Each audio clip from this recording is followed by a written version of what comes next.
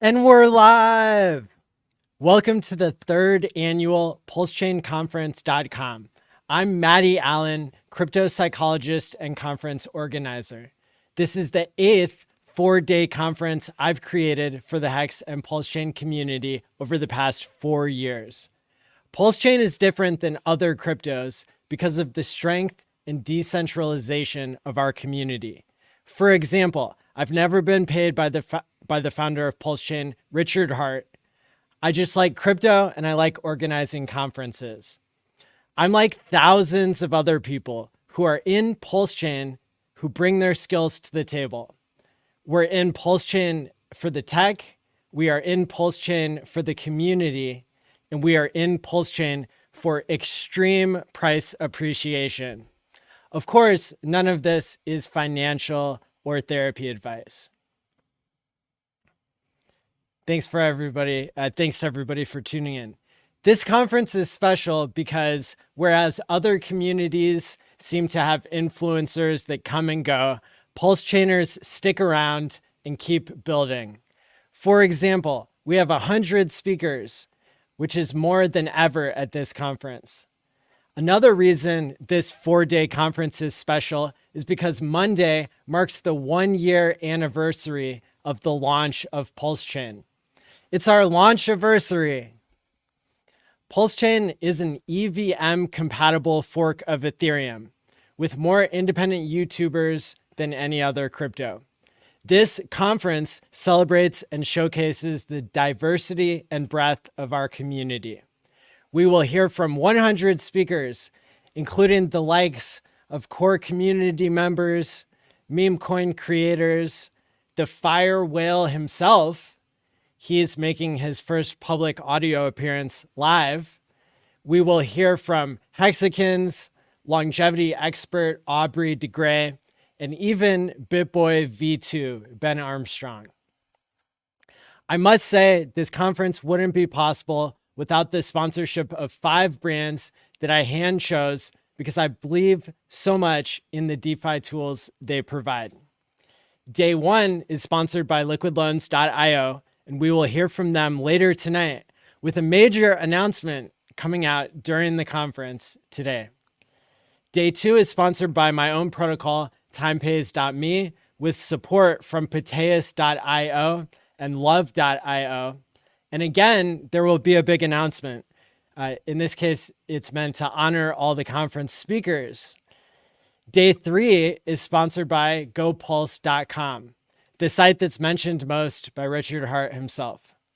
Finally, day 4 is brought to you by 9inch.io, the first decentralized meme coin exchange.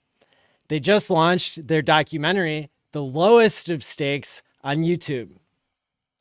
Thank you not only to the sponsors, but to all the speakers and you, the viewer, who can help by sharing, commenting, and liking our content across YouTube, Twitter, and X. And so as I bring up the first 2 amazing speakers that we're going to have, we actually have a brand new song to be the transition. This is a PulseChain song that was created by Drix Madison, and it's just dropping today. So here we go. Insane staking on ETH and Post. We on 2 chains. Other coins didn't fit. What was I supposed to do? Not stake and stay broke with you? Shit. Bought Hex for 4 years. Trying to DCA. Got PulseChain, PulseX. Trying to DCA. Now the world gon' see. Rich already changed the game, which is why the hell you see me DCA in the PulseChain. Bought Hex for 4 years. Trying to DCA. Got PulseChain, PulseX. Trying to DCA. Now the world gon' see. Things will never be the same ever since we launched our own thing on our own chain. Bought Hex for 4 years. Trying to DCA. Got PulseChain, PulseX. Trying to DCA. Now the world gon' see. Rich already changed the game, which is why the hell you see me DCA it in the PulseChain. Bought Hex for 4 years. Trying to DCA. Got PulseChain, PulseX. Trying to DCA. Now the world gon' see. Things will never be the same ever since we launched our own thing on our own chain. You other Sammy Chicas need to get your crypto coffee to wake up and out of ditches so you go from rags to riches. What's up? Access Live. What's going on, everybody? Happy to be here. Thanks, Maddie. Yeah, we got a great conference schedule here. Access Live, you're going to be kicking it off today. We've got a ton of other speakers coming up later in the program. So I'm going to hand it off to you for now. And thank you again for coming to speak again this year. You betcha. I wouldn't have it any other way. Thank you. Shout out to Maddie the GOAT putting these things together. Blood, sweat, and tears. Appreciate you, brother. So here I am. I'm now presenting for opening. This is an amazing experience already. Thank you everyone for being here. I got a lot of stuff that I want to run through. I think SJ said she'll be here in a few minutes. So in the meantime, I'm just going to start to kick this off with some statistics. The RH core coins, which would consist of PulseChain, PulseX, which is the DEX token, Incentive, which is the DEX rewards token, and Hex, which is the first ever blockchain CD, have a combined total market cap today of about $2.4 billion, which is a pretty amazing place to be because it's big enough to say that it's legit, but it's small enough that there's still a lot of opportunity left for people that may want to get into the game here a little bit. And I'll give you some reasons why this might be the right place to make a stake. This chain is probably the best kept secret in DeFi, or in all of crypto, really. I think there's more going on PulseChain than meets the eye, and there's a lot of things popping up in the meta game of what DeFi is changing every day. And you have all these different blockchains coming online trying to solve different problems. And I think PulseChain is unique in that it's backed by some of the biggest players in cryptocurrency, even if they're not public. And there's evidence of that on chain, which is not outright proof, but it's like an insurance policy that, there's more going on with PulseChain than most people realize. I know a lot of what is out there in the public sphere is a mixed bag because, Bitcoin and Ethereum have now been in a bull market for like over a year and a half. And it appears on the surface as though in terms of the PulseChain price that things aren't that good, that we're just slightly off the bottom. But you got to think too that a lot of that money that's locked in the ecosystem is bull market money from last cycle. And even though that Pulse and PulseX are underneath their sacrifice prices, there have been so many opportunities to make money here in this digital new age gold rush, which is PulseChain. And all these different communities are starting to come together and form little conglomerates that are competing for the resources on the chain. And that is evident by the sub communities that are popping up and how their charts are performing. So I think it would be appropriate to maybe start with like the core assets, why we're here, how we started. We started with Hex, right? Everybody knows what Hex was, what it did. Many people will say that they'll fade it these days and say that it's over for the Hex asset, and that there was too much brand damage done by the founder, which I think is hilarious because eHex is like 300% off this off the floor price, off the wick lows. And then PHEX, of course, it's making a stand at that penny level as we speak. And that means that if it goes to 2 cents, you doubled your money. If it goes to 4, you 4 times your money. If it goes to 8 cents, you 8x your money. So, I mean, there's still so much opportunity just there in that one. But yeah, it wouldn't be appropriate to not say about like how this ecosystem is run. This is going to piggyback off of the conversation that I had in Vegas in front of a group of about 100 people, and it was the title of my talk there was called the 3 pillars of yield on PulseChain. And so if you think of PulseChain like seesaw, and you have Hex staking on one hand, that's one way to earn yield. And then on the other hand, you have Inc as the rewards token for providing liquidity as the other form of yield. Then you have in the middle, you have PulseChain validating, which is the rock solid core of how this whole network runs. None of this stuff is like brand new innovations to cryptocurrency in terms of the technology, but in the way that it's been distributed by this free and fair sacrifice phase. What up, SJ? Good to see you. Hey, good to see you too. Look at you talking all these smart words. Love it. Let me finish this thought, and then we'll roll into the fun stuff.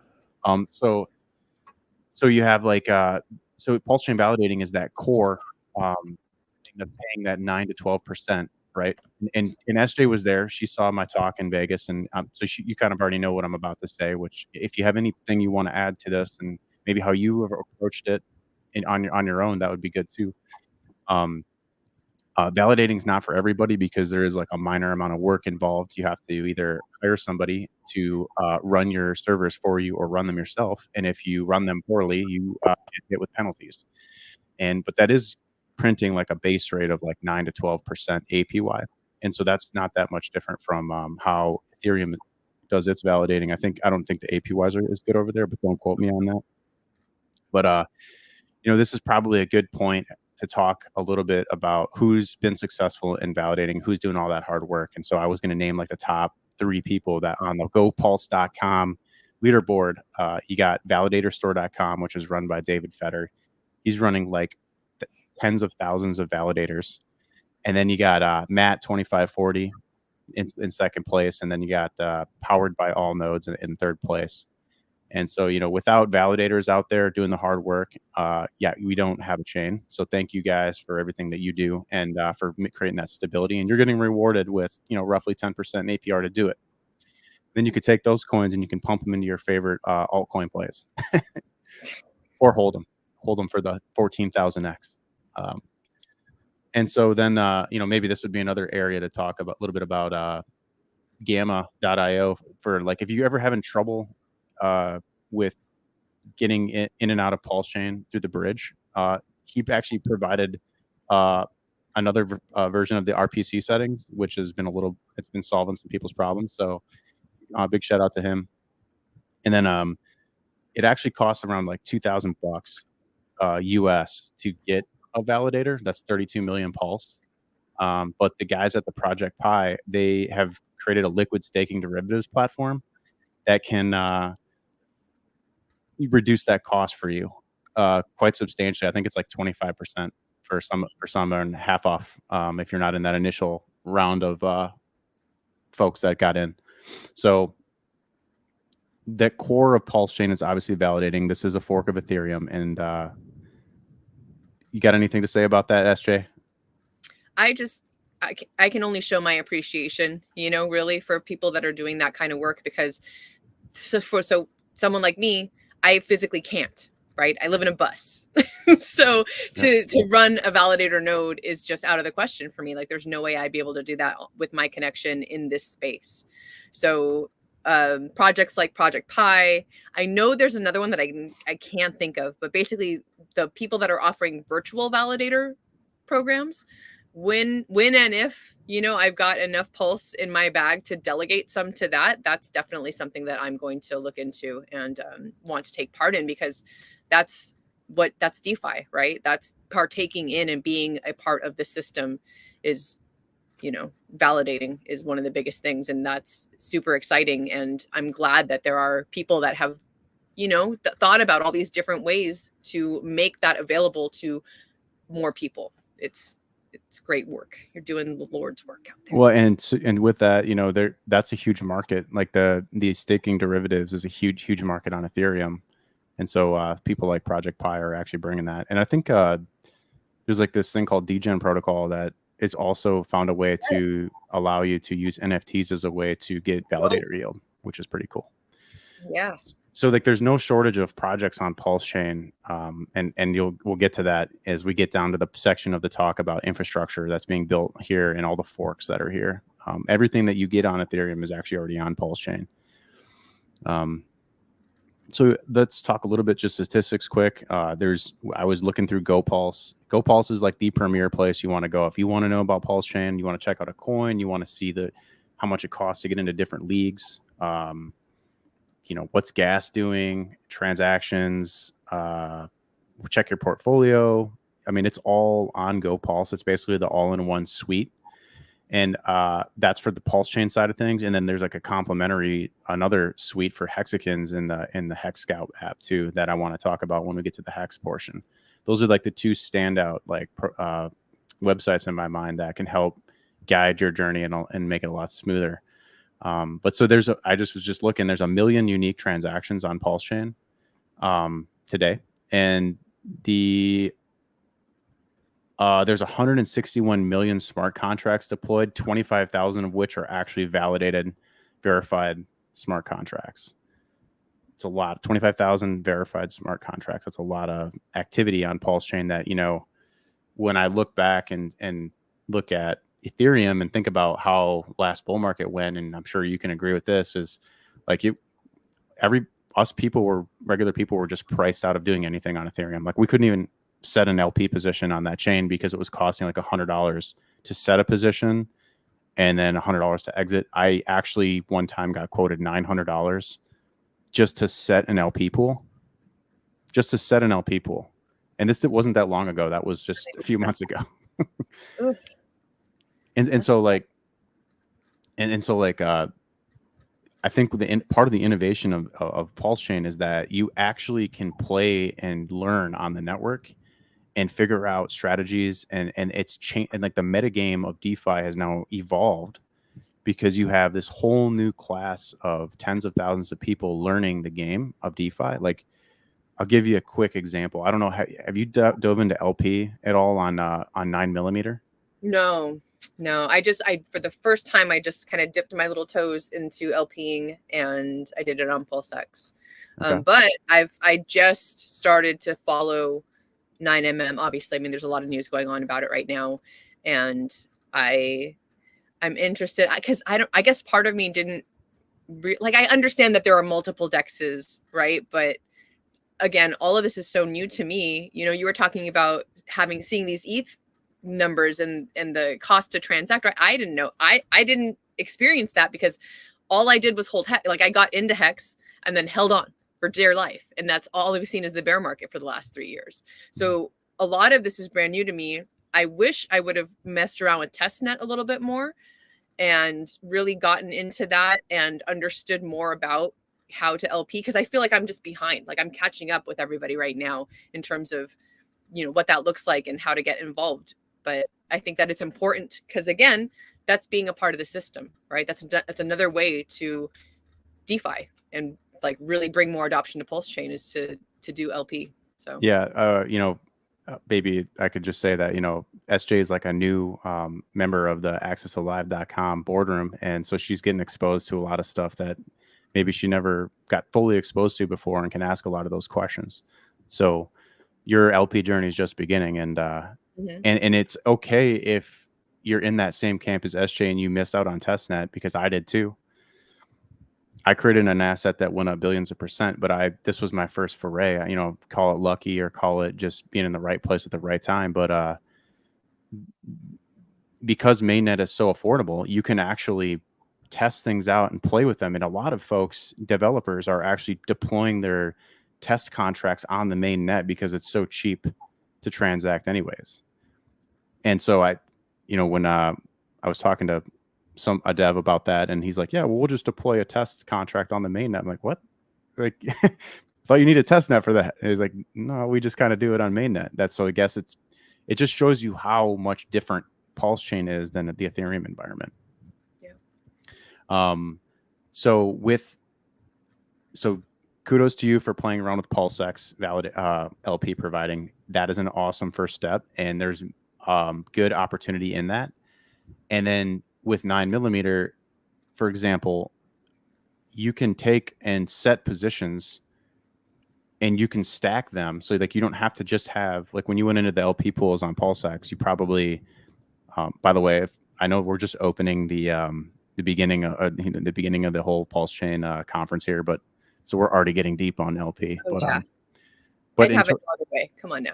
But in terms of like a gas and efficiency and stuff, like you can stack positions and get in and out of them quickly because it is cheaper. So like you can play the meta game has changed, and on Ethereum you kind of would have to set a range, maybe one position, and then the time for the price to go through your range is not up to you, it's up to the market. Whereas like on PulseChain, things are a little more volatile, and so you can stack positions, you can set up multiple positions on one pair and then go to another pair and set up multiple positions. And then depending on the price direction of these different assets weaving in and out of each other, you can actually profit on the arbitrage between them because it's so affordable to use it. And so I mean, that's just one example of why PulseChain is amazing.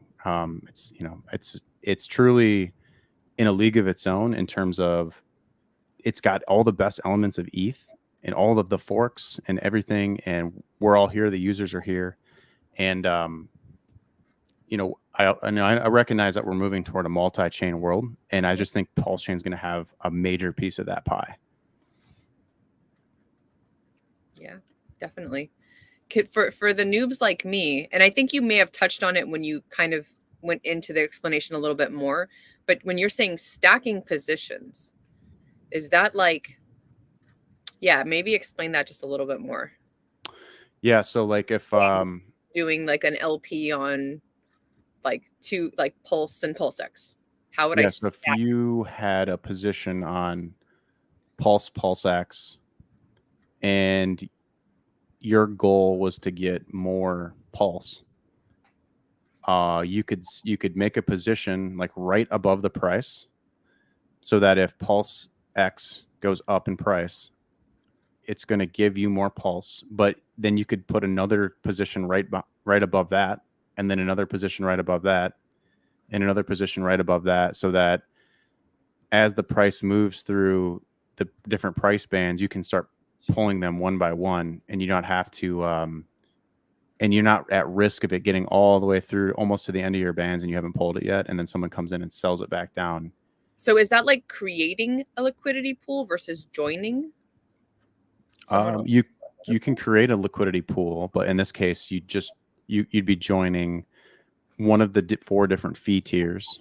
You're not necessarily, you can create the pool, but you're pretty much just joining into the pool, and then you're just putting your positions in. Think of it more like you're just putting in a position, but you could put multiple positions on the same pool in different ranges. You can even overlap them. So you could have like a really wide range, and then you can have like 3 little tight ranges in between.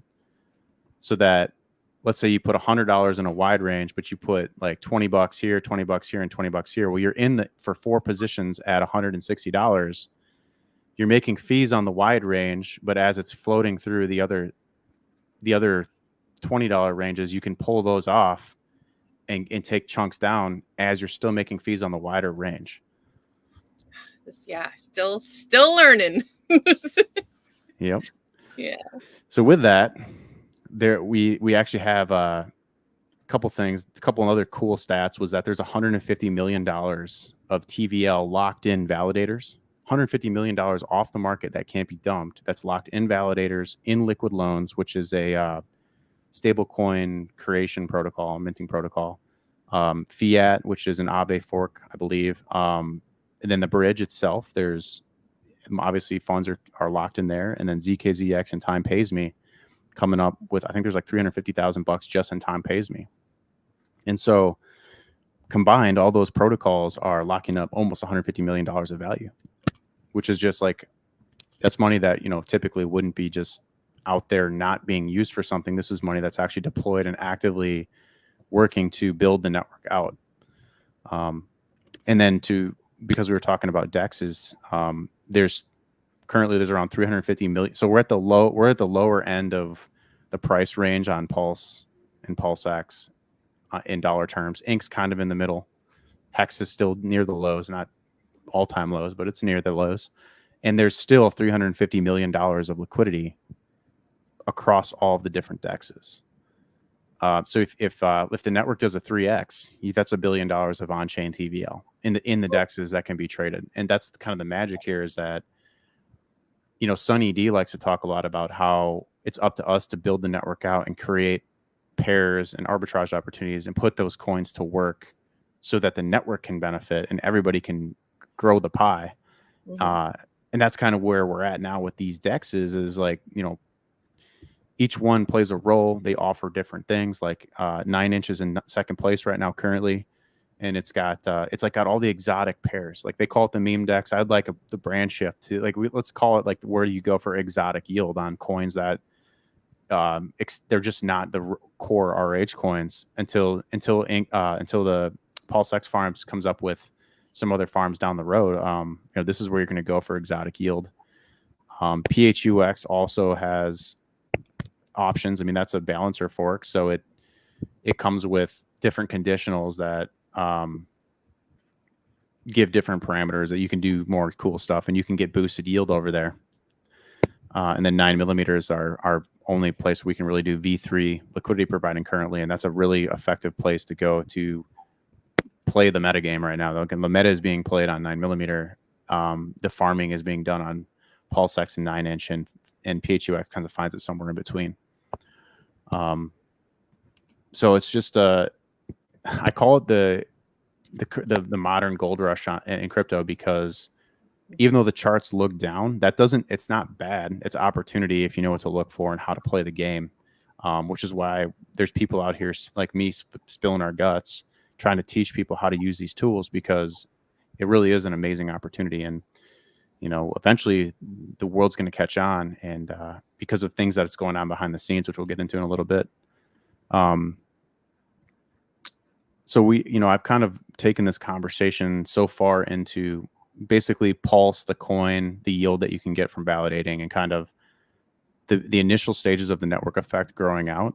And then I haven't really talked too much about the hack staking or the ink farming yet. And so the way I look at this is, for anybody that's new listening in, you PulseChain people, you're going to figure that you already know this stuff, but it's important for people to hear for the first time, which is, PulseX, the token, is basically the demand. It's got a built-in demand driver, which is that it buys and burns itself off the market. And part of that process is possible because people lock their liquidity in PulseX V1 to get the ink token. And ink is like the carrot on the stick, or the it's the holy grail of yield right now on PulseChain, and it's really setting up nicely to be a way for factions to compete for resources and create an on-chain competition for this really valuable thing. Did you want to weigh in a little bit on your experience with, because most of us know Hex, the longer you stake it and the bigger you stake it, the better the rewards. Mm-hmm. And we could probably both agree that the yield right now on that in dollar terms can't really compete with the ink yield at this time. What's your kind of perspective on Hex, PulseX, and ink? So that is actually why I started doing LP. I wanted to earn ink, because of all the things that I hold, that's the least. I have the least of that, right? Like, I was gifted a tiny amount, and that was all I had for a long, long time. Because for me personally, like, doing the work that I do and living the lifestyle that I live, right? Super chill. And I don't have a lot of dry powder. So I wanted to figure out a way where I could put, and this is why I got into Hex in the first place, is because I wanted to figure out how to get my money to work for me. So it's cool now that, I found that within Hex, and now that I'm in the Hex ecosystem, I'm finding a way to make my Hex and my RH coins do the same thing. So now I have, this tiny little farm thing going on, and I'm making a tiny little bit of ink every single day. And that's where, if I have extra to put in somewhere, that's where it's going, is ink. Because like I said, I was able to stack for Pulse, and I stacked for PulseX. Had I, in hindsight, had I known exactly what a sacrifice even was or what I was doing, I would have done a whole ton more. But again, of the bags that I hold, ink was the smallest, and I see its appreciation. I see that happening. It'll be interesting to see the meme, how that works. Like, people talking about it being a meme coin, and it's a meme token. I'm just like, I made a couple images myself of like me farming ink, right? And like having that kind of be a meme, like, oh, it's like a farm, it's like a crop that you're farming, right? But like, I don't know. I'm interested to see the narrative behind it, how that works and how that's going to take off. And it's just been a trip to see the price appreciation on it. And of course, I don't really understand that at all. So if you want to talk about that a little, that'd be cool. Because I was just like, oh, this thing's what was it at its peak? Like 10, 11, more than that? Yeah, I think it was like 1025. We were at the PulseChain tour in Vegas. And, on the second night, I remember I was at a table with some people that really love ink. And we saw ink hit $10.25, I think, on a wick. Just crazy. I didn't expect that to actually hit that soon. I thought maybe we'd get stopped out around $9, but yeah, that was insane. And I see Brizology in the chat, another fellow ink farmer.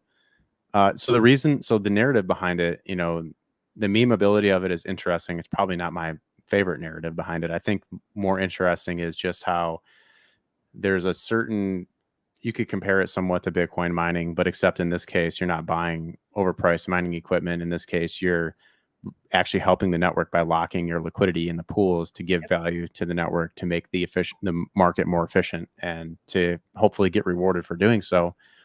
Ink is like the product that you get for taking on the risk of impermanent loss in the farm. So if you put up 2 coins and one coin greatly outperforms the other coin, you're going to lose the coin that went up a lot more than the other coin. And so for taking that risk and for putting your skin in the game, you're going to get rewarded in ink. And currently the rewards are pretty fruitful for people that have been doing it for the past like 4 and 5 months. And, you know, the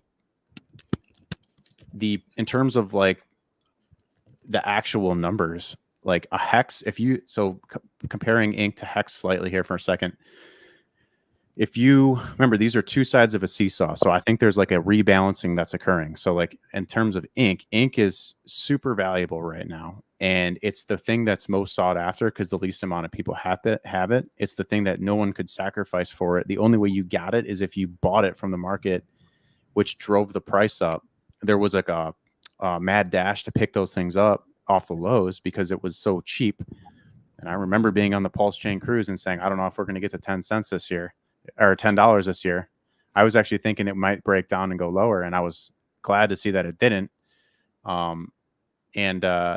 Here, so it did. It went to $10, and so that really opens the door for what's possible. You know, on testnet, ink was worth over $1,000 a coin. I think it hit 3,000 and stayed around there for some time. You know, obviously that implies that in certain conditions, ink could do crazy numbers. And so when the chain launched, I was thinking like maybe $1,000 was possible for ink. And, you know, whether that happens or not, it still is in the whale's best interest to keep accumulating it and hoarding it up and taking it off the market, because it keeps an imbalance in the market and inefficiency that can drive the price up even higher. So if the whales that currently have all the ink, they have the golden goose, don't give up the golden goose, and they keep getting more of the golden eggs off the market, they can continue to keep a shortage of supply. And so then anytime somebody does actually farm some ink and dumps it back into PulseX, it really doesn't hurt the price of anything. The only time it really hurts the price of anything is when they take that ink, turn it into stables, and bridge it back across to Ethereum. Mm-hmm. But because we've seen that these guys that have all the ink now are using the ink to recompound back into their farms and even get more of a lion's share of the rewards, it's creating like a price positive loop where I think what you're going to see is a lot higher numbers for the price of ink, which is going to drive more people into the farms, which is going to reduce the APRs, but it's going to spread it across more people, which is going to lock more liquidity into the farms, which is going to make the market more efficient. And so that's a cool concept to think about, that these benevolent whales have accumulated all of this, and they can pretty much keep the carrot on the stick and drive demand for the entire network, and to create positive behaviors by incentivizing them with this really valuable token. It's the same play that was done with the cake token last cycle on the ETH side.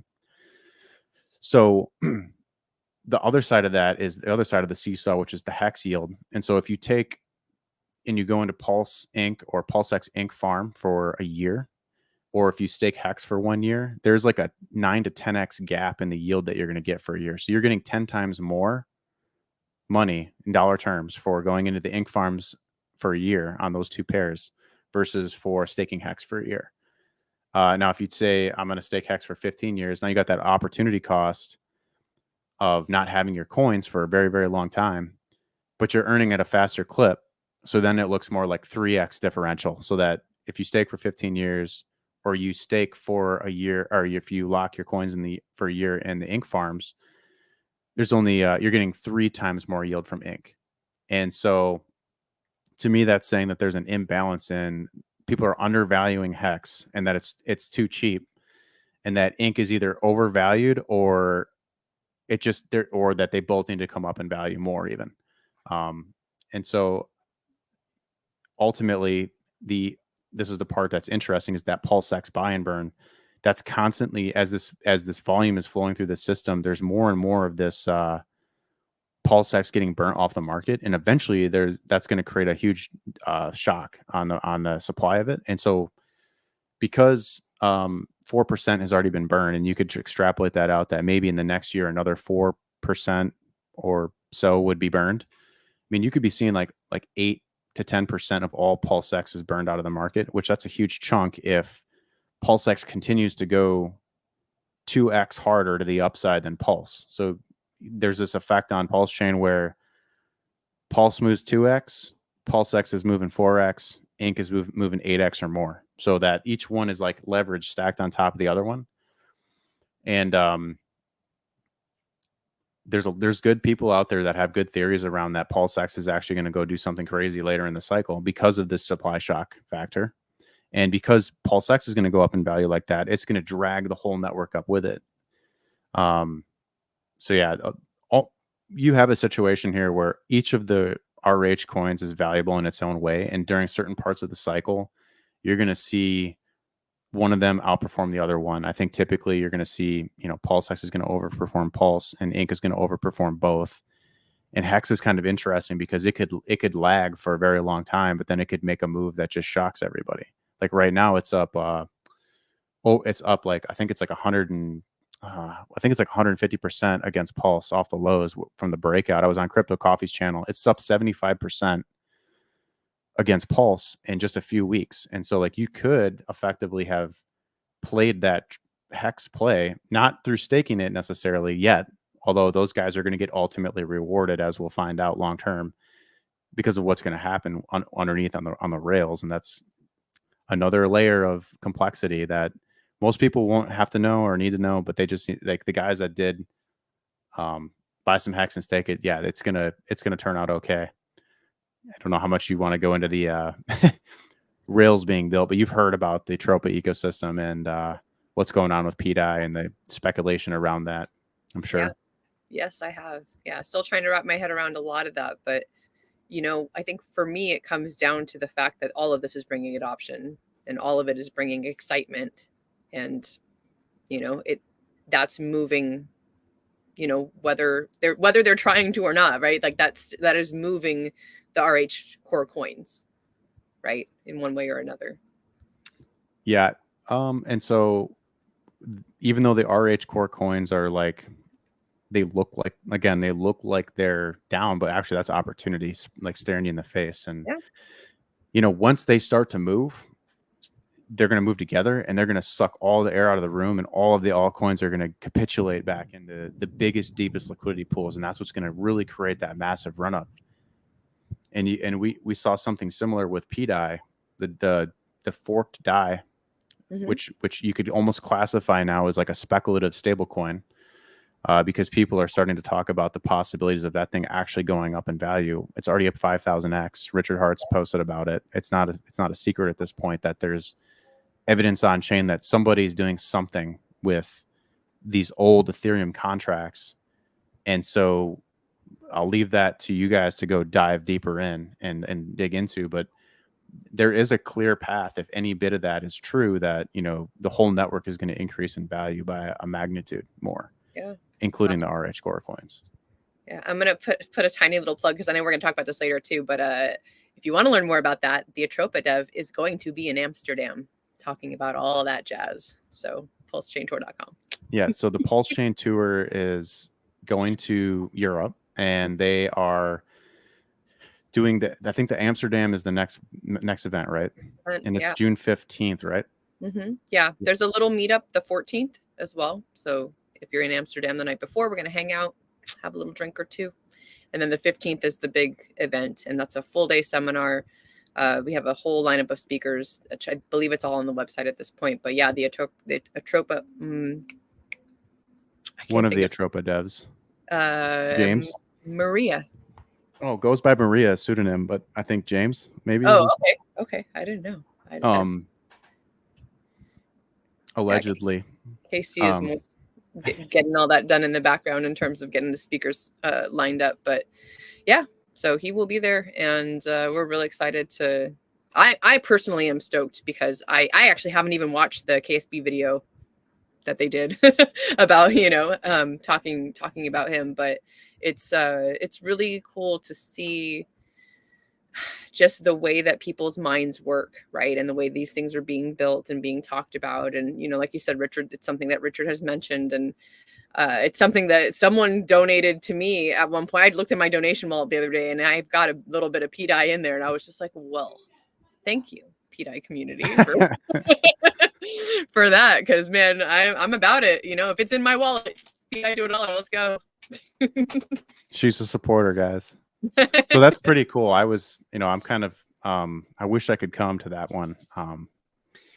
Won't be there for that event, but I have already put out with folks that they need to ask certain questions. Like, Good. I want somebody to ask, if I don't know if anyone knew this, but I was the Atropa dev in the IRC chat the other day called out the Axis token price chart. He just put the price chart in there, and he was asking like, well, what is the whole point of this thing? And I replied, but I would like for somebody to ask, what would you do if you had all of the solid index supply? Like, what would you do with it? Because he's got all these grand plans with the Atropa ecosystem and like 200 plus coins. Like, well, where would this fit into that equation if he had those coins? Anyway, so the rails are being built, guys. PulseChain has Uniswap forks. It's got an Aave fork, GMX, Balancer fork, Aura Finance fork is coming in the form of 2 fucks. It's got 3 Liquidity forks where you can take Hex, PulseX, and PulseChain and collateralize them and mint stablecoins from them. It's got 1inch. It's got an AI market coming from PDAY, which is the Pitius team. It's got 2 native wallets. It's got Internet Money and it's got Pulse Wallet.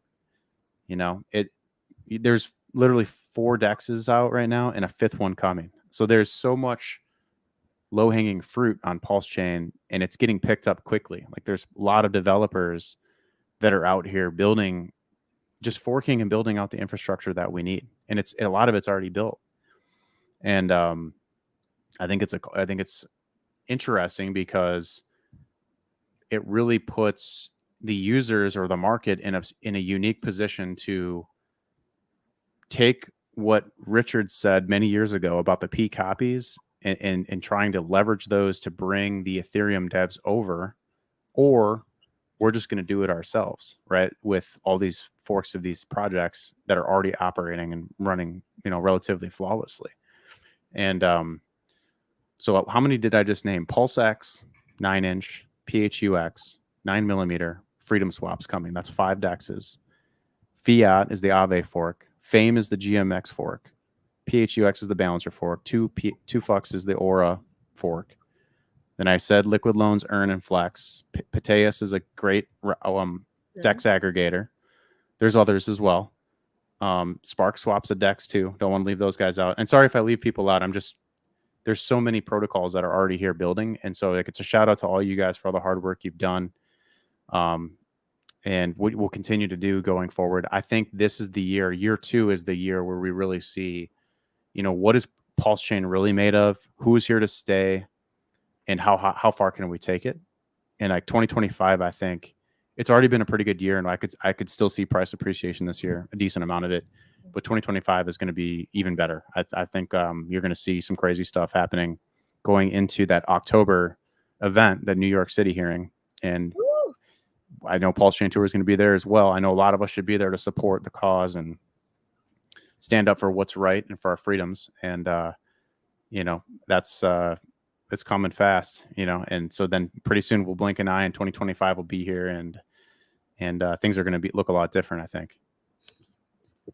Yeah, absolutely. I mean, that was the perfect kind of segue for what I've been wanting to say, is that as someone who came into crypto via Hex, I never, even 2 years ago, never would have thought that I would have this much knowledge or be talking about this many types of things within crypto, right? Because for me, it was like, oh, hex, that's a thing, right? And that's the thing, and that's the only thing, right? And I did not understand PulseChain. Like, I mean, I understood what it was. I understood that it was a fork of Ethereum, but I never messed with Ethereum.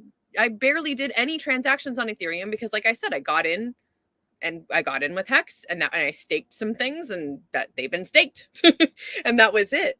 So to start to come around to understanding that PulseChain is just this monstrosity of all of these different projects and ways to build and ways to create economic energy and build, have protocols and things that I never understood or knew about before, right? And that's why it's taken me personally, and I feel like there are other people within our ecosystem that may feel this way, right? Especially if you got in around the time I did and hex was really all you knew.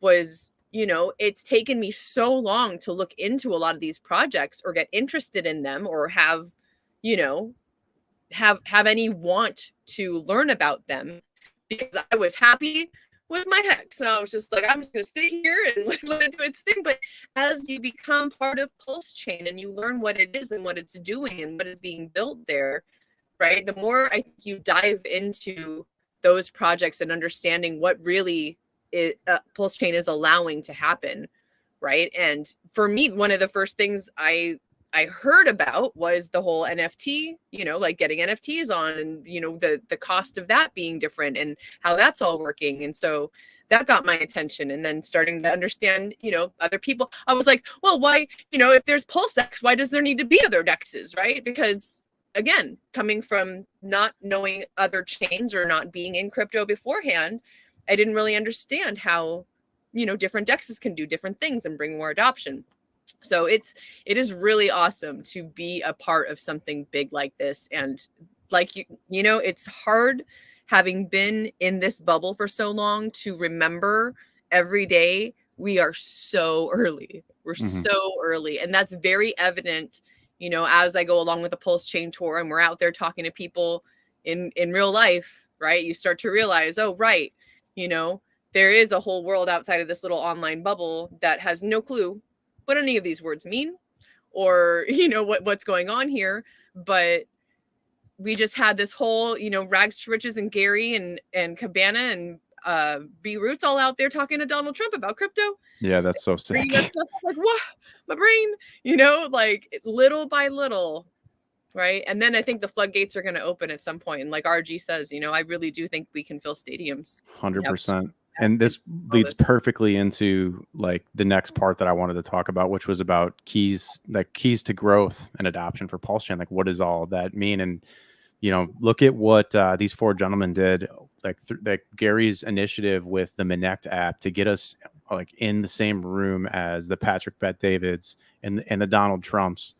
And so that our guys are actually in the flesh talking to very, very powerful and influential people in media and in politics. And that's like that next logical step.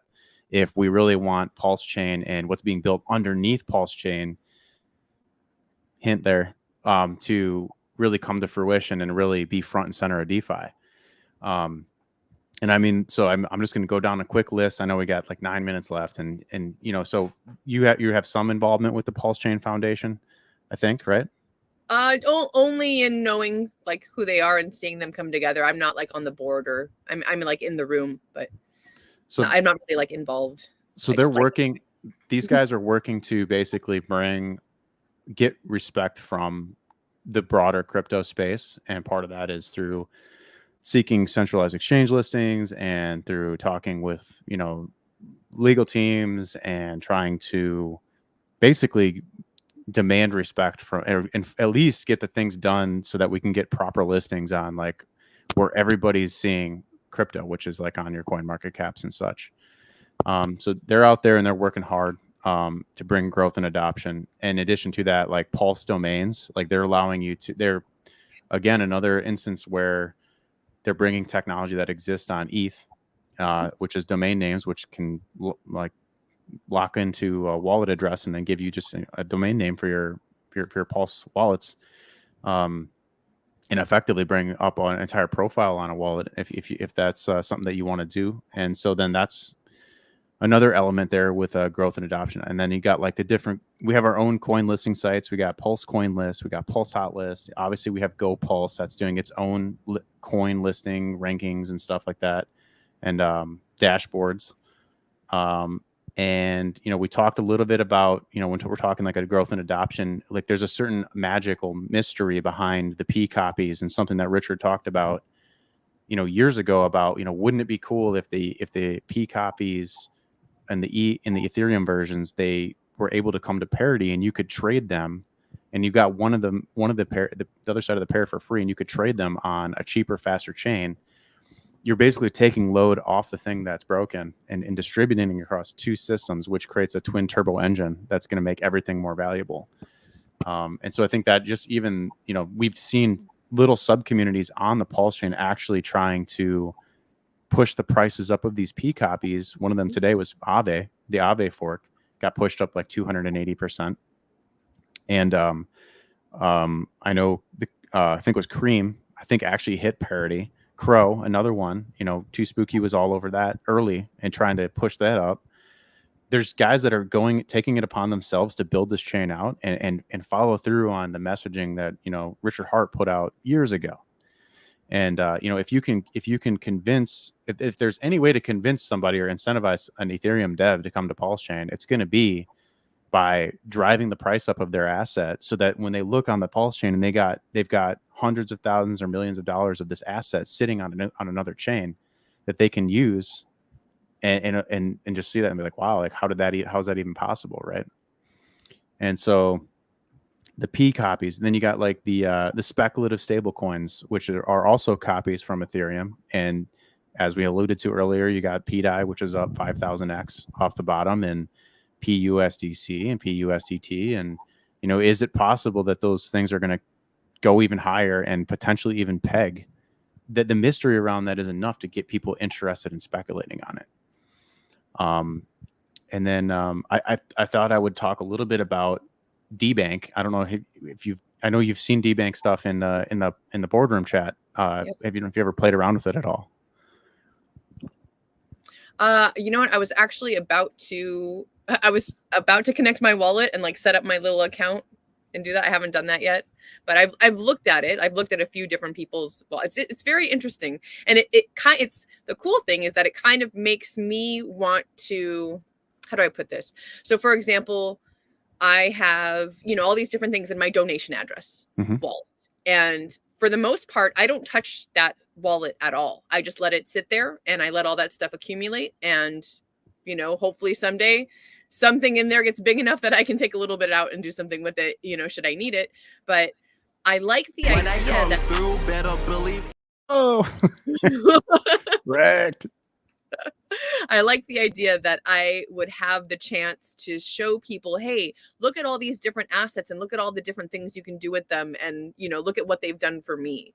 So, that's one cool way that goes. Yeah. So this is a call to action. I got 4 minutes left before Maddie comes on here and pulls me down.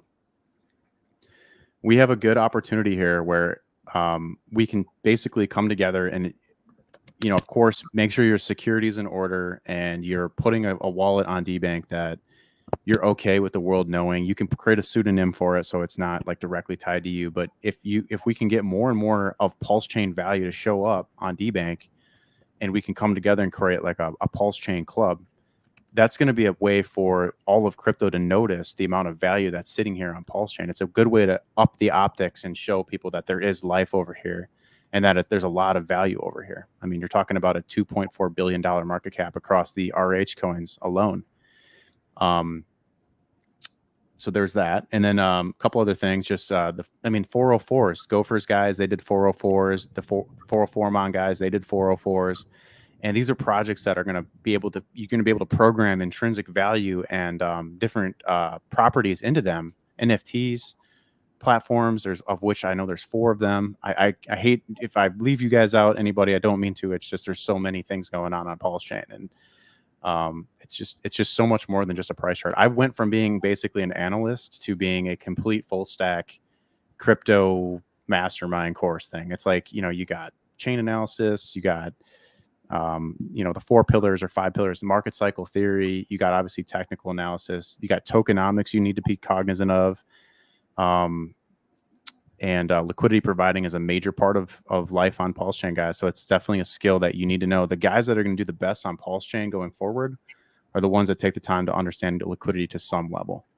So, I mean, innovative tokenomics, they got the Sunny D ecosystem, Atropa, the PTGC and UFO guys, RG3 and GIF and Kinetics and Kool-Aid have come up with this iBurn thing to try to make ICOSA more valuable. You got the Tang Gang creating memes and creating a situation where they're teaching everyone how to use LP the right way and promote price positive performance by working together to move the chart. And then, of course, it wouldn't be fair if I didn't shout out to my boys on the Solid Index trying to create a super store of value over there. So anyways, I'm excited. Maddie, thanks for having us on. SJ, it's a pleasure as always. And I hope to see you at the upcoming events, the PulseChain tour and the cruises. And I don't know if you want to talk quickly about the Galveston cruise. Do real quick. Yeah, that's actually shaping up to be our biggest cruise yet. So if you've been on one before, you understand what that means. It's always a party on that boat, and it's going to be fantastic. So that's in September. It's from Galveston to Honduras and another location in that general area. And get your tickets sooner rather than later, because that's how it works with cruises. The sooner you book, the better the price is. And then Europe, man, like if you look at any of the PulseChain Tour team members, our little ex-headers right now talk about, we're going to Amsterdam, we're going to Berlin, we're going to the cruise from Venice to Greece and back, and then Munich, and then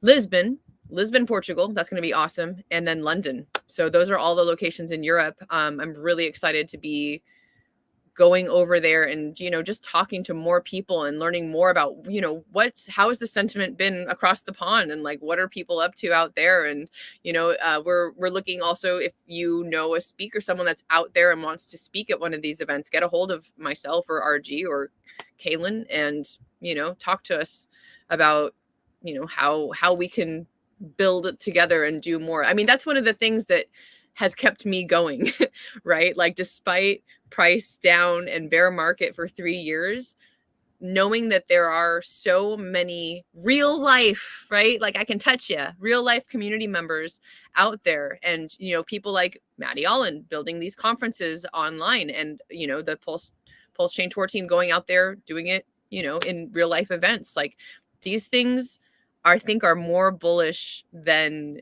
a lot of people realize, because we're part of the community. We've been in the community, but from the outside in, there's no one else doing this. There's no one else having 4-day online conferences or going on a world tour for a chain, right? And I hope, one of my biggest hopes is, RG says he wants to see stadiums filled. I want to see PulseChain Mondays, PulseChain Thursdays. Pick another day if you think it's going to coincide with the Crypto Mondays or whatever. But like, or people showing up to Crypto Mondays that are involved in the Hex and PulseChain ecosystem, right? Or who knows? Like, let's just have our own day, right? Like, I want this to inspire other people to go out there and build and do more within your own community, because someday I'm not going to be touring, right? Like, maybe it's who knows, right? Like, we're not going to be able to do this forever. And if we can inspire more people to go out there and build within their community and have their own little meetups in their own towns, you never know who that's going to attract or how that's going to impact someone. A really great example I want to give real quick, Eco Builder, who's north of Austin, Texas. He's got his own little space, and he's got this shop on the corner of a street in a small little town in Texas. But he puts on these TV screens information about PulseChain and Hex every day. And you never know who's going to walk past that sign and see something and be like, oh, what is that? Let me look into that. You never know who you're going to bring into the ecosystem by having a real life, touch or example with someone. So go out there and build friends. Thank you for all your hard work. Appreciate you. And you too, Maddie. Yeah. My pleasure. Well, you guys have kicked this off well for the first hour of the conference, and I really appreciate how you two contribute to the community. So thank you so much for being on, and really excited to continue with the rest of the program. God bless you guys, and wishing you mad gains in the second year of PulseChain. Let's go.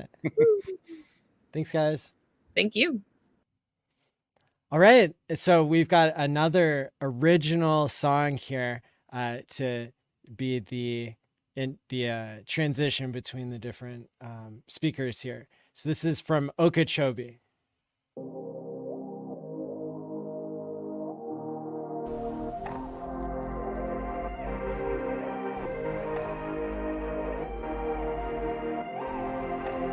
Somebody check my pulse.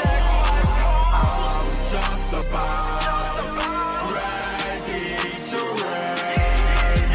Somebody check my pulse. I'm just about ready to rain. Welcome. Hey guys, how's it going? Hey, Maddie. Well, how's it going? hello, Maddie. What's up? Yo. Thank This you, is- Maddie, again for organizing the conference. My pleasure. This is quite a power panel here. We've got Big Kurkowski, Money Gang Crypto, Charybda Stylist, You know what? and David Feeder. Welcome. So I'm going to let you guys take it away. I'm really excited that you're all here. And looking forward to your guys' panel. Thank you. How's it going? Sweet. What's up, guys? I'm good. How are we lady? feeling? How are Doing you? good. Good to see y'all. It's good to be here. Happy good to be here. 1 year anniversary of PulseChain coming up in 2 days, so that's exciting. I know. It's How are we really feeling cool. about prices, guys? I mean, pretty cool. I like what's happened in the past couple days or so, but not the past couple weeks or so. If you get what I'm saying. Yeah. I'm trying to zoom out, Money Gang. Just zoom out and think there will be a time, hopefully, that we laugh that we were all freaking out about this because it's just so in the past.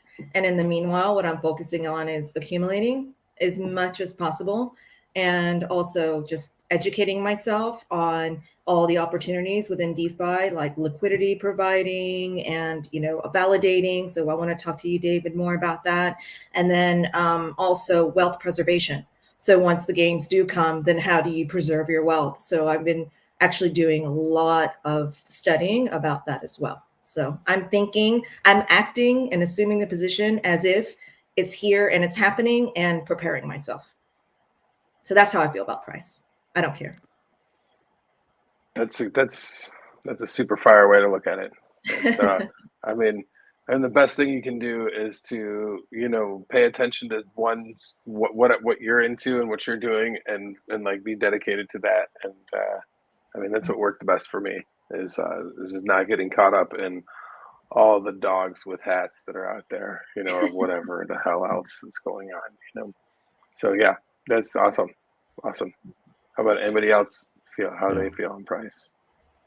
Yeah, I mean, today I actually just did a tweet like a little earlier and was replying to one at Tangents. He was doing some TA chart work and I was looking at it. We were in like a descending, kind of like a channel down for the past 2 months, but looks like we might have been broken through. So I don't think we're going to retest the bottom prices. I think the all-time low is behind us. That not a guarantee, but I feel pretty confident that Pulse won't go to an all-time low. That's I feel that. I feel that on the most reasonable estimate that I feel about things with real value there. I mean, it's definitely lower than all-time, or definitely higher than all-time low is. That's for sure. I mean, I agree with that. Yeah. What about you, Money Gang? What do you think? Bro, I have been earning so many dollars from liquidity providing. I don't know how people are not farming. We talk about what the price of Hex or what the price of Pulse or Ink or whatever could do, right? So what you want to be doing obviously is accumulating more and more and more of it. But like if you take the APYs on some of these protocols, even PulseX, right? We're getting 40% plus on the Ink Pulse farm, the PulseX Ink farm. Like you want to compare it to things like Aave or something like Compound, even PancakeSwap to a degree. With the amount of liquidity that we have in those protocols, like you just earn so much money. And if you want a 10x, right? If you're able to be in a liquidity pool that provides 50 plus percent, maybe 100, even 100% in some other dexes as well, you're only looking like if you're able to double your money and then you do a 10x on that, you're doing a 20x plus. Like people kill for that. And that's just saying a very light estimate of a 10x. So where does the price go? How does it go? I would be providing liquidity straight away. Like I don't know why our chain doesn't do it enough, because I think we're spoiled with the amount of yield in the different protocols that we have. So I'm not really that nervous. I'm not really that scared. I also think it's all leverage on ETH. Like there is only one way to get onto PulseChain, and it's through an Ethereum-based bridge. So you can go from ETH to PulseChain and PulseChain to ETH. That was the main bridge that Richard and the team set up. It wasn't through different other networks. It was through ETH coming across. So I'm looking forward to the economic energy that may come across as the price of ETH goes up. I really believe ETH is underperformed. And when it does perform, because in my opinion, I think ETH ETF's coming. I think it's really gonna happen. As much as there's a load of FUD in the air at the moment, I think that's gonna happen.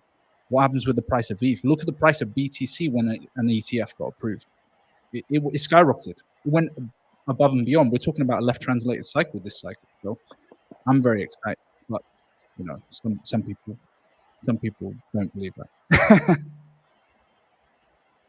Yeah, I also think as more Ethereum will drag up PulseChain as far as price goes as well. Yeah. And I think also when it gets popping and when those good times come again, a lot of eDai and a lot of EUSDC and a lot of Tether is going to get bridged over into PulseChain as well. And that also pumps it up too. So yeah, we'll take Ethereum and stable coins, and the more they can get sucked in over the bridge into PulseChain land, the better for everybody. So I think in time that'll increase. Mm. I want to qualify that with y'all a little bit. I think that macro matters. So like, I think that now is the time. Like, you know, if you're on board, like I personally have increased on my onboarding efforts more than I have in the past 2.5 or so years, because I really believe that, like, I agree with everything that y'all are saying, but like if we don't get the users and the growth that we want, you know, and ETH doesn't do the growth that it should do in the next 1.5 years or so, if there were like, I think that honestly, if the ETF comes like end of 2025, you know, then that's a sell the news event. Like I'm straight up. Like if it comes in the next 6 to 18 months, probably good. 6 to 12 months, probably good. But as soon as you start reaching the end of the cycle, then it doesn't matter what the news is, because narratives are like narratives, you know, and like when we hit the cycle top for whatever reason we do, like it doesn't matter what the good news is, like we're gonna go down. So like I think that I really am hoping that there's approval in the next 12 months or less. That's, I mean, personally, that's how Yeah, I you feel got about it. final deadlines coming up. So obviously you got one on May 23rd, probably going to be pushed out, some stupid excuse by the SEC. But then what's really I keep saying this probably on stream, is that in August is the BlackRock final deadline. I mean, come on. They had what, 376 approvals for every single ETF. They had one that was delayed because they were trying to do like an anonymous type ETF, and they had to just make some changes where they didn't report earnings. These guys are winners. They constantly win. BlackRock constantly win their ETFs. It's like, I would be extremely shocked if they don't get an ETF. I'm betting on it too. Like I'm like, don't get me wrong, my eggs are in the baskets that we're all have our eggs in too. So like I do think it's coming. But like, and that would be a fantastic time. Yeah, I'm just you know, me, I'm always trying to make sure that everyone's aware of all sides of it. So like totally possible that you know, they push this off as far as they can, for whatever reason. That doesn't mean that we're not going to have a good market cycle the next year and a half or so. I really think that there's a lot of upward growth for us, for ETH, for everything coming out, even on the hopes and dreams of an ETF. I just want everyone to think that, like, if it takes forever to get there, then be wary of it. That's all. Well, Americans need to vote Trump. We know that, right? Like, come on, guys, just go out and vote Trump, please, because Yeah, Gary talked to him yesterday, right? Did you see that on Twitter? Where I think yeah, B. Gary and Roots, Brandon? Gary, Ian Heisick, and Brandon, Rex to Richards. Yep. The dude at least is aware enough to be willing to take cryptocurrency donations. So, whatever that's worth. I mean, the guy's willing to follow the money. He sees an opportunity and he's taking it. So, That's right. Business is business. So totally. This is right. Do you guys think that there's a lot of talk about how there's the theories that this cycle, that the bull will start, the actual real run will start much later, but then last longer? Do you guys think that that's a possibility? I'd like to believe it, but like I'm a firm believer of when someone tells you that this time is going to be different, that like I'm just ready to pack it up right then. I'm like, no, okay, no, it's not how it is. That's hopes and dreams. I would love for some sort of magical super cycle that goes for 8 years. Please give that to me. But like, I'm also very, pragmatic in the understanding that, like, I don't think that's going to happen. That's all. I'm sure that we'll get some crazy hype over some ridiculous stuff, in the next year and a half. And there's a dog or cat or lizard or bird token or something that'll, go insane. And there's going to be some NF whatever is going crazy. We'll get all that, and we'll have a lot of signs. You're going to get in a cab in a year and a half, and some cabbie is going to be like, hey, have you heard of this crypto thing? And you'll be like, holy shit, I should step back here. I think that we'll get a lot of the typical signs.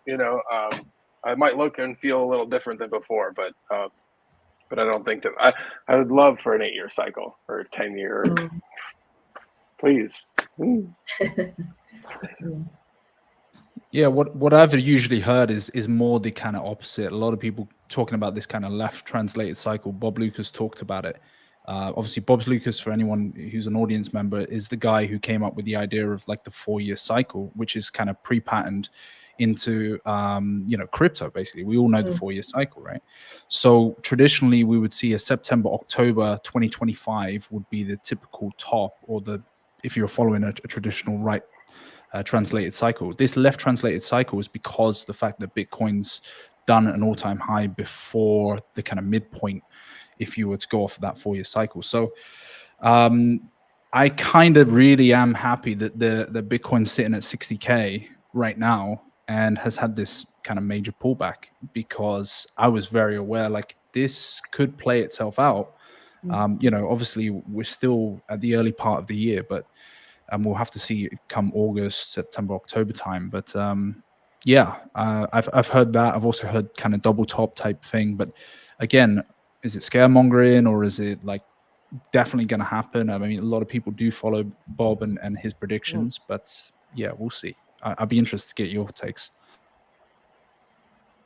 I mean, when you go up fast, you go down fast, right? So like I like some graduality, some, I would love to see a month or two of sideways in the summer before we get some late summer, you remember DeFi summer or whatever, some kind of, new narrative that takes the world by storm, cut RWAs, or who the fuck knows what's coming next that's going to touch everyone's fancy. But like, I would love to see that, because I think that would be better and more organic, for the feels of it. Because you're right, straight up, if we continue straight up going forward for the next while, then yeah, you would imagine it would be more left translated, and we wouldn't get as long of a cycle. And like when we come down, it would be, just as fast and earlier than before. I mean, and I'm not like a TA expert. I'm just, that's just how I feel. Like I think that if I understand how that all works, how it should go. So no, longer, slower, longer sounds good to me. I mean, the more we go sideways in those blue chip stuff, the more people get like antsy and they want to go chase gains and other stuff. Other stuff. My finger is not really there, but this, other stuff. It would be cool. But if it they go all and comes chase the back to the gains. core coins, man. It all comes back to the core coins. But this was an inevitable reality of building out a layer one. Like, I hate this narrative of the kind of stupidness. Like, people aren't going to play the casino game, or they're not going to, buy a meme coin or something like that. And there's been sub communities that have grown from that. Everyone talks about, the network effect and Metcalfe's law, but no one talks about Reed's law and these sub communities that grow out of it. And actually, they are competing against each other, and you can see it on Twitter a lot. Yeah. They are competing to grow organically on their own. And so, I get that we have these kind of ingrained principles within us, but it's like a bit of a teenager that wants to kind of go out and do its own thing for a bit. It's one of those things. It will come back, but it wants to grow and try something different out, and maybe it comes back to the core coins in the end. I mean, you look at Solana, right? And we talk about how well that's performed. Are they complaining? Are Solana maxis complaining when the meme coins are popping off and the volume's going like crazy and it's coming back to the core coins? No, because the eyes and attention are on that particular ecosystem.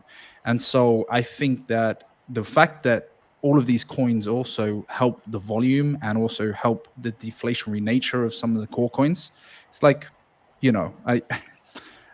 I like a little bit, maybe you want to do the 90% core, 10% lottery or whatever, that's a narrative that's spun, or maybe you want to do 50-50. I don't know. It's up to you.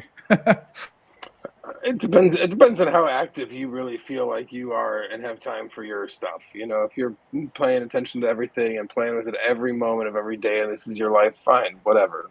Play with all the dangerous stuff. But keep your finger on the pulse. Now, no. I mean, if I personally, on like a longer scheme of things, I like to we'll go one thing. I go to gopulse.com and I click on the bridge, and I just look at how much money has been across that bridge, and like until that number goes up more, then like if it stays at whatever it's at right now, then all we're doing is like playing a giant game of 3-card Monte with each other, and like that's not the goal, So like when we see that growing, then we can all be excited more, and that's what we should all be working But I'll towards, also say this: we're one of the only blockchains that doesn't have pretty much any fiat on ramps.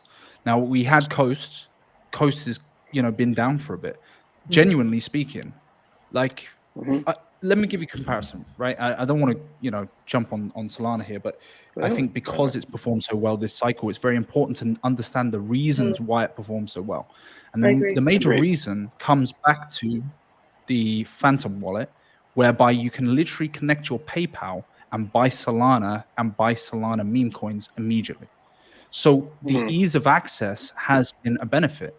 So if we have to bridge, like imagine this, right? I'm talking to a newbie, an onboard, and I go, and let's say that person's higher net worth, how difficult sometimes it is. Go buy some ETH, bridge it across, go then wait, transfer, and then take it into your wallet, then go buy on IPFS websites, it can be very difficult. Yeah. I agree 1,000%. I agree 1,000%. And like, if you want, this is hard. This is hard for me to do sometimes. And it was more difficult before Richard got some lawyers, that was even more difficult then, but like, I also remind people, based on my personal experience, like ETH initially was annoying. It was hard. It was stupid. I hated Mu and like the wallets that existed. I strongly disliked using it, and so like sold heavy bags at like that I bought at $3 at like $9. So like you go do that again. Like I mean, it's like, but like the thing is that like that when they're like, do I believe that better solutions will come and that it will get easier? 1,000%. And so, like, the opportunity, some people that you onboard will speak, and like you telling them that the opportunity is now for these reasons, they'll speak to that. And then you'll have other onboards that'll be like, yo, just tell me when my Apple Pay does it. And you'd be like, fine, I'll tell you then too. And that's cool for our bags. I like that too. It's all good. It's whatever, I mean, but like that's how that usually works, and like, so if you understand, I tell people out there, they're like, if you understand any of this right now, and if you can get yourself there, then like pat yourself on the back and appreciate that, like, even if this isn't, let's say for whatever reason, this isn't the opportunity of a lifetime. Well, like, like, you having those skills, you should be impressed with yourself, because like that's what it takes to like find these types of opportunities. So like you're already on the right path, but yeah, no, I we'll see what happens. More fiat on ramps is good. More ways to get people to press their hit a PayPal button and get here would be fantastic. I'm full support. I mean, And the that's friction is what real. we need to strive for, man. Like, The friction is real, but I also think that once ETH runs and then Pulse runs and there are green candles, people are not going to be bitching about the bridge. They're just going to be coming over. They'll just find a way and they will come over quickly. That's really what I think too. So I mean, I had a complete newbie like that, tell me after I gave him a little quick, hey, here's how wallets work and here's how this all stuff works. Gave him a couple Telegram groups. The next thing you know, he's like, what I did the other day? And I was like, what's that? He's like, well, I used Coinbase to go to I can't remember whatever, to go to Spark Swap, to go come over to here to do a swap. And I was like, you did all that on your own? And he's like, you're damn right I did. I just wanted to, I was super proud of somebody. I didn't do any. I gave him very little information, so it is possible, and that's a route that I didn't even. I was like, I haven't even taken that route yet. So, and that's from Binance Smart Chain, actually. Yeah, Spark Swap has a Binance bridge, so there is if you're not on Ethereum, there is like an alternate route into the Pulse chain. Yep. So yeah, that's cool. I mean, and there, like, more of that will come, and I'm like excited for all of that. I think that like that's what's cool about now is that it reminds me of like when people thought it was super hard to buy Hex, and you're like, no, this is a perfect opportunity. This is like the people that when it was hard to buy that bought then and figured out a way, did the best of all buy onboards. So like this is a great. I mean, and I don't know what's going to happen in the future. I'm just saying from past experience. It's a good time for everyone. This is great. I mean, I've stepped up my onboarding more. I was just telling people at the fancy restaurant I got this lovely bottle of nice wine at that I was at all about it, and they're thoroughly impressed. So David, have you used Spark Swap? Have you I personally have not. I have not. I've gone on their website. I've clicked around. I've like seen what's there, but I don't have anything in Binance. I don't have anything in that Airbnb, so I didn't. But like I do know, I've poked around in their Telegram group. I do believe that they have a quality product. So it's good. It's a good way. I've used it and I really liked it. So because getting fresh fiat into the system is something I try to do. I mean, I'm not by any means moving the needle in any way, but just at a principle, I always try to bring fresh fiat in and bridge it over because we need to bring more volume from other places onto PulseChain because that's how you grow it. So I've been exploring all the different ways, and I'm really excited. We need Coast to come back because that was really fantastic protocol. Yeah, I believe in those guys. I think that we'll see them back here real soon. So I mean, there's not even. Steal. That's an opportunity, man. You could buy those dollar coins for like 75 cents right now if you got the stomach for it. Ooh. This is true. And they got the dollars there. It's not like they don't have the dollars. Even if they didn't find any regulatory clarity, I'm sure that they would unwind and hand over what's owed, So, I mean, depends on how long you're willing to wait and what sort of risks you're willing to take and all that, Yeah, it's a spicy one, but risk it all. Come on, come on, like, risk it all. It's like in black or red. You can't. You know how I believe that it's actually a solid deal to do. It's because for the whales, out there, it's not actually possible. Go try and swap 100K of USDC Of course, or man. Coast to USDC right now. You can't actually swap 100K worth of that. Like, you can get an arbitrage on 10K, maybe 20 or 25 or something like that. So, but like, you're gonna push that price pretty quick. So like, it's that tells me that, like, well, there is an opportunity. I mean, there's actually less, you know, people are more clear on this than they want to give than it looks on the chart right there. You know, not a lot of liquidity there. It's not very deep. Yeah. No, so like, there's actually not, most people, the millions of dollars that are actually holding Coast and still gaining pretty good APY on PHUX or wherever they are choosing to provide liquidity or otherwise, they're not going anywhere. So like, that shows me that for the most part, there's actually a lot smaller, opportunity there than people want to. When you see 70 something cents, you're like, whoa, but it's not. Chill out, people. Chill out. They'll be all right. It's a cool opportunity.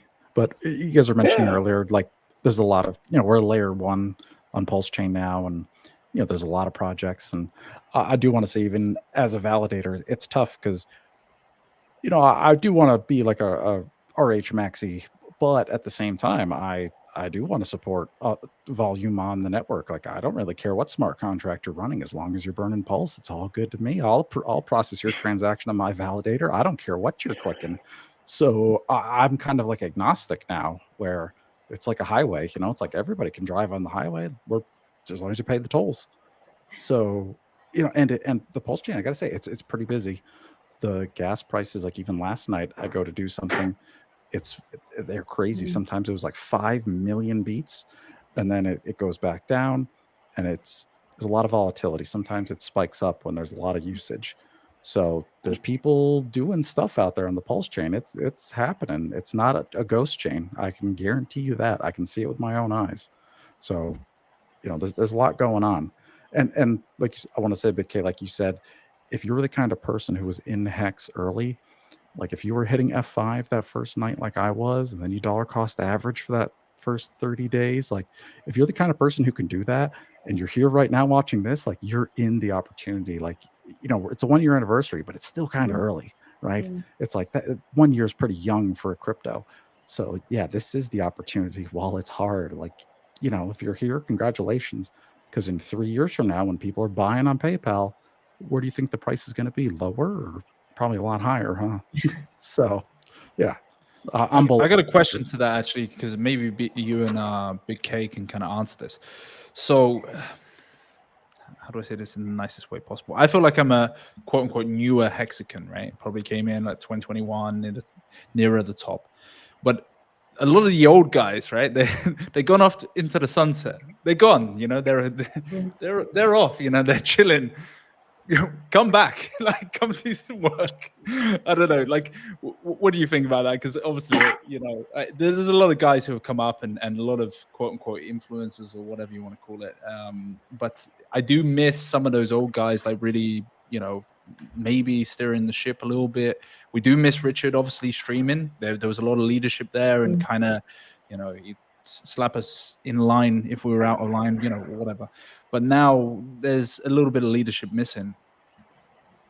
Where is it? I mean, you make valid points.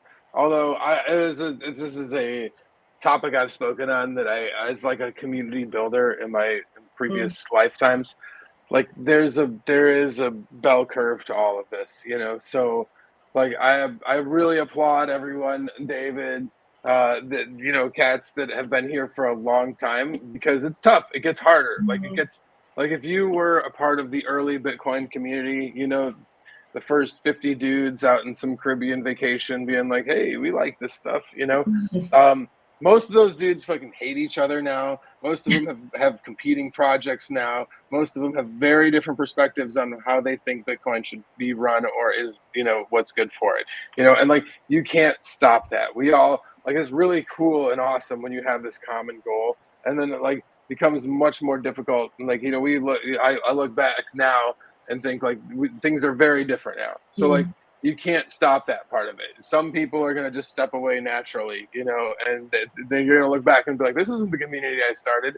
And they're right. It's not. It's something totally different now. You know, there's a lot of values that were like hexagon values of like this one coin, this one single narrative, these kinds of things that we really have to like, you know, step outside of and put to rest. You know, that those were great for us then, but there's a bigger picture at play now. So like I respect and appreciate all of the competing voices in Hex. Ones I agree with, ones I don't agree with, ones I think are super cool trying to build utility, ones I think are super funny trying to build fruit, ones that are trying to, you know, do all sorts of things. You know, I like think it's all cool, you know, and I want all of it, you know, but it's going to look a lot different than before. And the people that are going to do this, like, and have a voice in it all, I do not expect the same people to be here. I mean, I really don't. I feel you, Money Gang. Like, I wish, you know, I wish in my heart that it was the same, you know, the same cats were doing. Some people I strongly miss too. But, you know, you just got to do it what we have. You do with what we have and move forward as best we can. We are you know, the new eyes of the world in this regard. You know, we've got to really, you know, pick up the flag or the validator nodes ourselves and move forward. And I think we have a really awesome crew of people, you know, to do it with. So like I'm not actually like that down about, you know, overall missing some of those people, because I think that we've got even more people that are even more passionate about their own avenues, worlds, you know, dark back alleyways of this chain that they can feel comfortable in. So like I'm good with it. I'm good with it. I'm good with it too, because I think that it's really important that we embrace this fresh perspective of this new guard of people who are coming into PulseChain and into Hex, because the world is changing and it moves so quickly. And so now we're moving towards multi-chain, and there's, you know, all this like technology and just like different perspective of how things have evolved and will continue to evolve. And if people are too stuck in an old way, and no disrespect to anyone, but then that's, you know, not necessarily going to move us forward. So I'm happy, you know, I miss a lot of the old guys, I really do, but at the same time, I'm really excited and embrace the new guard. Yeah, and I also think we're in a little bit of like a crypto dark age. And it's mostly because of Gary Gensler. So once he's gone and retired or moves on to his next position, and then hopefully, was it Mrs. Pierce or Miss Pierce, Hester Pierce? Hopefully she takes over and she's a little more friendly to crypto, and then Richard can come back to streaming and be public again, and then I think the kind of the chilling effect will warm up, right? Because right now crypto is being like suppressed and actively attacked by the SEC, and we're being chased and hunted down. And even myself personally, like I'm at this point in time, like I'm not too quick to be super public, right? Like I don't want to stream every day. I'm, you know, like these validators, like I'm actually keeping the PulseChain alive. Like I don't want Gary Gensler like calling me or knocking on my door. So, you know, I think a lot of us are trying to be under the radar for a little bit, you know. It's a very American perspective, but I get it. It's a difficult this is true on that side of the pond. Actually, you know, I'm going to take it to another level. So today is a weird analogy I'm going to make, but today I have been bouncing around Amsterdam, and I took a stop.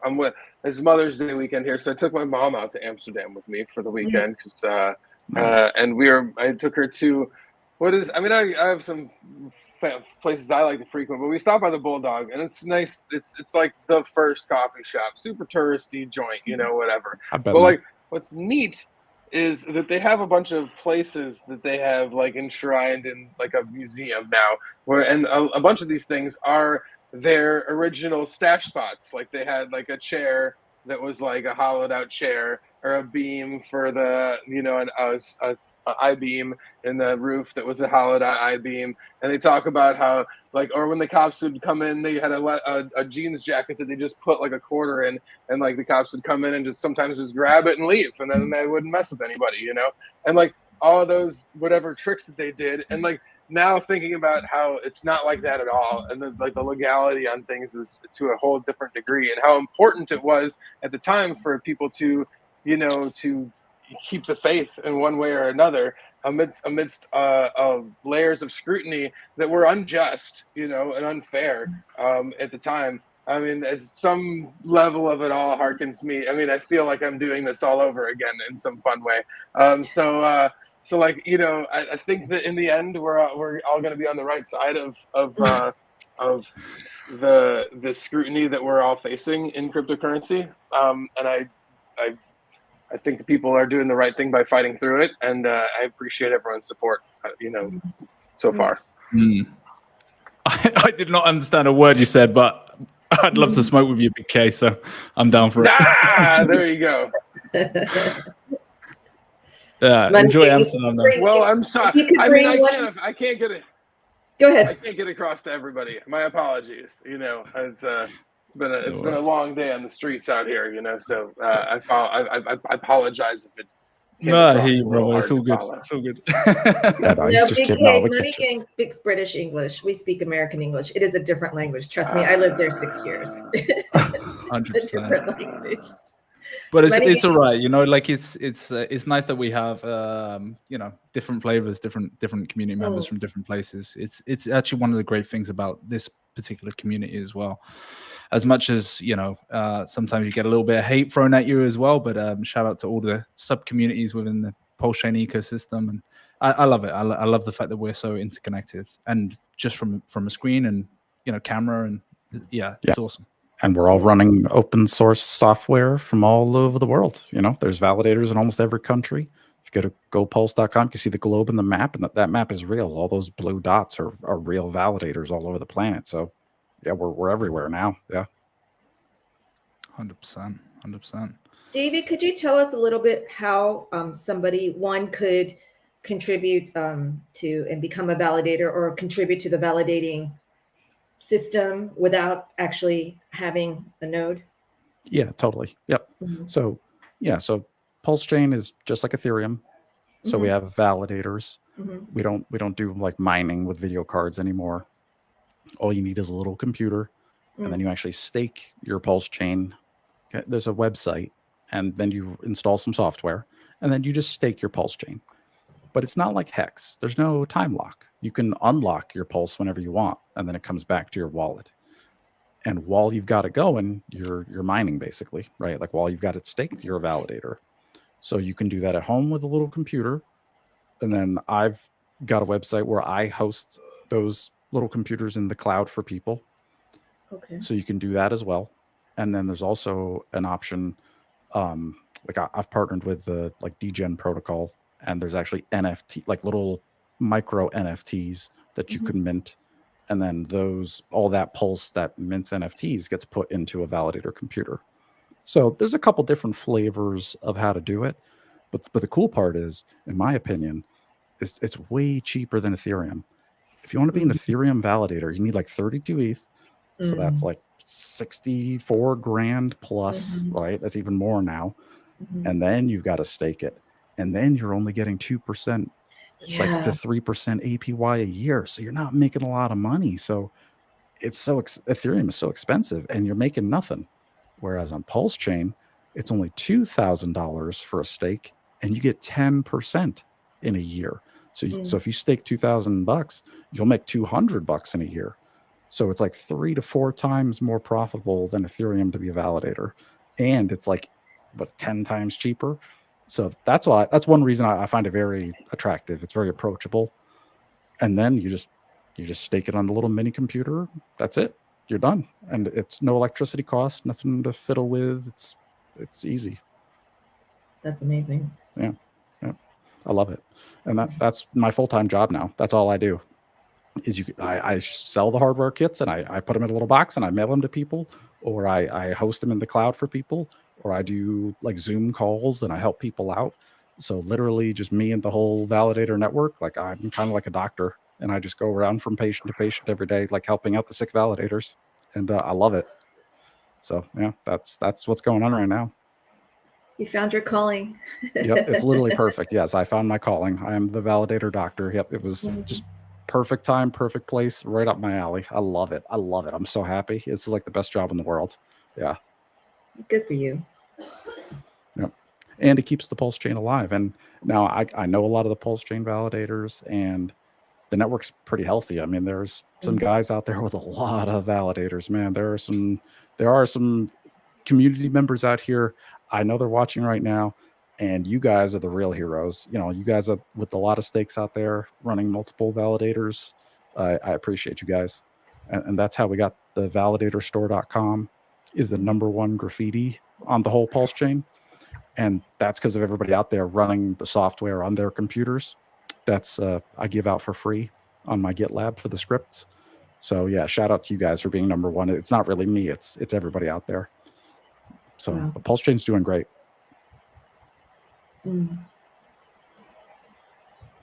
It's good to get your perspective. Really good. It's good to hear. I mean, truthfully, even with price down over the past few weeks or whatever, like if those guys didn't believe in what they were doing, I mean, things could be way worse. I mean, imagine those guys just deciding to pack up their shit and go home. I mean, you think the chart looks bad now.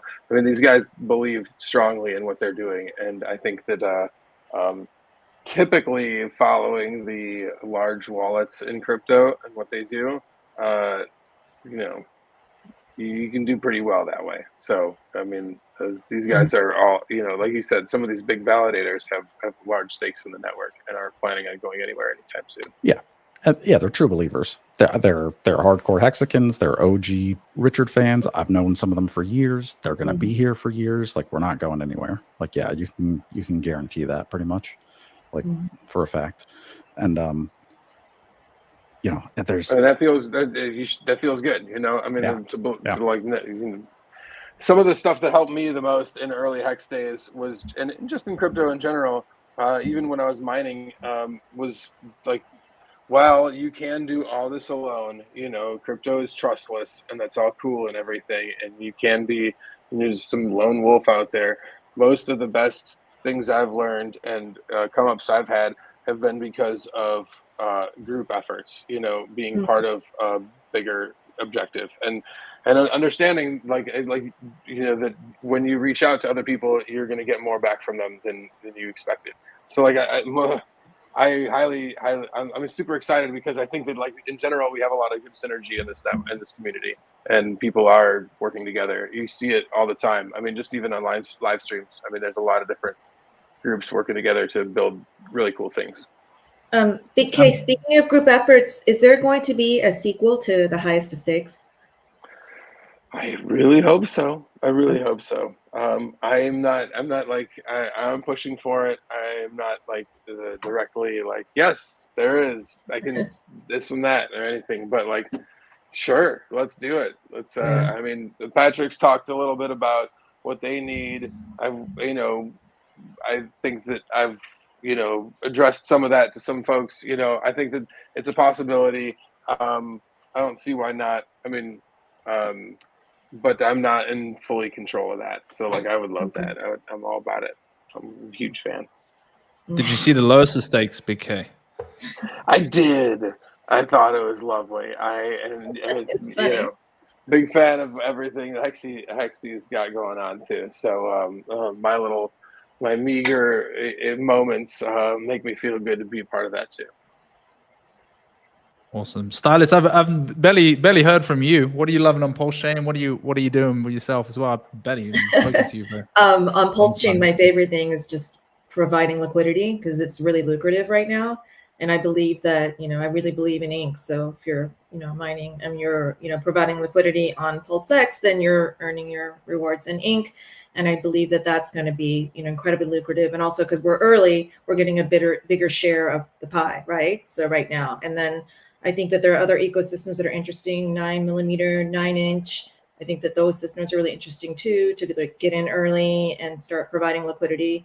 So that's something that I've really been focusing on. And then looking at really looking at all the different communities and sub communities that are popping up in PulseChain. I really follow it because it's part of that's going to pump my bag, my PulseChain bag. So I really look and see what they're doing and try to support and just really be active in it and just to be knowledgeable as to what's going on. And, I have my opinion about things, but I think there's a lot of really great sub communities that are really popping up on PulseChain. Yes, there's a lot of infighting right now, but I think that's normal because everybody is just new. And so I think that will kind of work itself out or not, but more communities are going to come in and I welcome that. So that's that. And then also, like I was saying earlier, I'm studying a lot about tax law and like wealth preservation and how to work within the system, because I'm just too, like, I can't break rules. I pay my taxes. Like, I want to do everything within the confines of what is legal and learn, but how you can work the system and make it so that you preserve as much of, the gains as you possibly can. So I'm really educating myself. I'm actually taking a course on, I'm actually an attorney. So, and I'm taking a course to get certified, but then I'm going to start doing streams to educate people because I just want to I don't want to make money. I have a full-time job that pays me very well. So I just want to provide that information so that people can learn and so they don't lose all the money. You can have two people who make the same amount of money and one will end up broke and one can end up really wealthy. And it's really in all how you deploy that money and how how you're planning. So that's something that I feel like could be useful to the community and to people at large. And I think it's also a way to get people outside our community and then say, oh, by the way, do you know about PulseChain or Hex, or, to onboard just as a sidebar, because people will inevitably ask you what you're invested in if you're invested in crypto. So, so that's really, I've been really, really busy and, but in a very positive way. That's awesome. That's great to hear. That's super cool. I mean, it's stuff we need. It's definitely stuff we need. There's not enough people talking about it and providing that service. And I've followed a few streamers who really, like, for example, specialize in crypto tax, right? And then so I've started watching all their streams and watching how they think and like what their strategies are. And I'm like, wow, that's something that people don't talk about enough in our community. And we're hopefully going to come into some money, in the not too far future. And what do you do with that money? So a lot of people made a lot of money last bull cycle and are broke now because they didn't plan well, and vice versa. This is true. This is true. And having licensed professionals of any sort, talking about it, and like yourself, that is, you have, like you said, you have a well-paying job already. You're already a professional in your own right. I mean, having folks like that have the knowledge base and are willing to give out that information is super invaluable. Because, like, I mean, anybody can try and Google some shit and act like they know what they're talking about on YouTube. Hi, this is me here. I'm doing one of those people. But having actual professionals that know what the hell they're talking about and are getting paid to do the right, these things on the daily goes so much farther. I am mostly an idiot with a glass of wine in my hand. You are somebody who is a respected, individual in your own, your own profession. So, like, having your knowledge base added to this is just like, oh my gosh, fantastic. It's always like super appreciative. So, I mean, that, like, more, please. Thank you for doing what you're doing. It's just, I mean, it's already a tricky game. I moved out of the States to not have to deal with tax stuff because it is so difficult to deal with. So like, and I have a bunch of friends who still have to put up with it. And while I am more than willing to help them click the right buttons in their Web3 wallet, I'm like, yo, you need to find someone else to do all the rest of that stuff. So yes, I will, anything you put out, I will for sure point people in your direction, because that is way outside of my bounds of what I can handle. I presume, Stylish, you're probably going to do like multiple jurisdictions as well. You've lived in multiple different countries, and there's loads of people that are probably thinking, hey, the grass is always greener in Dubai or somewhere else. So it's like, well, that'd be cool too, to learn about different jurisdictions and like apples versus oranges. What's it like here? What's it like there? That'd be interesting. Yeah. International tax law, and also planning, estate planning, and it's more complicated. But I've been an expat for so long in so many different countries, so I just to survive, I had to learn, the basic tax law, for many different countries. But this is, there's a lot of ways too that, especially if you start young, you can you can really set yourself up very nicely. So Yeah. So, and if you stick around in crypto long enough, then you too can have the problem of worrying about which tax advisor to use and how to save yourself money, because you don't know what to do with it all. And how do you save it? So, I guess that's the moral of the story.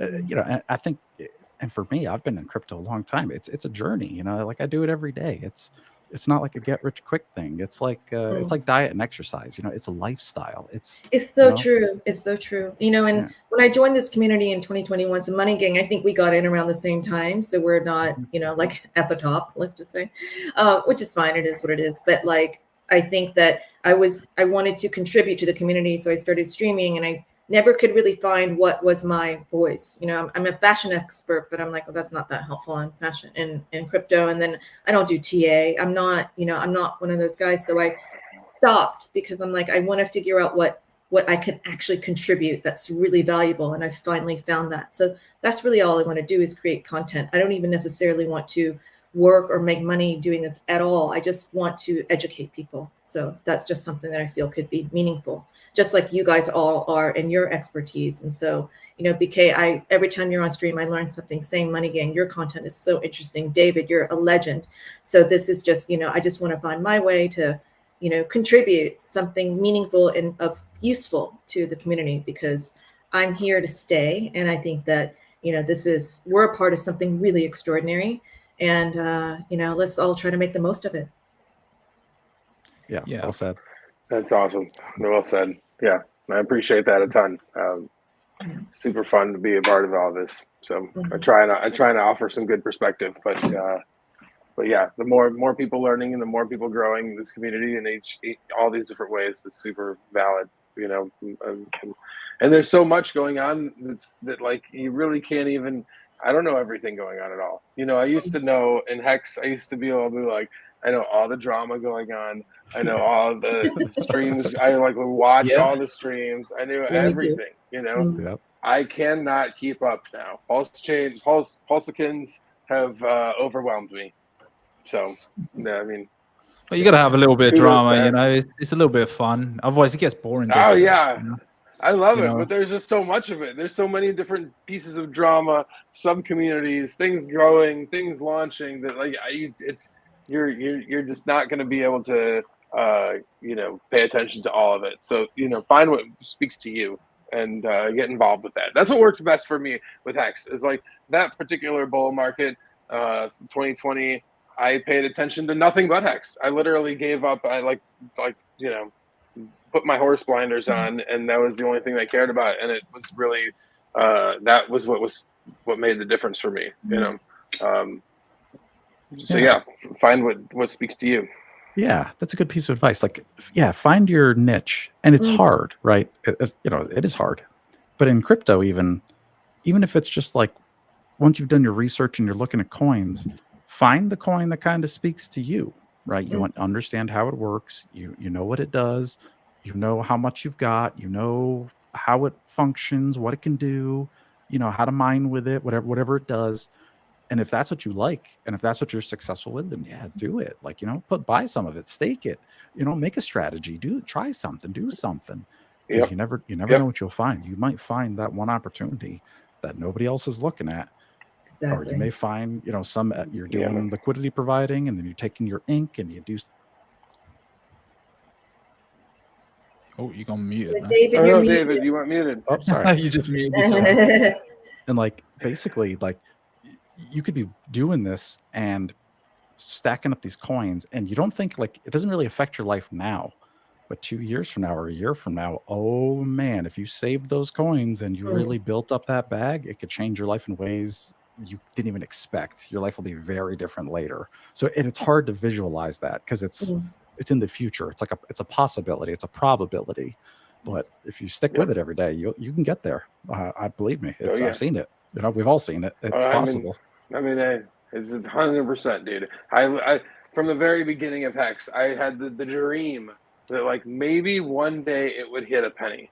You know, maybe one day, possibly. You know, I can remember that feeling, and like I was like, and you know, if you've seen the flick I'm in or whatever, you heard my story. Like I had some shit I had to overcome, and I needed it to hit. I was like, man, we'd better hit a fucking petty. You know, it's like this year, next year, or whatever. You know, so how far we've superseded it and where we've come back to and everything else is incredible. But like, it was really all based on like this thesis. You know, there's a lot of ways to like walk out. You find yourself in a forest to walk out of that forest. You know, and you might pick the longer route. You know, I'm not saying you're not going to pick the perfect route, but like if you stick fucking with it, you know, eventually you're going to get out, you know? So like have a good thesis on things, believe in what your thesis is, and like finish it to the end, follow it, you know, and you'll see where it goes. And I mean, if you're here listening to all of us, I have a strong belief that you'll be excited where it takes you. Yeah. I agree. Yeah, it definitely it's been a very interesting 3 years, you know. Moved up to 56 pennies, went all the way down back to 1 penny, but hey, everyone loves a Rocky Balboa story, so hopefully he gets up in the 12th round and makes it and knocks the guy out. That's But it's cool to see, man. Do you guys know I did a giveaway? I did a giveaway when I was streaming of 100,000 hex, and Money Gang won. That's when and then he's like, I want to start streaming. He's like, I want to start streaming. He started streaming after that. So 100%. That is 100% because of Crypto Stylus is and this is the thing as well. It's a good little transition. Is that there will be more streamers coming up this cycle. I actually really want to see it. I really want to encourage it as well, or like people talking about it. Or maybe you don't have to stream, right? Maybe you want to be like behind Twitter Spaces or something like that. But this all kind of organically grows things out, and opportunities will come up.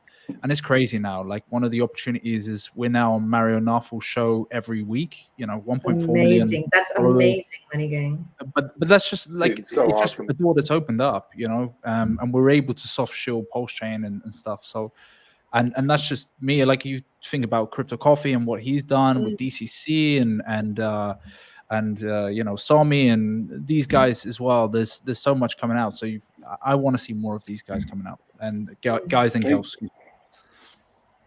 Me too. And I mean, and that speaks to not just Pulse. It really isn't about that, because like that dude in that Spaces and that place that's not what they wanted. They're not looking to hear about that. They're looking to hear from all y'all, because when you show up there, you show up with intelligent, informed opinions that people want to hear it from. So like that's even better. That's, I mean, like when you soft show the stuff that is good beyond that. I mean, sure, fine, of course. Why wouldn't people want to hear that? You come prepared, and that makes a wealth of difference, you know. So like, I mean, they're sussing out good speakers, not just, you know, projects that might pump, you know. There's nothing to do with that, you know. So I mean, pat y'all selves on the back, really, for sure. That's awesome. Although there is a lot of DeGens in the space in that space. You know, they're a always, lot of DeGen. I love it. I love it. I love it, DeGen. I love Bring it. them over. Bring them all to PulseChain. I want them all. That's right. Yeah, got fast blocks and cheap fees. That's for sure. The amount of swaps you can do on PulseChain for like $1 is incredible. I can't believe it. All day.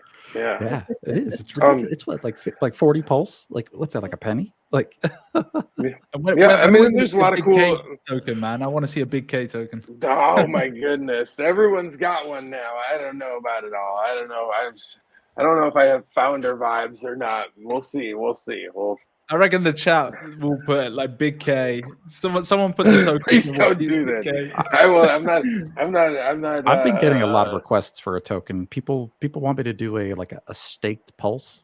Yeah. Like staked Ethereum from Coinbase. Please. But you know that is cool. I will say that, you know, it is an interesting, like the most interesting thing that's going on in all that sphere right now is the I'm not gonna.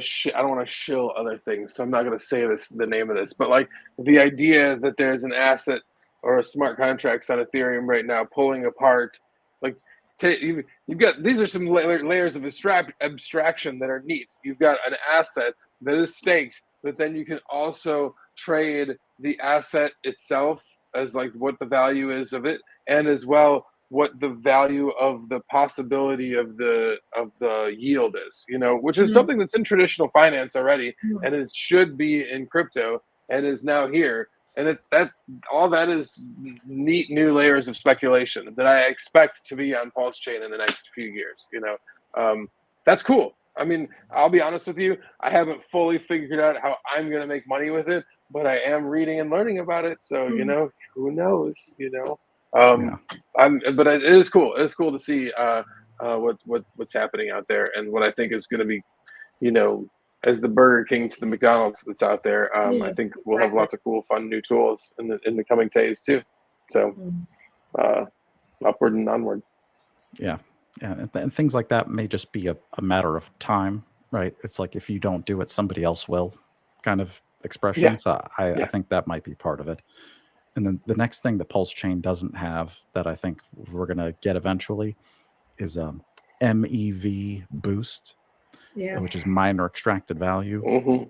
And that's just like a setting that you can put on your validator. And then somebody runs a block builder server and they build the blocks and then they give them to the validators. So, but we don't have that yet, but we'll see in the future. Hey, Maddie, what's happening, my man? Hey, Maddie, what's going on? Really awesome panel, guys. Can you tell everybody where to find you so that they can check out more of your content? Oh, yeah. David Feeder on Twitter. And you can check me out at validatorstore.com. If you want to be a validator, I got everything you need. Crypto Stylist on Twitter or X or whatever you guys call it now. And also I have a channel, which I will really reinstate shortly on YouTube, Crypto Stylist. Big Kirkowski at Big Kirkowski on Twitter and Telegram. You can find me on The Highest Stakes, which is available in Apple TV and Google Play and Amazon Prime and Arab Emirates Air if you're on a flight there. Other than that, you can also find me at Bitcoin 2024. We'll have a booth there. Come on out. Nashville, July 25th to 27th. July 25th to 27th. Oh, Maddie nice. knows what's up. We're gonna do a little hex party out there too. A little event. What else? Where else can you find me? That's it for right now. I'll be at Consensus too. I'll be at Consensus in Austin. So if anyone's out there, I don't have a booth or anything fancy for that. I'm just, you know, shaking babies and kissing hands. So. And Money Gang Crypto on Twitter, on YouTube. You know, I did do some streams on there, and you can find me on the lowest of stakes. Unfortunately, that's probably more shot in Blackpool than somewhere nicer than that. But yeah, you can find me on there. And thanks for having me on, mate. It's awesome. Yeah, thanks, guys. And so for the next segment, we're gonna do a transition, and then we're gonna have one person up at a time. So looking forward to that. Thanks for being on, guys. Appreciate Thank you. Thank you, Thanks, everybody. Thank you, Maddie. Appreciate you for doing this, See a man. brainologist and a fashion coder. Gives your crypto heart. Cheers, guys. Thank you. Check my post. Stop by Kaiser to stay bull run ready. Maybe it's not high yet. And on the corner of Westcott and ATX, saw a picture of Rich in Georgia in a wedding dress. Yes, hard pillar class T schools. Met a pirate. Johnny's chaos broke loose. Heard a hex siren and SJ appeared, but I saw whales only, no dolphins on the pier. Cosmic Cowboy saw the street I was on when Whitney did her magic and Toby Wan's Padawan. Wore a couple shirts while waving goodbye that said RH Max and Access was alive. Then I met Corey, a big time investor. Met another Corey, intellectual impressor. Robbie got me hyped, now we dance carefree. And Julie got her dress on with Lindsay and Marie. There's compassion in crypto. Ask Black KC, Forrest, Robert, Quinn, or David Lee. Sandy Beach sounds good. A black Mexican winning like some Mexican or DJ from Polybar Hex for 4 years. Trying to DCA. Got PulseChain, PulseX, trying to DCA. Now the world gon' see Rich already changed the game, which is why the hell you see me DCAing in the PulseChain. Hex for 4 years. Trying to DCA. B Roots. What's up, Maddie? What's going on, man? Well, speaking of the Bitcoin conference, that's where I met you at. Oh yeah, man, that was fun. Good times. Yeah. Good times. So for this section of the conference, each person will have 4 minutes to go solo, and you can take it away, and then I'll come back up and ask people where they can find you, or ask you where people can find you. Absolutely. All right, thanks. I get to get out of here, Maddie. What's up? What's up? What's up? It's your boy. B Roots. Now I know you've been seeing nice little purple backgrounds in the back, nice little background. B Roots is the bad guy of PulseChain, apparently, and I decided to do something a little different. You're getting the PulseChain conference B Roots Crib Edition. That's right. This is the type of stuff that is going to get you the gains. You're going to be living in nice mansions just like this one, all because of PulseChain. Now, not financial advice. Don't get a little. Let's not make this a little too crazy. But your boy B Roots, I know I'm the most hated and loved guy in all of PulseChain. I get my role. I understand. Some people hate the haters, and I got the love. Just subscribe. $9.99 a month, $120 a year. That's right. That's what I'm talking about. But anyways, PulseChain. Your boy B Roots was not a Hexican back in 2020. He knew everything about Hex. He saw it, but he wasn't a Hexican back then. Your boy B Roots came in back when Godwell was, pumping that price back at that 5-6 cents, getting ready for the PulseChain sacrifice. That's when the boys and his peeps, the shit peeps, came in. And guess what? Those days will come back. In my opinion, I know you guys want to hear this. When does B Roots think the big gains are coming back within the Hex ecosystem? 1 year or less. See, your boy B Roots was talking to his man, Donald J. Trump, the other day. And there was a question that was asked specifically for the PulseChain and Hex community, specifically for the cryptocurrency community, specifically for everybody. Gary Gensler, the SEC, they need to go. If PulseChain is going to thrive, they need to go. And what did Donald J. Trump say? They are going to go. So that is something to celebrate, because who is dealing with it the most? We are. But just know, everything is lined up for greatness. Everything is ready for this 1 year or less. Once again, not financial advice. But if you're not in PulseChain and you're watching this, you might need to realize what is absolutely coming to play. Whether you hate me or love me, the DeGens are coming to PulseChain. Crypto ran. If you're in the crowd, I know you know about PulseChain. So you will be talking about it. Wendy O will be talking about it. Maybe Donald J. Trump may be talking about it. Either way, guys, this is the 1 year anniversary. Feels like it's forever, guys, since we sacrificed. But it doesn't matter. It's okay. It's okay. Those who are patient get the most gains in crypto. So be ready. Be ready. It's coming. Just have patience. I don't care what everyone else says. Kyle Chassis, if you're out there, I still think PulseChain is going to flip Solana. It's not going to happen right away. It's going to happen quick, very quick.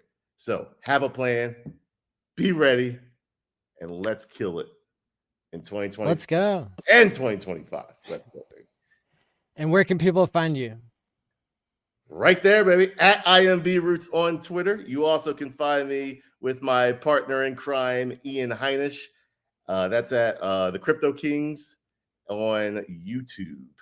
And I got awesome. And I'm trying to start up, but you ain't got to worry about that yet. Well, thanks so much for coming on. Absolutely. Peace, guys. Catch you later. Peace. Timothy Benjamin, how's it going? You're muted. Oh, sorry. Okay. There we go. I am Better. unmuted. Yeah, sorry. Thank you for How's it having me going? on. I am doing Yeah. very good. My pleasure. I'm going to let you take it away for 4 minutes. Okay, very good. Thank you. Well, hello, everyone. This is Tim, and it's a pleasure to be here as a speaker on this PulseChain conference. You know, crypto has really come a long way since first getting involved 12 years ago. And the fact that we now have something called DEXs available, which Axis Alive was talking about on the very first panel, is really quite revolutionary. The fact that we are in a position where we can provide liquidity for our favorite assets, and we, without middlemen, we can be market makers. And you know, if I could request one thing from this community, is that we recognize the value in the power that we have in creating markets. You know, I was alive before the internet, and I remember, you know, stock exchanges, markets were made by individual humans gathering on the floor and yelling at each other, buying and selling to try and make a market. And the fact that we can now do this at the touch of a button on a device that we can hold in our hand is really quite revolutionary. And, you know, I believe this world is ripe for a revolution. There's a lot of corruption going on. There's a lot of forces out there that do not want individuals to become powerful and to succeed and accomplish great things. And, you know, I'm just one person, but anything that I can do to help contribute to this, I'm in it. And I am so thankful for Richard for inventing PulseChain and for inventing Hex, because really there's only two kinds of people in the world when examining it through a financial context. And that is those who chase pumps and those who get paid to sleep. And Richard invented the T-share in relationship to the Hex coin, which allows people to get paid to sleep by simply getting T-shares, staking your Hex. That's an awesome tool that we have at our disposal. And, you know, now we have our own network where Hex can live, and we don't have to worry about people making code changes that suddenly makes it financially improbable for doing staking and engaging in other types of financial activity. And not only do we have our yield-bearing asset, but we also have assets like INC, the incentive token, which is a reward token for people who provide liquidity on the DEX, PulseX. So again, we have such awesome tools at our disposal to bring real change in this world. And it would just be the greatest thrill of my heart that we work together to bring real change and not contend with one another over our little pet asset. But at the same time, I am going to shell something here. And there's a guy who's an OG Bitcoiner who recently invented a reward token for people who have Hex stakes. It's called Hex Rewards. And if you run the good accounting feature on your stake when it ends, you can get 10 times more of your Hex reward for free. All you do is just run the code and you get free coins. So again, not only do we have a network where our assets can thrive, but we also have an environment for people to invent assets that do provide real value in the real world. And to be able to be a part of this, like I said, I can't thank Richard enough for the foresight that he has had in building all this. And I didn't even get into PulseX yet. You know, PulseX is a token associated with the DEX that buys and burns itself off of the market every day. So the supply is always deflating. Did I use up 4 minutes already? Goes fast when you're having fun. Yes, it does. That's all right. I got to say everything I wanted to. You know, Maddie, I saw your original invitation and I wasn't sure I would have anything worthwhile to contribute because I'm not as active as other people. But I really thank you for reaching out to me and giving me this opportunity. You know how much I appreciate you and regard you, man. My pleasure. Likewise. And yeah, where can people find more? I'm mainly active on Twitter. My handle is TB Dunamis, Dunamis. So I'm also on Telegram, Timothy_Benjamin. Those are my two main things. I also have a YouTube channel, but Twitter's the main spot if people want to talk to me. Awesome. As always, thanks for coming on, Tim. Appreciate you. Thank you, Maddie. Best of luck with the rest of this conference, man. Thank you. Next up, we have Maddie Crypto. Welcome. Man, what's shaking, Maddie? How you doing, dude? How you doing? Hey, good to see you. Dude, I'm happy, man. I'm excited. Your video is skipping a little bit for me. Uh-oh. Let me see if I You know what? I'm going to bring up Daza and then we'll come back to you in 4 minutes. Sounds great. I'm just gonna fix it on my end. What's up? G'day, g'day. How you going there, Maddie? Good. How are you? Pretty good, mate. Pretty good. Awesome. Yeah, well, I'm gonna let you take it away for 4 minutes here and Awesome. give your testimonial. Thanks. Awesome. Thanks very much. Thanks for having me on. Cheers. G'day, everybody. My name is Doza. I host the DeFi Down Under happy hour on the Friday afternoons. I'm just going to rattle off some points as to why I think PulseChain is awesome.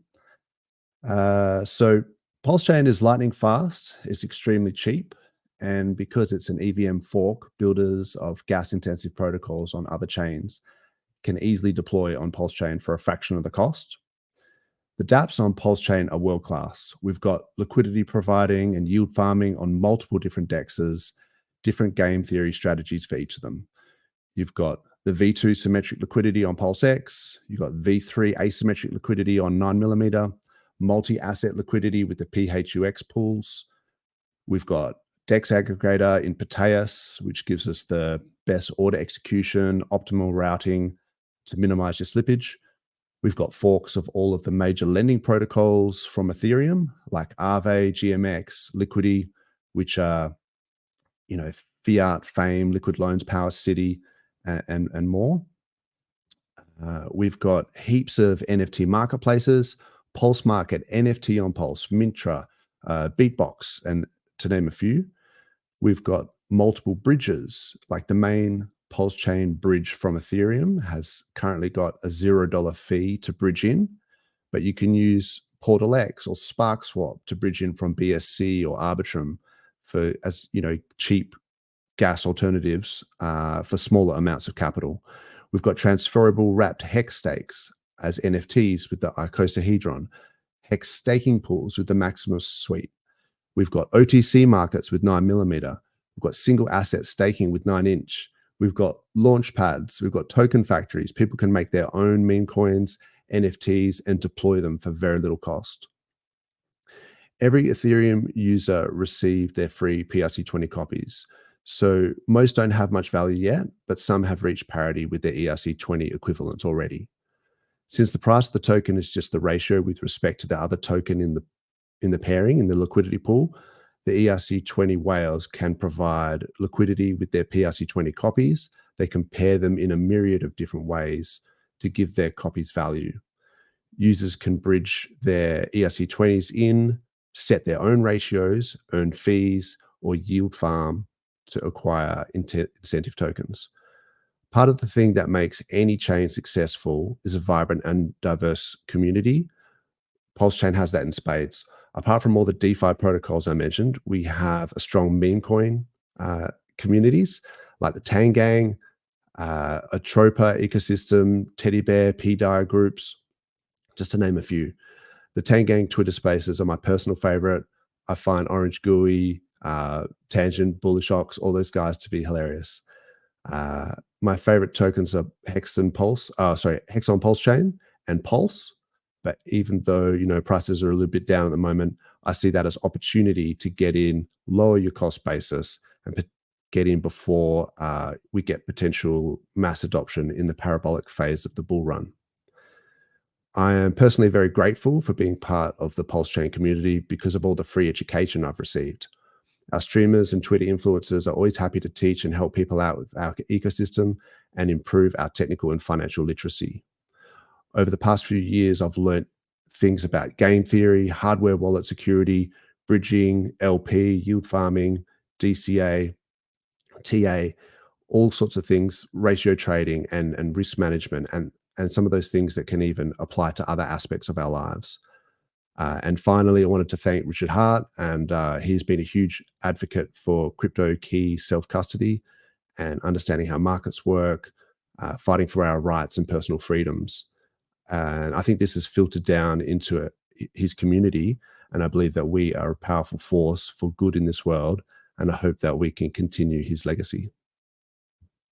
Very well spoken. Yeah, thank you so much for your talk, and looking forward to having you back on the conference to speak Awesome. in the coming days.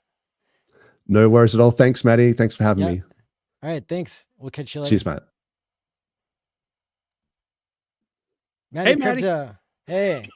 Hey, is that a little better? Maybe. My definition is down like to 480, so it's okay. Struggling. Sure. Well, I'm gonna let you take it away, and if we have another problem, then we can reboot. Sounds great, man. Thanks for your help. So this is my PulseChain testimonial. I've been in crypto since like 2012, 13 for 5 or 6 years. Man, I was bouncing around YouTube and then Telegram trying to find interesting projects, and other than BTC and Ethereum, I struck out over and over with the tokens that I bought and the ICOs that I aped into. It was stupid. And then in 2018, I heard of this thing called Bitcoin Hex. And what got my attention was the man himself, Richard Hart. He had charisma for days, tons of energy. It was funny. It was extremely smart. And this took me down the Richard rabbit hole to his YouTube channel, where it was just chock full of this over-the-top, flamboyant, eccentric man looking right into the camera, talking about self-help, how to give a better apology, stop drinking. And it was just all about being a better person. And this was incredibly unique to any other crypto founder or influencer that I've ever been around. I knew Hex was going to be something special. So I aped into the adoption amplifier, and we all endured this ridiculous amount of hate and jealousy from the crypto world. We rode this massive wave up to the 50-cent Hex, and it was euphoric at that time, if you were there, because it felt like this was not going to end. It was just going to keep going and going. But then life threw a curveball, and this huge price action that I found something more valuable, something that I wasn't even looking for. Honestly, it was this massive community of fantastic people, guys that wanted to help each other, who didn't have this pump and dump mentality. They cared about each other. They gave their time freely, and nothing was expected. That was something that was, like I said, really unique to crypto. They took over crypto Twitter with these positive vibes, and that took us into 2022 with top Hex prices, and we began to get destroyed with Ethereum gas fees to end our stakes. And Richard started talking about this solution that brings us to PulseChain, this system copy, a complete copy of Ethereum called PulseChain, our very own layer 1 crypto. And it took a long time to launch. And when it did launch, I felt like we had this hopes of Valhalla, this high, and life threw us a curveball. 2022, 23, and now half of 24. The prices for Hex and PulseChain, they've been underwhelming. And that's just the truth.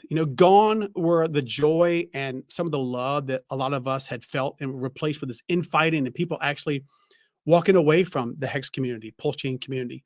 On top of that, the SEC went after Richard Hart directly. And this is where I see us making a turning point, turning this corner. For a long time, we haven't seen a Richard Hart stream. We also haven't seen, price action go up or even get back to the SAC prices that we all jumped into.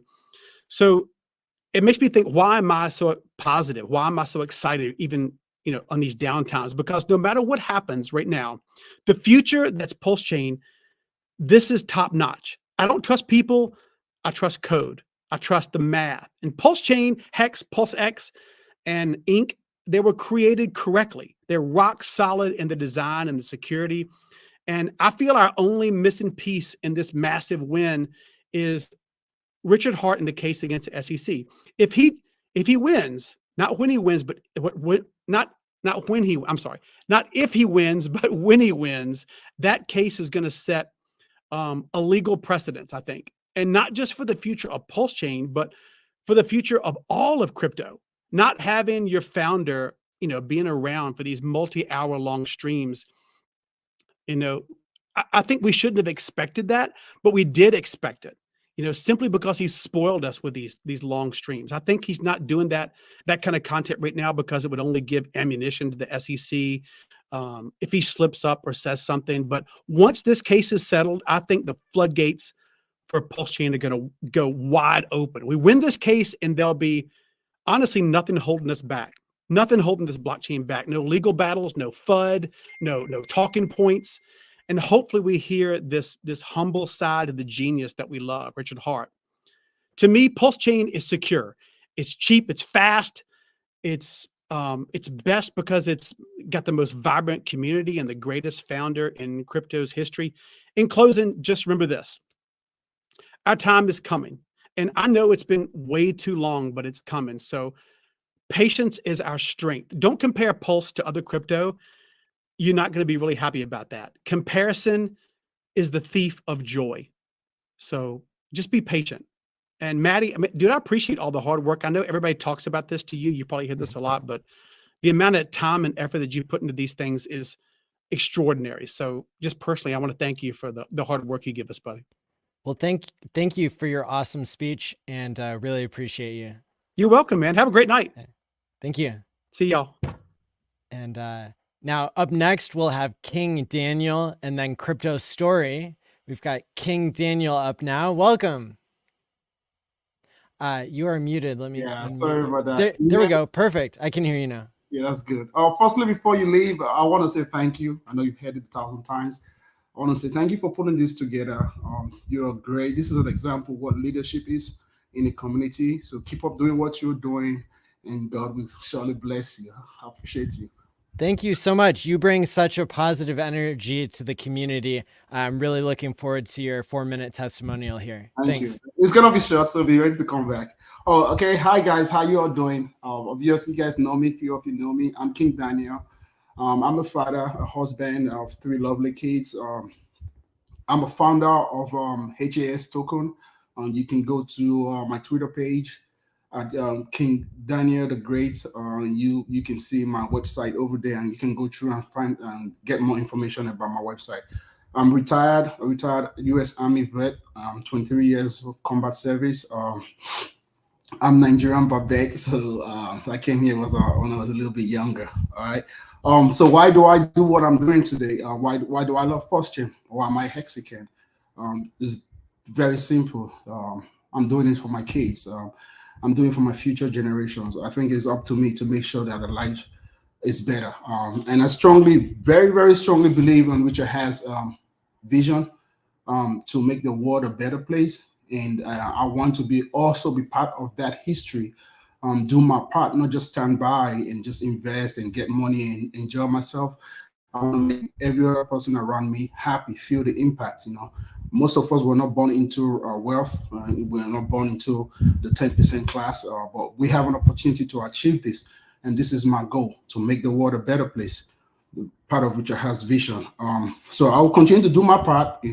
As time goes, I'll try to take this PulseChain back to my home country, and God bless me, I should have the strength to do that, and it's just providing, just something as simple as good water, good road. Their monetary system is decaying over there, so something I can give back to the community, give back to the world. That's my whole goal being in PulseChain.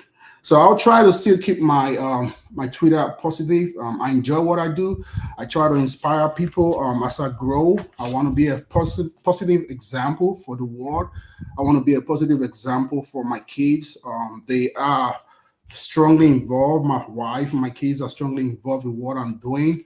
My 15-year-old son is even planning to have a TikTok page about Hex and PulseChain. So he's looking forward to that. Him and his young girlfriend, they put in the works together. I just have to order them some T-shirts, some good stuff that they can wear and display. So I hope that will come up soon, and you guys will note from my page. I'm a strong family man. I strongly believe in love. I believe in sharing love. Obviously, if you look at my tweets, you can tell by when I talk about love and hate coexist. But we tend to try to take the good part of life, you know. So share that positivity, share that love, inspire people, put people before yourself. It's not all about money. It's about the value you create for people. If you can do that, you will live an awesome life. And that's what I cherish about Richard Hart. I mean, regardless of all his haters and all everything people have said about him, he's still pushing forward. And God bless him. God should continue to give him the strength to make this happen. And I strongly believe in that guy, that he's the right guy for us. And I know when every said and done, all the SEC case and everything disappear, we shall come on top. All right. So you guys should be patient. Patience is a virtue.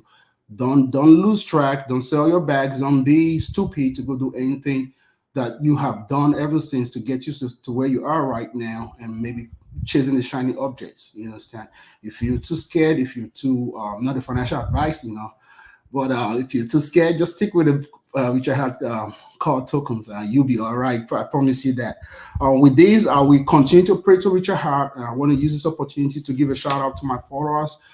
Sandy Beach, I appreciate you. I appreciate all the hard work you've been doing. You'll be giving us all your physical exercise and all the good stuff. And you made me ready for the summer. And I appreciate you a lot. Crypto Class, one of our classy Hexicans out there. I appreciate you. To my very good friend, Freedom77, you're a blessing to me. I love you, brother. My brother, DeGen Hunter, bless you. B-Roots, I'm not going to forget you. You're a great guy. I told you, God bless you. God has blessed him. I'm telling you guys. To my friends, my brother Ray Reed, I bless you. I love you too, brother. So I would say you guys just keep on doing the positive things in life.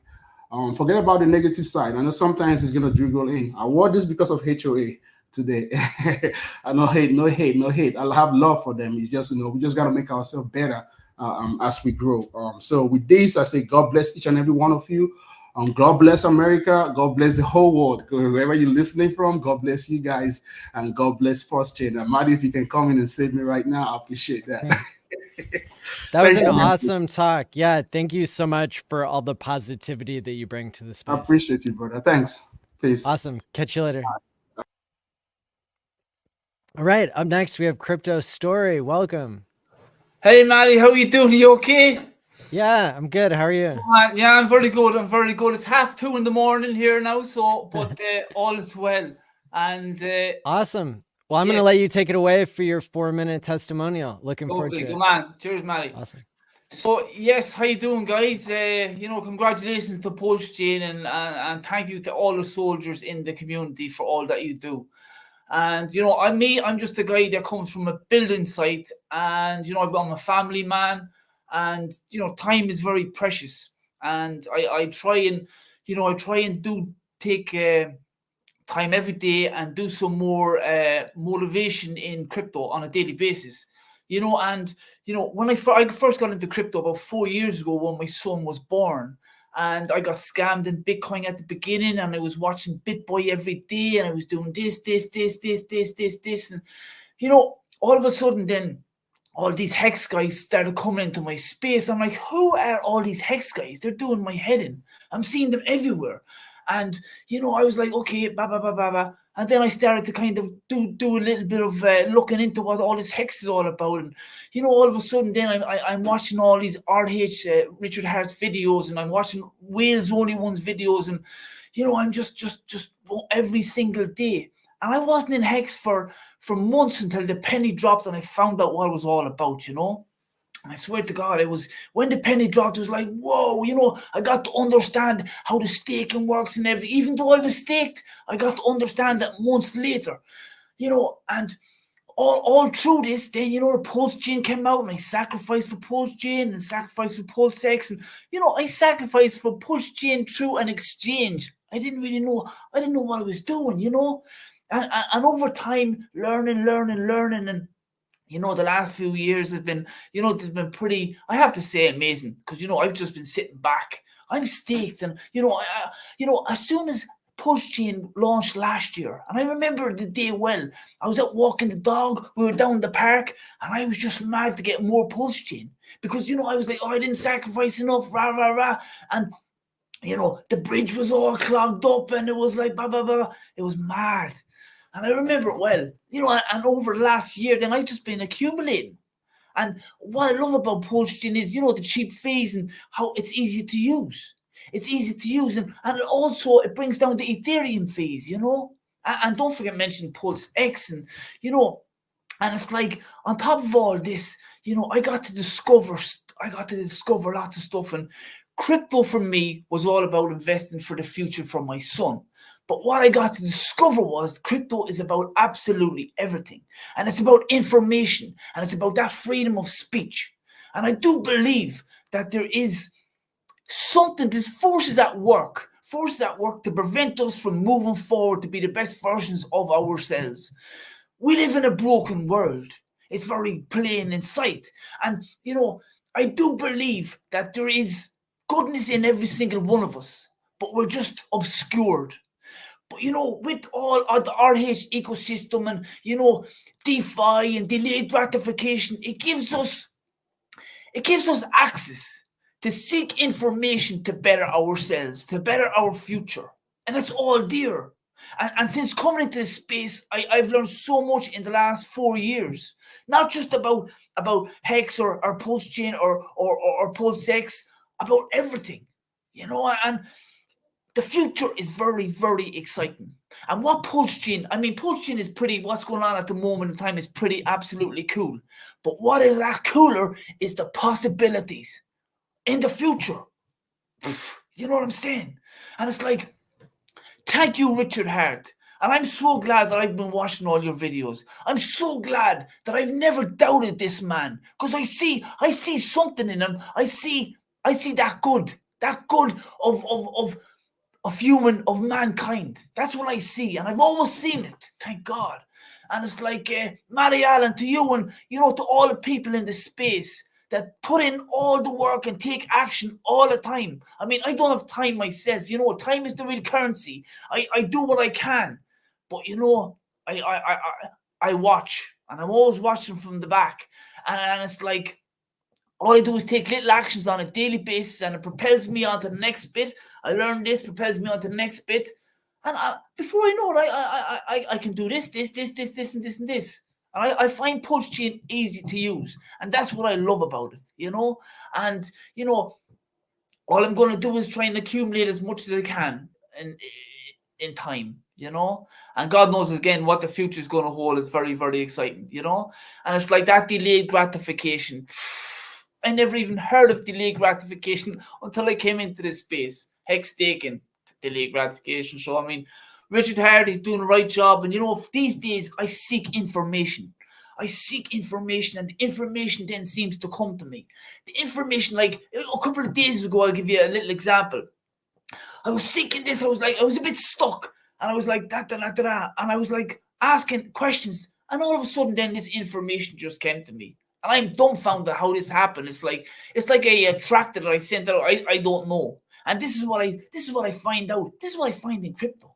You know, for me, it's a positive impact on humanity. And if there's anybody here that's in crypto that's sitting on the fence, I invite you into the ecosystem of Richard Hart.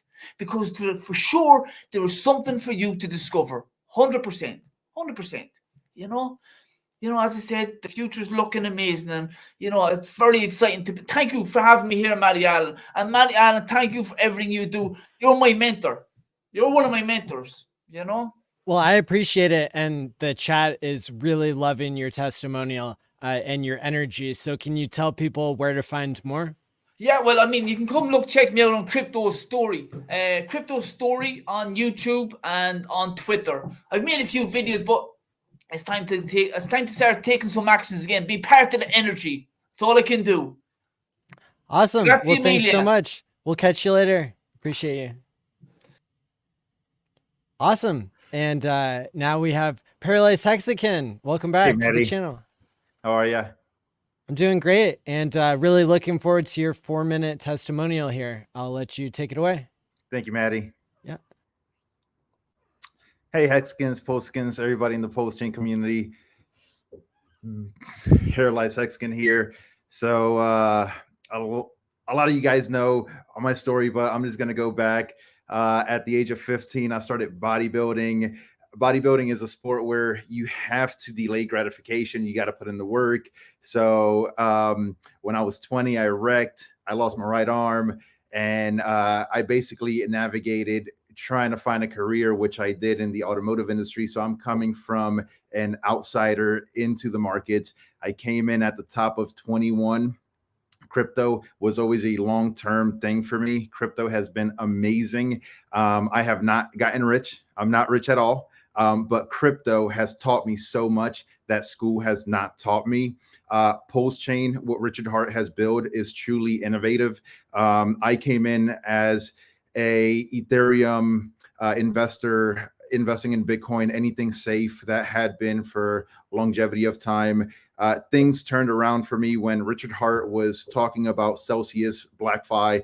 Some people remember that a few years ago. And I was in those protocols because I was chasing yield. And he actually saved my bags, because when he said, come out, I basically came out, and a few weeks afterwards, things collapsed. So navigating the crypto space can be scary sometimes, but you do find good people. And the most important thing is to find a community that's going to back good people up, and it's going to support everybody. I've slowly came into PulseChain, and I've seen the amazing community, and that's what keeps me here. That's what keeps me going. There's many opportunities. I am very fortunate to be at the prefaces of all of this that's going on. There's great innovations right now. A few weeks ago, I did launch a personal project of mine. It's called Lift, trying to lift people up. And I kind of did it just as a learning tool. I got friends that support the ecosystem. I got a friend, he got his business, his Pulse Joints, and there's just so much going on internally in the system, trying to push everything that's going on in PulseChain. So I guess the bigger picture that I'm trying to say here is PulseChain is opportunity for anybody coming into crypto. We're very early. I came in at the top of 21, and I wrote everything down. And because of RH, he actually saved my bags in 22. And that's when I started really getting into the RH tokens. I like RH because he was successful before crypto. I kind of have a little bit of story, so I understand that. And having a person like that back the project up for me was so important, because it adds security and insurance on top of everything that's going on. But the opportunities at hand with PulseChain are immense, and we are on the verge of something amazing happening in the next 12, 18 months. But that's going to be great. Let's look 5-10 years down the actual road when PulseChain gets massive adoption. So right now, PulseChain is innovating tremendously. There's a lot of phenomenal things going in the ecosystem. There's DEXs being built. There's a lot of teachings. I was able to make that crypto project called Lift by the teachings out there from the people in the community, just sharing that information. So there's a lot to learn. There are a lot of small little groups. There's a lot of drama. Like every house is going to have drama. Ignore that stuff, because at the end of the day, there's a lot of great people here. I've met a lot of good people that got me through the bear market, and we keep on pushing each other. My goal in life is to motivate people and to push people to do great things in life. At the age of 20, like I said, I went through that wreck. I've gone through depression. I feel like this whole community has brought a sense of motivation and inspiration to me personally. And I look forward to being part of this community because we are helping each other out as everything progresses. It's been hard on a lot of people. I know that the charts do not reflect everything that truly is happening, but the community, I believe, is stronger than ever. And we're getting ready for something massive to happen. So next 12 to 18 months, stay locked, stay focused, learn as much as you can too. And on the last note, PulseChain makes it possible because of the amazing fees for you to be able to go navigate, learn, and use the tools that they're actually building. So PulseChain, give it a try. $5-10, that's all it takes, and you can do so many things because truly great tools are being built. Thank you, Maddie, for the time. Awesome. Yeah. And where can people find more of your content? So if you go to Twitter, Paralyzed Hexagon 5555. If you go to Instagram, Paralyzed_monster. Awesome. Yeah, you have fit into this theme of positive messages that all these testimonial speakers have been able to say. So yeah, I really appreciate you as always. And, appreciate the time, Maddie. We'll catch you later. Good talking to you. Take care. Up next, we have Ray. Speak more. Yo, what's up, Maddie? How you doing, brother? Hey, great. How are you? Good, man. Just pushing. Every day is a new exciting day, and I'm keeping my vibes positive and ready for this bull run as we're about to commence on liftoff. So, yes. Yeah. Awesome. Well, I'm looking forward to your 4-minute testimonial here. I'll let you take it away. Thanks. Absolutely. Thank you, brother. All right. So yeah, I just wanted to share with you guys how exciting this time is. We're basically at the very beginning of this next bull cycle for the RH ecosystem. And for those of you who have been around as Hexicans, you guys are well seasoned. Most of you guys got into Hex because you understood the investment thesis with Hex. And in going into PulseChain, it was a no-brainer to make that leap for that project as well. For those of you that were not in Hex and just exposed yourself to PulseChain for the first time, I think it's a tremendous opportunity for those that didn't get that exposure to Hex to get that opportunity once again. We're seeing those prices readily available for everybody right now, and it's making a huge open door for anybody that wants to see the ability to earn passive income in their life right now. So there's a lot of people in the traditional finance system who have painstakingly over hundreds of years figured out that yield was an important investment vehicle, and they've implemented tools that produce yield. And now not only do we have that vehicle, but we can now do it with fast, uninterrupted, unmediated transactions on the blockchain that gives us fees that are sub penny or sub penny at times, or pennies on the dollar, and that gives you the opportunity to basically be able to invest without hitting the pockets and not have to worry about any counterparty risks with institutions that may not be trustworthy, or teams that are not going to conduct themselves in a fashion that's represented well. So I'm just pumped for this new season. I know I look back at last cycle and the cycle before that, and this time during the cycle, for those of you new to crypto and in a bull run cycle, this time, exact time during the bull run last time was just as boring. So just to let you know, there was nothing happening at this time. There was little things popping off here and there in the ecosystem of all crypto, as there is this time. Nothing different. But all in all, things were not too exciting. Prices were bubbling a little bit, but nothing that anybody really wanted to write home about. Everybody is waiting for much bigger prices. And so right now, just, stay positive, stay motivated, keep lifted, keep your minds on the bigger picture. Just find things to do. See that rocket ship in the background? Keep that visual in your mind as you guys are planning out your days.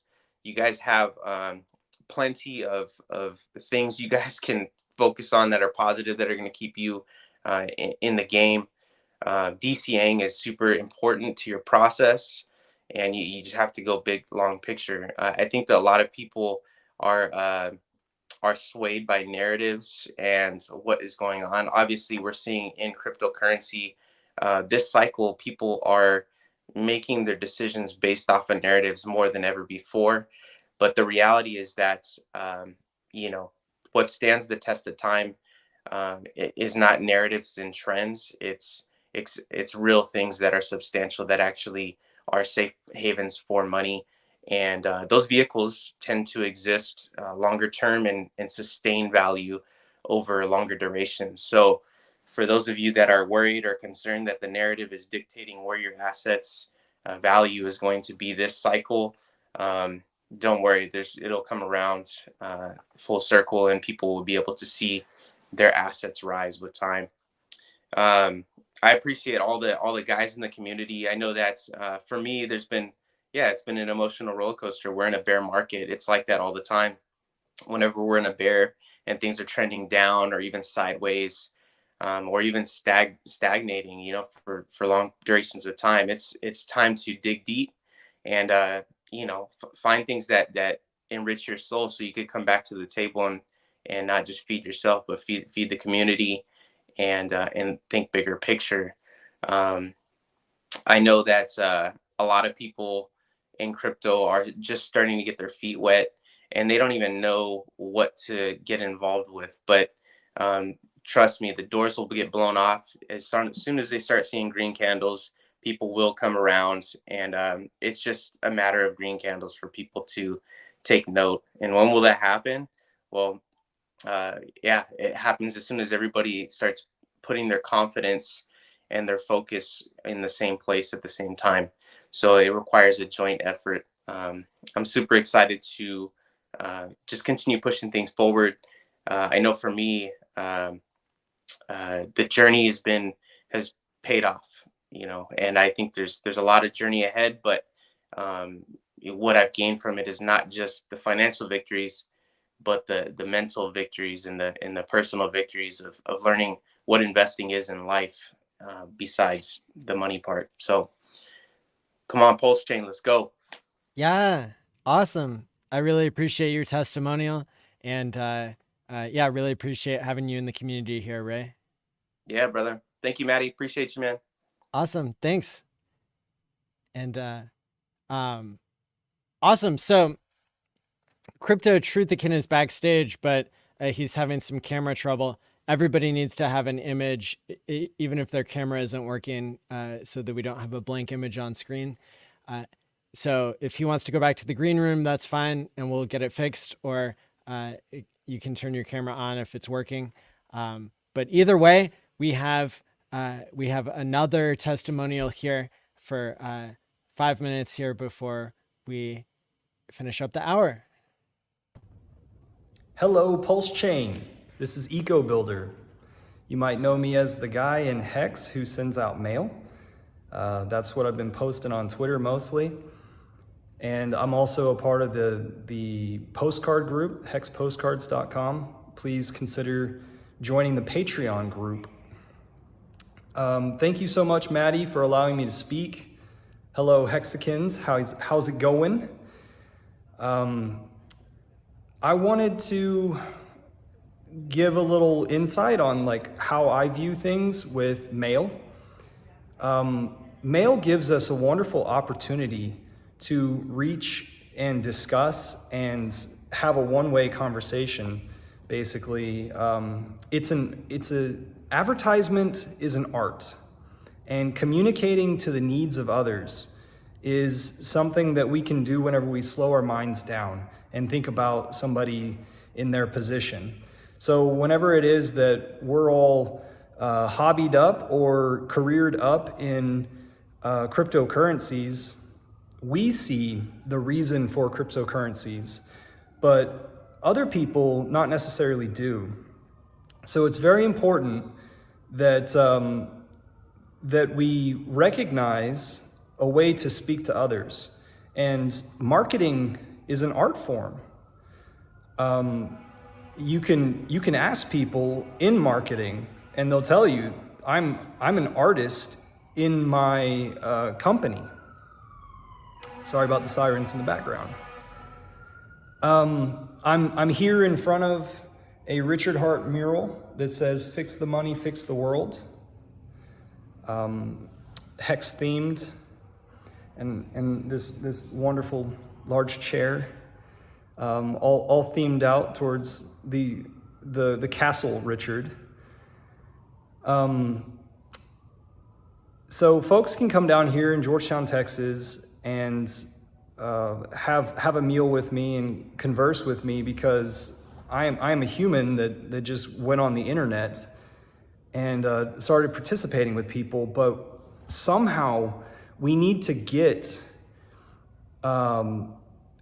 into the physical world, our message into the physical world, to expand our communities.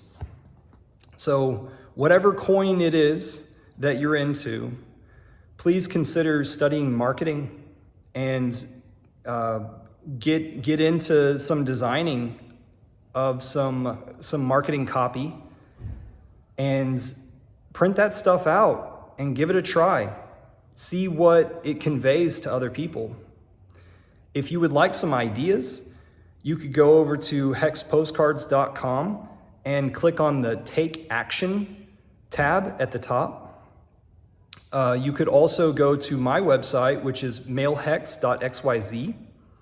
I have uploaded mini files that you can then download and print off and send to people via mail. And also you could take those to your local printer and start a relationship with your local printer and get those things printed off and get them into people's hands, because people don't yet have the opportunity to think about things until it is that we give them the opportunity or the argument of what is best for you. I had one more thing.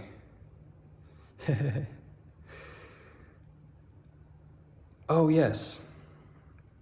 So, have you ever gotten a handwritten letter? Have you ever written one? Do you even know how to fold a piece of paper for a letter? You fold it twice and you allow the top tab to allow the rest of the letter to fall down. A handwritten letter can be very persuasive. It can be very personal. The thing that I've been telling people lately is, when is it that you've ever gotten a handwritten letter from your neighbor and ignored it?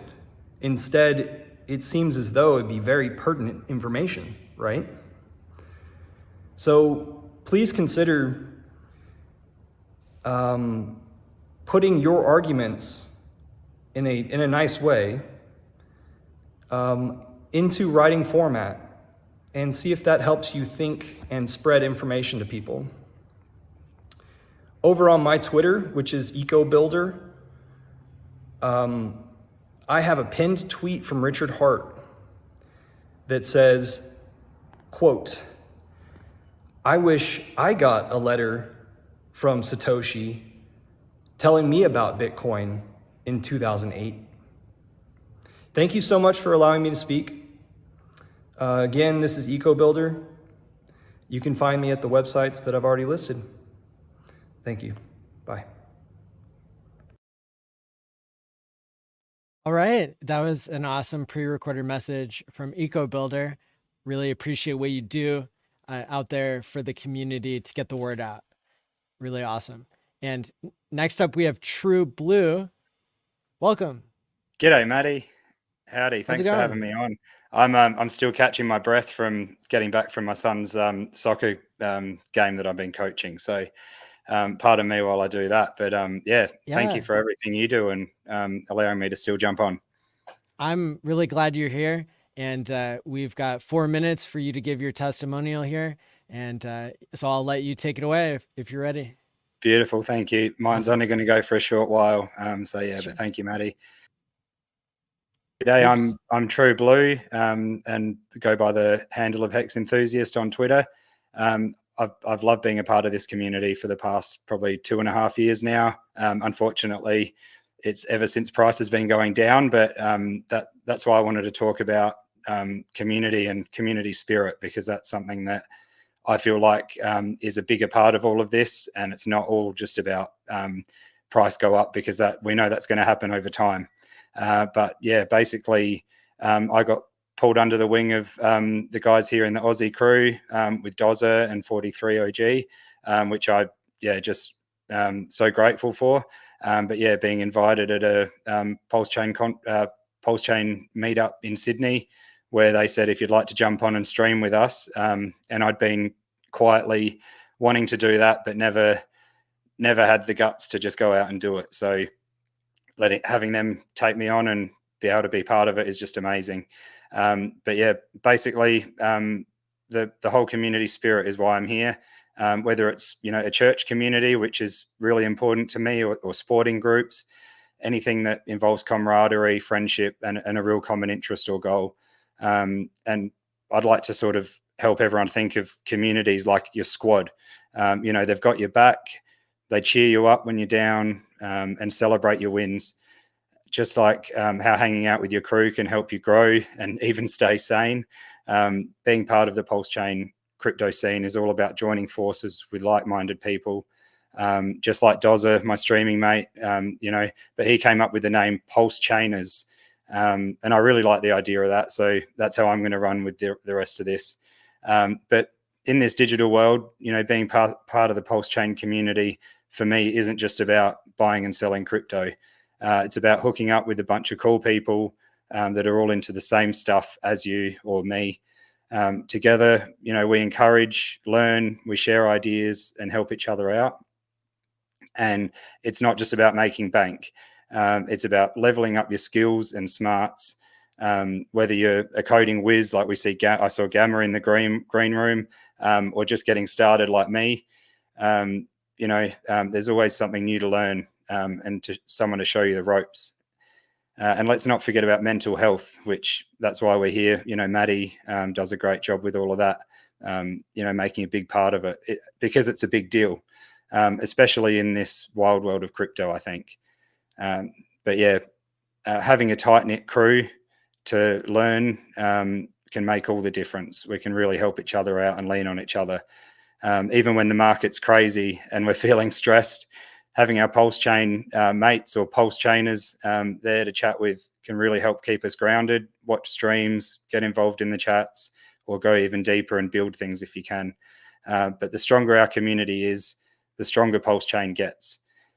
From sharing ideas, whether it's finding, fixing bugs, or streaming, every member plays a part in making the PulseChain community so awesome. So I reckon we should all kick back, hang with our crew, and just keep building and just keep this community spirit going, because that's what's so important. That's really what I believe. So thanks for listening to me for a minute there, and I'd love to have you onto our show. It's the Friday happy hour with the DeFi Down Under crew here in Australia every Friday night. So thanks, Maddie. That's a great show. And yeah, you did a great job here speaking. So thanks for that as well. Thank you so much. Catch you soon. Appreciate you. Catch you later. Awesome. Well, next up, we're going to have another transition music minute, and then we'll have Gamma DevOps and Crypto Heartbeat up on screen. Thanks to everybody who gave their testimonial. That was a really heartfelt section of the program. And we're live. Ayo, Trace, you and we're live. We're live like Maddie ALLin. We're live like Maddie ALLin. And we stick in the hex, cause you know it's the best. We're live like Maddie ALLin. We're live like Maddie ALLin. And we ripping the hex, cause you know it's the best. We're live like Maddie ALLin. We're live like Maddie ALLin. And we stick in the hex, cause you know it's the best. We're live like Maddie ALLin. We're live like Maddie ALLin. And we ripping the hex, cause you know it's the best.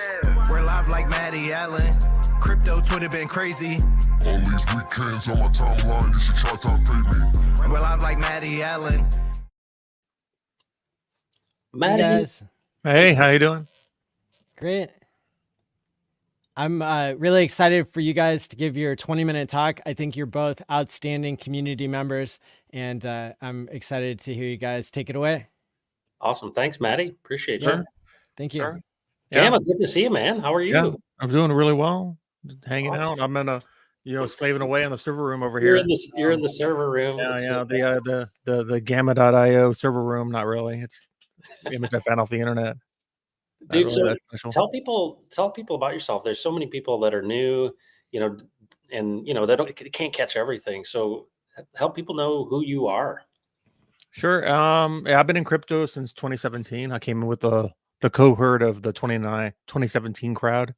Like a lot of people, you find a lot of people who came in 2017 top. About 6 months prior to that, floated around in crypto, learning. I've been watching Richard Hart videos since about a year before Hex launched. That's how old I am. I was here for Hex launching. Were you in that under a different username? But were you in with his Fluid Dynamics coin? CFD token. I didn't actually think a very much of that one. Yeah, I'm so glad he pivoted. But the fact honestly. that you know about it is it Yeah, shows yeah, you yeah. OG. Yeah. So that was before. Yeah. So I came through all of that through the AA buy-in the first day, and then even though he said not to, and then all the way through like day 60 and everything. Not a huge amount of money. I didn't have that much money back then, but a couple $100 here, $100 there. Yeah. When Ethereum was like $100, it kind of went kind of far, right? One ETH, like a paycheck, basically. Yeah. So I've been through that. So obviously I came through PulseChain super early. I've been with it like since the very beginning. V2, I started running RPC infrastructure, just obviously community, just like learning how to do it. So it was like V2, V3, V4, and then about a year where I wasn't doing it, waiting for PulseChain to launch. And then about 6 months ago, I revamped up because I have a history, like 15 years, Linux sysadmin, like running clients, running forums, web, WordPress, like that kind of thing. And then cryptocurrency came along in 2017. Like I said, I found about Ethereum. And so I started running full nodes back then, basically just running full nodes. It's like nothing super special. And then learn about Bitcoin, learn about how blockchain works, how the clients work, how the actual blockchain is constructed, the consensus mechanisms, like all that technical stuff. I really delved into that for years. And for PulseChain, I found a niche for myself in running infrastructure, which is one thing that I care about, and a need that PulseChain has in having multiple public RPC endpoints that are available. So you have the public one, which is fantastic. One, even though some people call it, if it wasn't so great, then everybody wouldn't use it and it wouldn't be overloaded sometimes. Yeah. So like if you just quit using it so much, but it's really good and it scales and it's like, well maintained and all that stuff. Well, explain to people, explain to the folks who don't know the techie terminology of what it really means. And you're really providing a service to the entire community with this infrastructure. Can you kind of dumb it down for folks? What does it really mean to do what you're doing, these public RPC, running full nodes? What are the things how does the average crypto person in PulseChain, how can they relate to that? Like, what does that mean to them? Sure. So my experience comes from running on Matic 4 years ago, like the last cycle. And their public RPC was good, but then there was a huge amount of people that came in very fast and it couldn't scale. And so it was very laggy and everyone complained about it. It didn't work very well. And I had to use a company called Matic Visual on Matic to function for like 6 months because it was the public RPC just wouldn't work at all. PulseChain doesn't have a bunch of companies coming in and using, supporting it for infrastructure. So I found that that's a good niche for me to be in because I like nodes. I like 3 years ago, I started kind of playing around with RPCs and like learn how to do it because it's kind of multiple technologies built together and it has to be configured properly. So it takes like, you can't spin one up in 5 minutes and think it's good. It takes months and months and months of effort to tweak it and make sure it runs well, to learn how to do it properly, even for teams, right? You're not doing it. It's not one click and go and it's easy. So because PulseChain doesn't have a lot of corporate sponsorship, grassroots, right? We're all just in this together, kind of doing what we can do. It's what I could do. So about 6 months ago, a little bit more than that, I thought, hey, this is a thing that I know is going to be a need.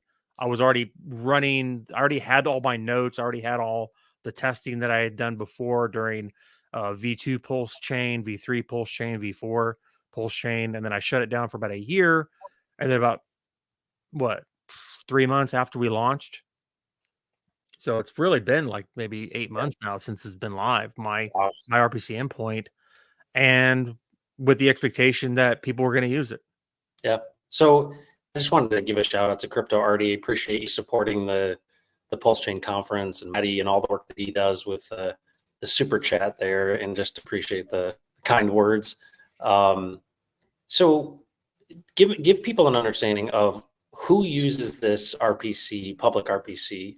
Like, give us an example so that we can understand, and I think regular people can understand what it means.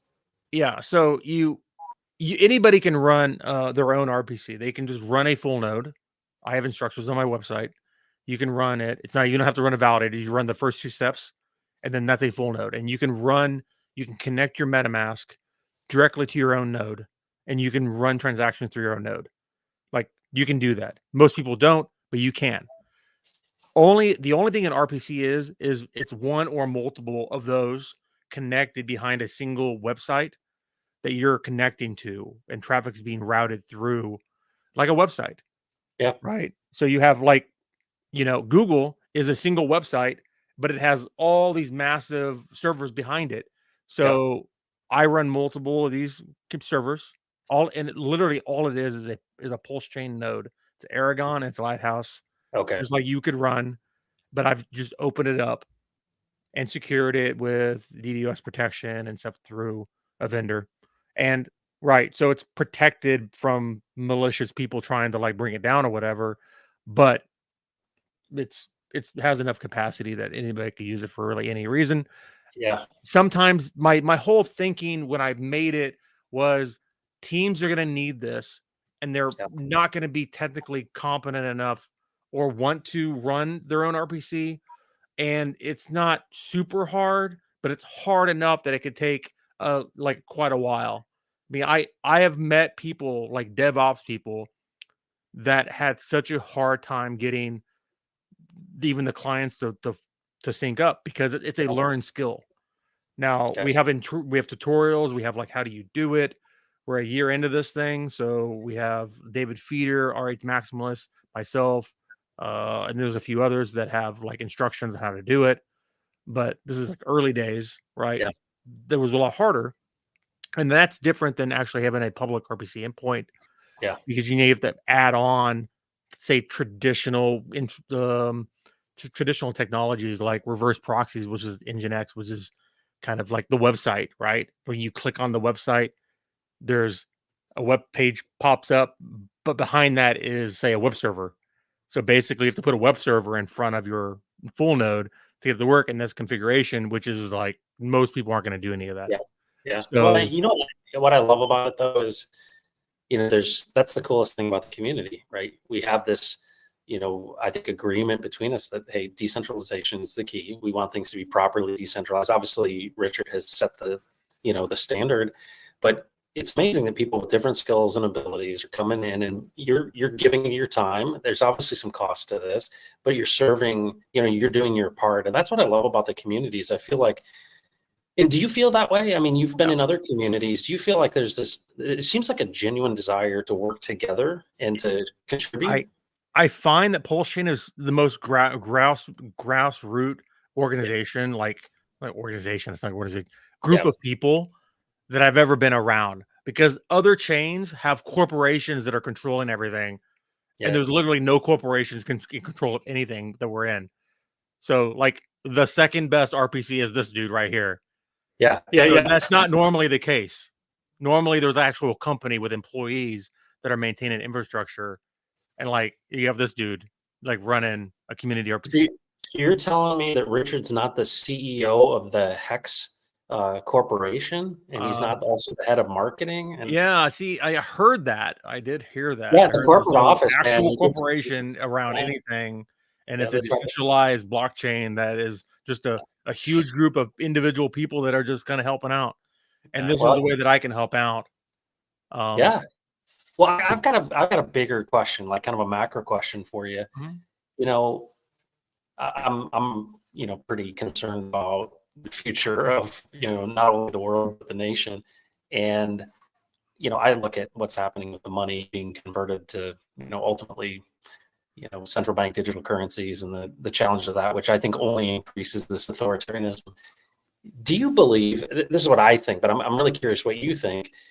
Do you believe that there's kind of this, maybe this tipping point where we get to this point where the money does kind of, you know, people recognize the fact that the centralized power of going digital with money is going to be even more enslaving than the current system, and really we're going to be the only one standing is truly decentralized? That's kind of my like pie in I the mean, sky. you can already tell now that with all the legislation that's coming out, the focus on it, that they're losing control.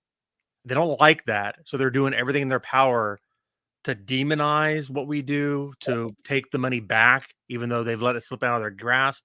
They're destroying the economy every day, every year that they inflate the money supply by $8 trillion, right? Like more money's been created the last 4 years than is the first 200 years, basically.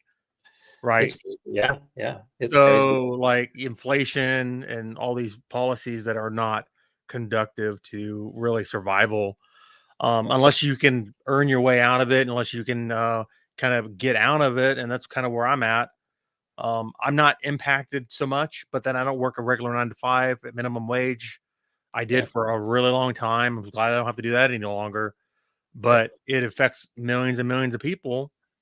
And as much as people focus on the 99% of cryptocurrency that's a scam and fails and horrible and all the bad stuff, that I'm here for the 1%.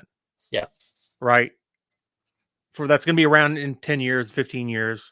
Yep. That's going to stand the test of time. It's going to be here because PulseChain into 10 years from now. Yeah. No doubt at all that PulseChain is going to be here. I'll still be here 10 years, as long as I'm still alive, supporting PulseChain. You got a really nice right? I got shout Hex out. stakes to come out in 13 years.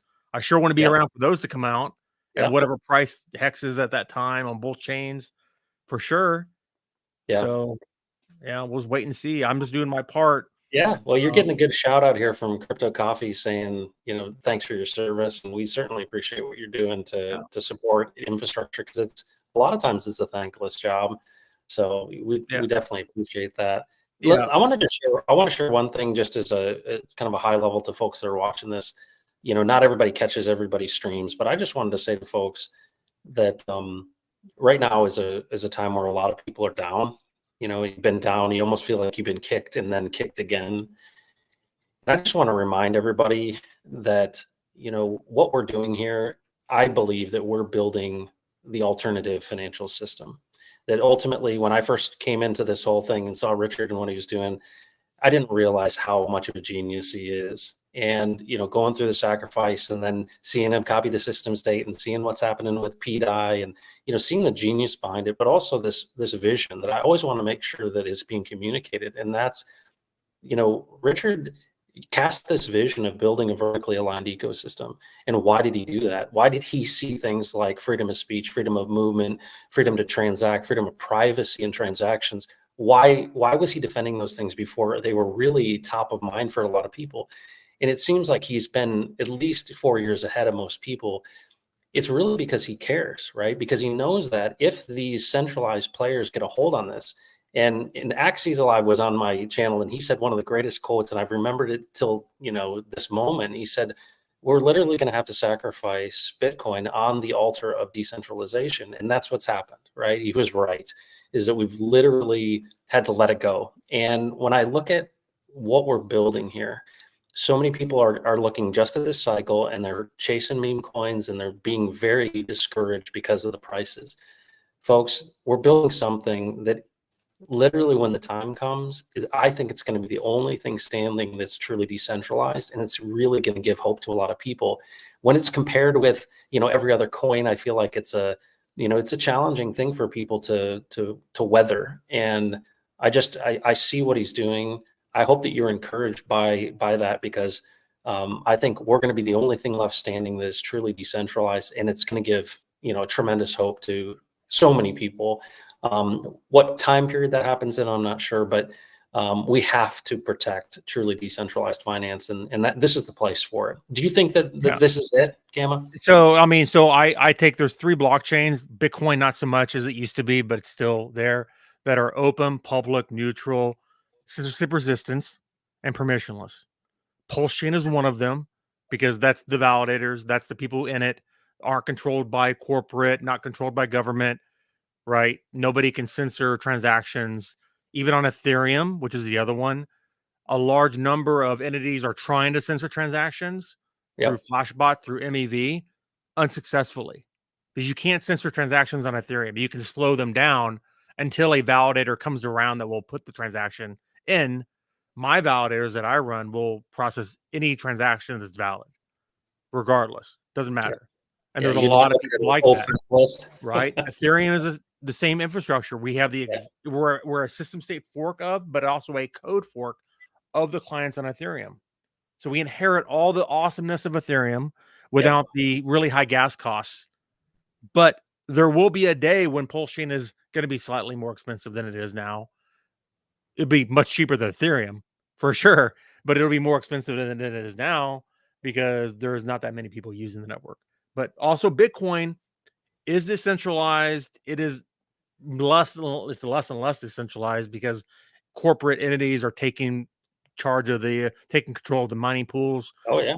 But there's still the same mechanism that if you really want your transaction to go through, you have to either wait for some non-biased mining pool to mine it, which will totally happen. It might take a little bit, but it will happen.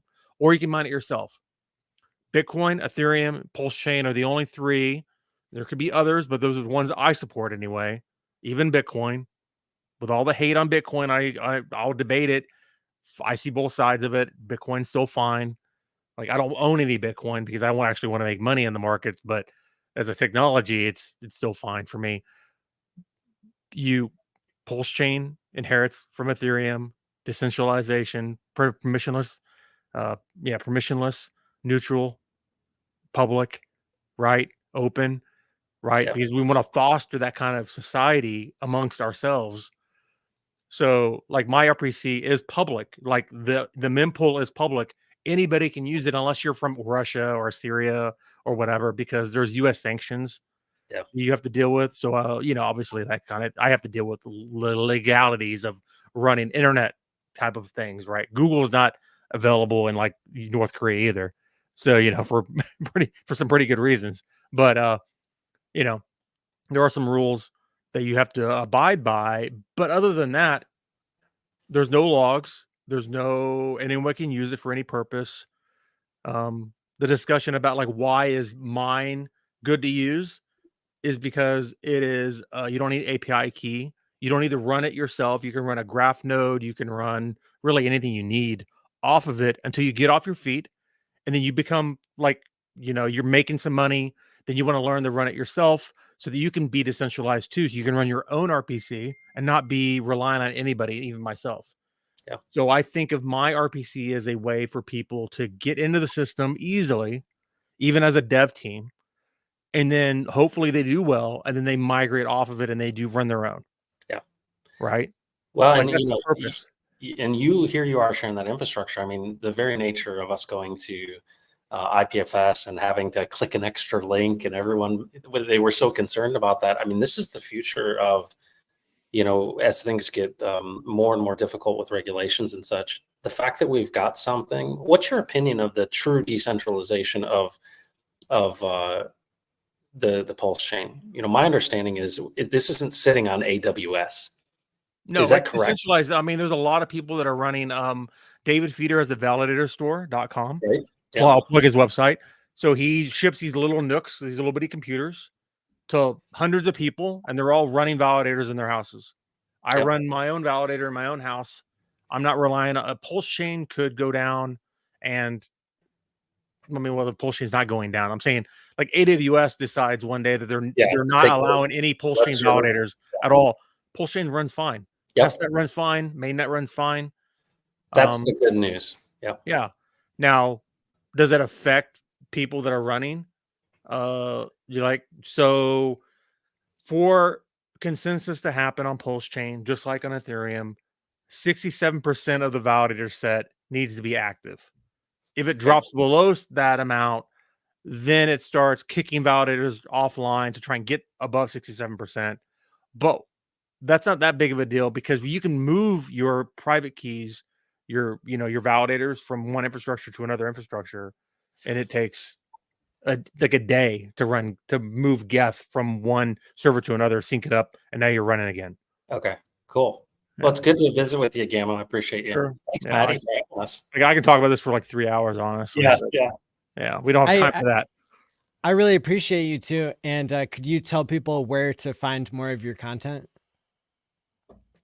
You go first. Yeah, sure. Yeah. Crypto Heartbeat on YouTube. Same on Twitter, and you'll find me around as Crypto Heartbeat 22 on Telegram. Awesome. Yeah. So I got right here. Boom. Okay. There's my website, g4mm4.io, gamma.io. And then my Twitter, g4mm4.io. And then that's also my Telegram. But don't DM me because scammers live in DMs. And I don't answer DMs because I'm not a scammer.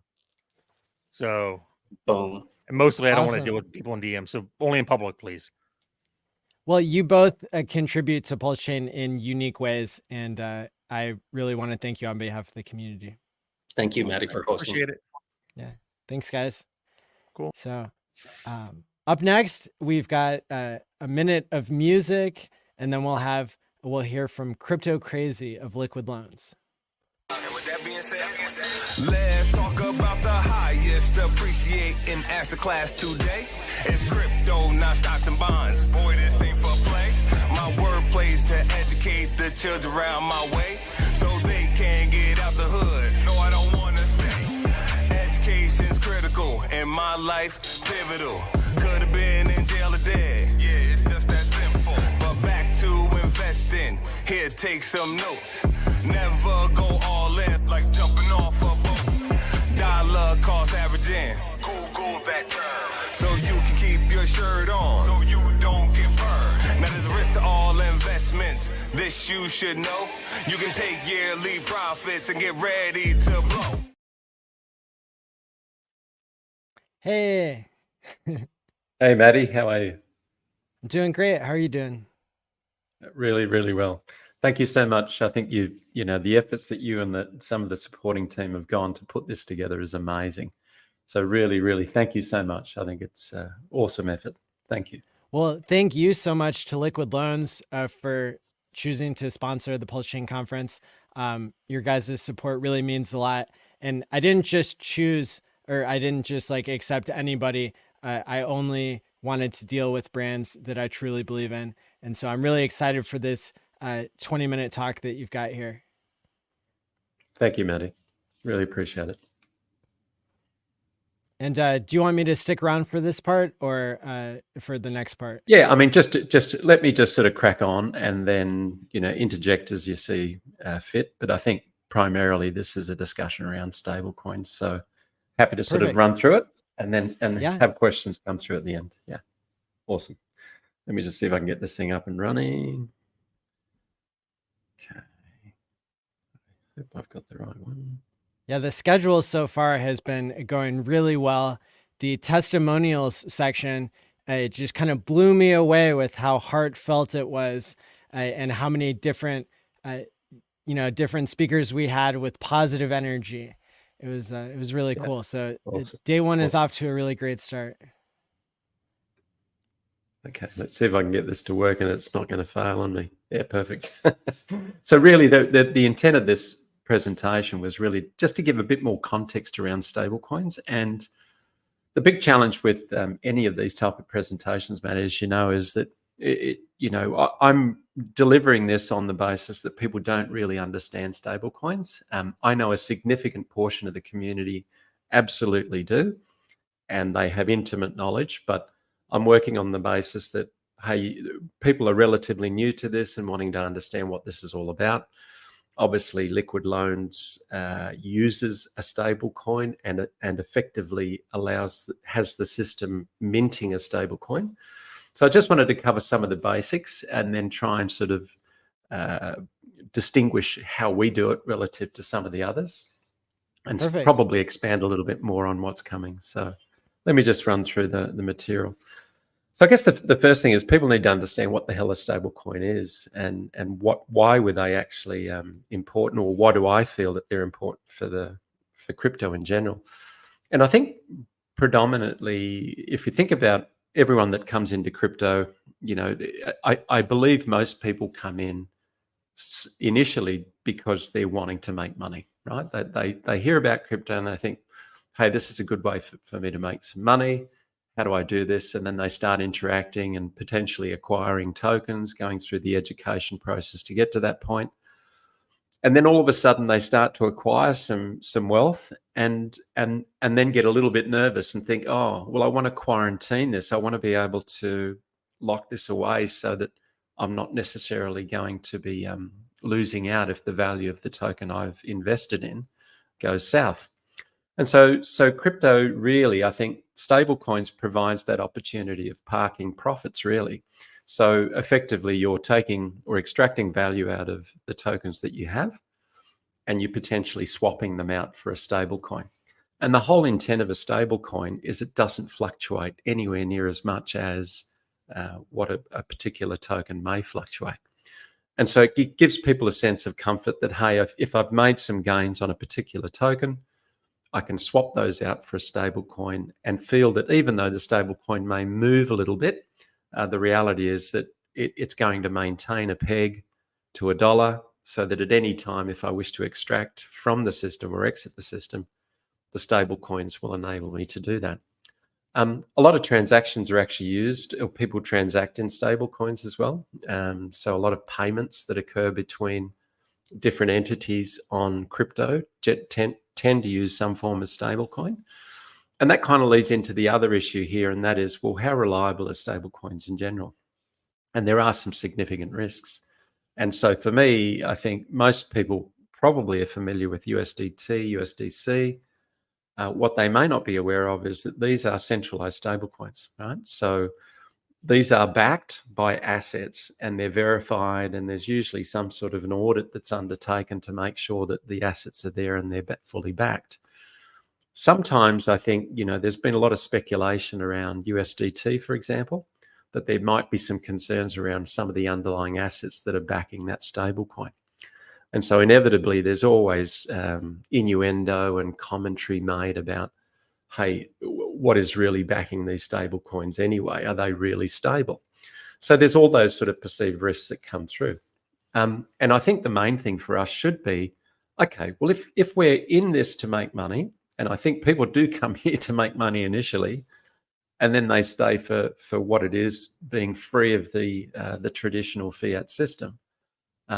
But along the way, you're wanting to invariably, you're wanting to secure some of those gains. And there are some risks associated. So let me just go through some of the types of stable coins. And hopefully viewers can see this reasonably easily.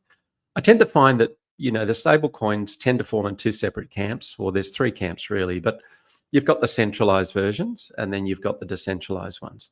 So what's the difference? The difference is the likes of USDT, USDC, and in recent history, BUSD and TrueUSD, those things were centralized. There's question marks around TrueUSD, and I'll speak to that in a little bit more in a second. But USDT, USDC, the emphasis is there are real world assets that are actually backing the issuance of the USDT and USDC tokens. So they're centralized. There's a centralized body that's controlling that. But then you look at the decentralized versions. So in that camp, USDL, which is the stable coin that is issued and minted through the Liquid Loans protocol, that is a truly decentralized stable coin, and I'll expand on that in a little bit further. We also have DAI, and I believe most people are familiar with the DAI protocol. It is a combination of assets, right? So it's not, I would argue that it's borderline not truly decentralized because it's still relying on some centralized backing, but it's closer to being decentralized than centralized. Then you've got the likes of MIM, LUSD, which is the Liquidity project that we forked. It also has a very similar, well, obviously an exact equivalent to what USDL is on Ethereum. But these are decentralized stablecoins. So how do we make the distinction? Well, the distinction is this. We don't, at Liquid Loans, we don't actually do anything in terms of USDL. It's left up to the users to mint the stablecoin. And so how does that actually happen? Well, when you lock up your Pulse, so you go to the system and you lock up your Pulse and you say, okay, I would like to take a loan against my Pulse. And by doing that and by creating a vault, I'm effectively minting the stable coin. So there's a ratio that's calculated based on how much you want to mint. But ultimately, most people would want to collateralize to a fairly high percentage, but you can actually collateralize down to 110%. But what does that really mean? It just means that you're providing your asset, which is the Pulse token, and minting USDL.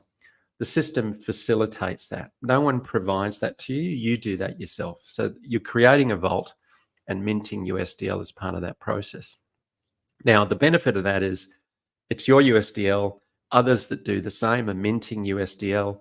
We don't influence USDL in any way. The protocol manages that. And how it does that in a couple of ways. Obviously, as it's minting, if the price tends to fall below peg or below $1, USDL can also be redeemed. And that will actually mean that what's occurring is people are using USDL to acquire PLS out of the system. So maybe I can expand on that a little bit further. But fundamentally, just because you have USDL doesn't mean that you can't use the system to then acquire Pulse back and outside of your own vault.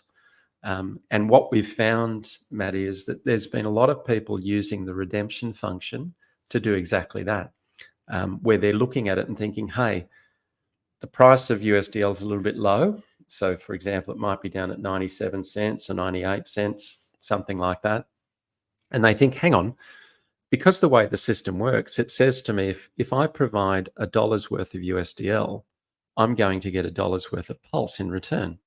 So if I want to redeem, the benefit of that is I'm actually getting Pulse at a discount because the USDL that I'm using is below peg. So it might be sitting at 97 cents. And as a result of that, I can actually acquire more Pulse than what I would if I was just directly buying off a DEX. And what we found is that became a very popular way for people to come in to Liquid Loans to actually acquire Pulse at a discount. One of the challenges there when for the system itself is making sure that we can maintain the redemption feature really tight. And that does rely on a price feed that's coming from Fetch. And so whilst I won't expand on that too much now, that is something that people need to be aware of. And that is the price does come through from Fetch. Fetch provides the price to Liquid Loans, and that is used in the system to determine how redemptions are going to work, what's the premium that's required. But inevitably, what the system is doing is aiming constantly to re-peg USDL, subject to how many buys or how many sells that are occurring on that particular protocol.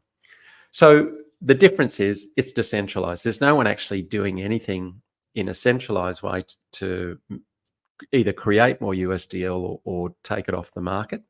It's completely decentralized. And we believed in that so much that we thought, let's bring this particular protocol to PulseChain, and it is available for people to use.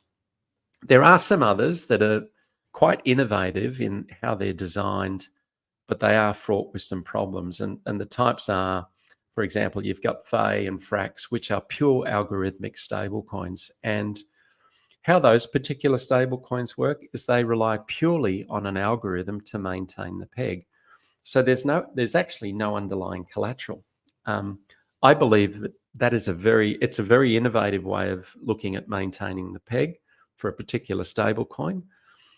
but they have been fraught with problems, right? So there's been some historical issues with those type of stable coins because of problems with the algorithm. I believe in the future there might be some further investments made in that area. But personally, I like to know that my stable coin is backed by an asset that I believe in. And for us, it's PulseChain, and Pulse and USDL is purely something that I know that if I lock up my Pulse, I can acquire USDL. And again, if we go back to one of the main reasons for doing that, and the key reason really is we want to secure, or we want to ensure that if we've got some gains that we'd like to lock up, we can actually do that through USDL.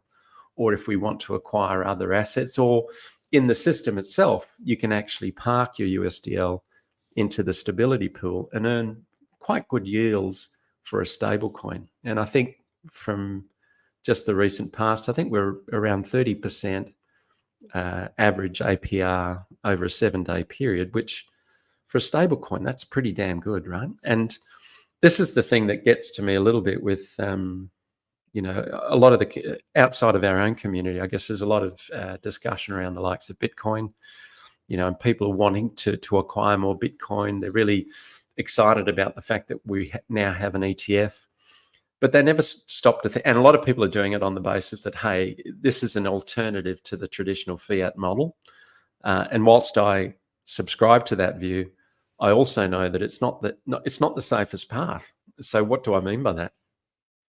If we look at how Bitcoin has performed just in the recent history, it's done reasonably well, but we're not into the 2x's or the 3x's. And a lot of people would have been better off with a stable coin such as USDL and acquiring 30% on a regular basis with little or no risk, right? So there's significantly less risk generating yield in that fashion than going out and acquiring Bitcoin that potentially could drop 10, 15% in any day. So even people that aren't necessarily engaged in using liquid loans in its fullest extent could be acquiring USDL and just parking it in the stability pool.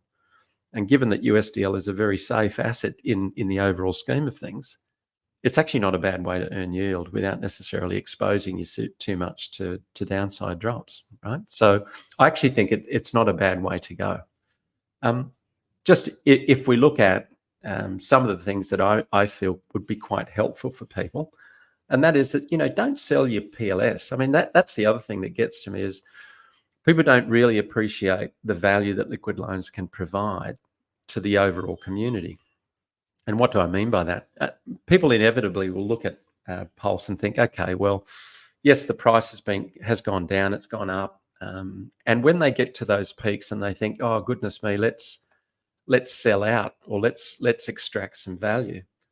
And the automatic response for a lot of people, I believe, is to actually sell their tokens, which right now I would urge that people shouldn't be looking to do that at all. You should be wanting to hang on to your tokens, but understandably, some people have a need to do that, right? So if there could be other pressures outside of crypto that means that, hey, I need to sell the tokens, or feeling that they need to sell. And our view would be, well, don't do that. Just take a position in liquid loans. So lock up your PLS and extract some USDL. So, and the benefit of that is you're not actually selling your Pulse. Yes, you're creating leverage and you're actually taking a loan against it, but far better to do that and not miss out on the potential gains when they come, and we all believe that they will come, and then regret that decision to sell now. So you can actually use liquid loans to exit a position. The other way, if you want to be more aggressive, is to, and you might decide, you know what, I believe that PLS is topping out. There might be a dip in the market.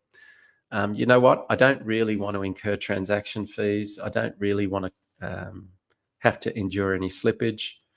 Let me just go through and maybe create a vault with a very low collateral ratio so that effectively I get liquidated. And as part of that liquidation process, yes, I might lose a certain percentage, but the reality is I've exited out, and it's actually a better way for me to do that.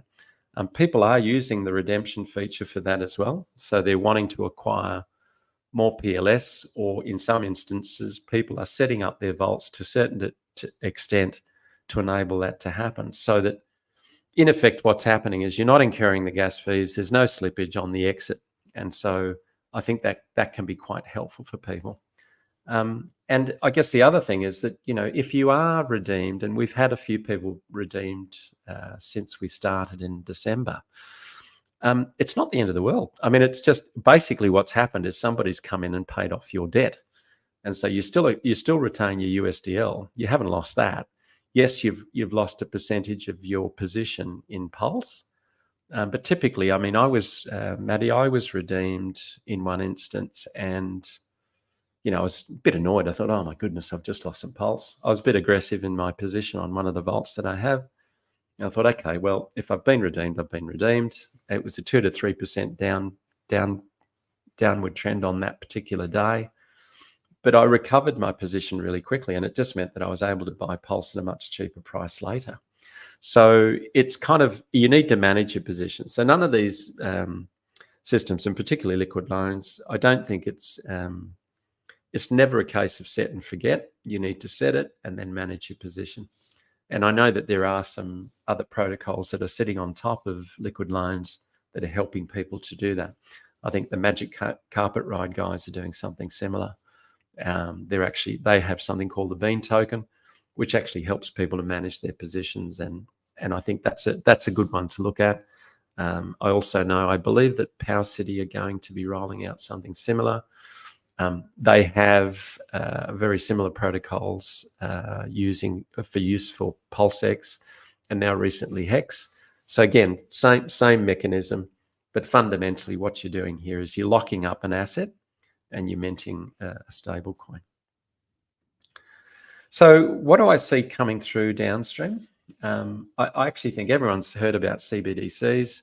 What people may not realize is that there's effectively two types. There's the retail and then there's the wholesale version.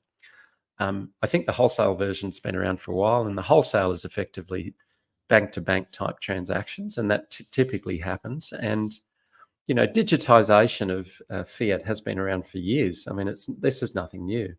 The only thing that's a little bit different is the fact that we've got, the potential push to having a retail version, which everyone's concerned that will eventually mean that, okay, everything that I do, every transaction that I make will be on the blockchain and be scrutinized by others. And potentially I may have my transactions stopped or limits placed on those transactions. And we're all aware of some of this, I believe.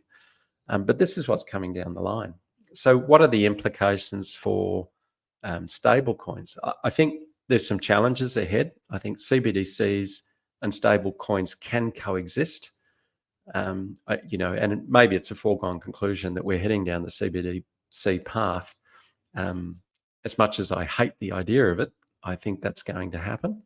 But what we all need to do is have something outside the system. And I think outside the system, to me, suggests moving away from, just having fiat, for example, as the only way to transact is a problem. So we need other mechanisms to do that. And I think crypto in general provides that. But a lot of people would prefer to use stable coins as a method of payment on a particular blockchain. And I think it was George Gammon, who's I personally really like to listen to. He did a trip down to South America, and I think he was in Argentina at the time, and he was wanting to use Bitcoin as a method of payment, and he found that he just couldn't do it. No one was happy to actually accept Bitcoin as a method of payment. And I actually felt that, okay, well, whilst I can understand that may have happened, the challenge now is more, okay, but did he try using stable coins? And I think he did, but he didn't allude to it, right? So he wants to move outside the system with Bitcoin, but he was able to quite easily transact using a stable coin. And I did call him on it. I said, you should have actually mentioned that you are able to use stable coins to transact. Even though you might be using Bitcoin as the method to get those stable coins. So where do I think we're going to go with stable coins in the future? I think the algorithmic ones will continue to evolve. I think they have problems because of the need to have collateral backing them. I do personally think that the version that we currently have is pure. We're using PulseChain as the asset to underpin the value of that stablecoin, and that to me is the best version that currently exists. And we'd like to see people start to think about using liquid loans as a method of acquiring stable coins to do other things with the stable coin. And one of those things is, hey, park your stable coin in the stability pool and in general, pretty good yield. And in this environment where, returns are not necessarily where we'd like them to be, the returns on stable coins, yield farming is a really good way of generating income during this period. And there's a lot of people doing that using the liquid loans protocol. So Matty, that was primarily all we wanted to talk about. And hopefully I haven't run over time too much, but that was partly a lot of the discussion that we were wanting to have. Yeah. Well, that's a great primer on why liquid loans is so important. For what it's worth, I work with a genius developer, and he had come across some of the FUD about liquid loans, and it was just telling me that flat out it's wrong. Like it was incorrect, like the criticisms that were directed at liquid loans. And so like I've used the system, I know how good it is. And I think to some extent, it's up to whales and sharks to support what I think is the most important stablecoin protocol on PulseChain. Part of the reason why I think liquid loans is the most important protocol is because it seems like the OA and the whales and the rest of the system, they're valuing high liquidity between PulseChain and Ethereum more than they are between PulseX and Ethereum, more than they are between Hex and Ethereum. And so they're basically trying to open the gates for Ethereum whales to come into our system. And so part of, I think, what creates the best backing for PulseChain is when the whales use liquid loans to support the backing of PulseChain with stable value that's over collateralized by Pulse. So, yeah, awesome. Yeah. So, Matty, thank you very much. I think I'm coming back a little bit later just to talk about Fetch. So yes. I'm really appreciative of. And I've teased that you guys are going to have a major announcement here tonight.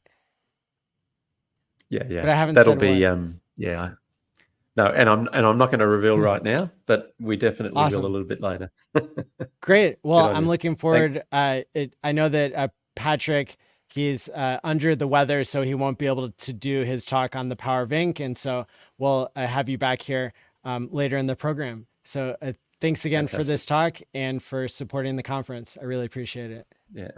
Thank you so much for putting it on, Matty, and I really appreciate all the effort that you've gone to do that. So thank you. Thank you. Catch you later. Okay. See you guys. Awesome. So in our next 20-minute talk, we're going to have Hexus, Stanley, Dylan, and Buck Fiat here. Really excited to have you guys on the show. And we've got about half a minute of music to switch the scene. Sacrificing all this bread like I'm Richard Hart. Got paid on big payday and I had a heavy start. Now I'm checking on my pulse just to check my heart. Checking my MetaMask moving. Look at the Hex, yes, mooning. Looking at wives they be choosing. Peter is why they be losing. Pull chains out and get me a check. He's gas up and got me a mess. Remember the times he died collect. Hex had me eating, I'm dying in the best. Getting this back like a year ago. Getting this PulseChain lingo. Swerving the ring like a Lambo. Getting this back like a year ago. Getting this PulseChain lingo. Swerving the ring like a Lambo. Welcome. Hello, Maddie. Hey, how's it going? It's going really well, man. How you been? How's the conference been going, man? I've been out at the store all day. It's been great. There was a testimonials section where we had 12 speakers and they brought incredible energy. Of course, all the other speakers have done really great as well. Nice. That's awesome. We'll try and bring some sort of diversity then to that. do it Awesome. do it a little bit differently. Well, I'm going to let you guys take over, and you have a full 20 minutes here. So thanks so much for coming on. Appreciate you. Yeah, likewise. We always appreciate everything you do. Thank you.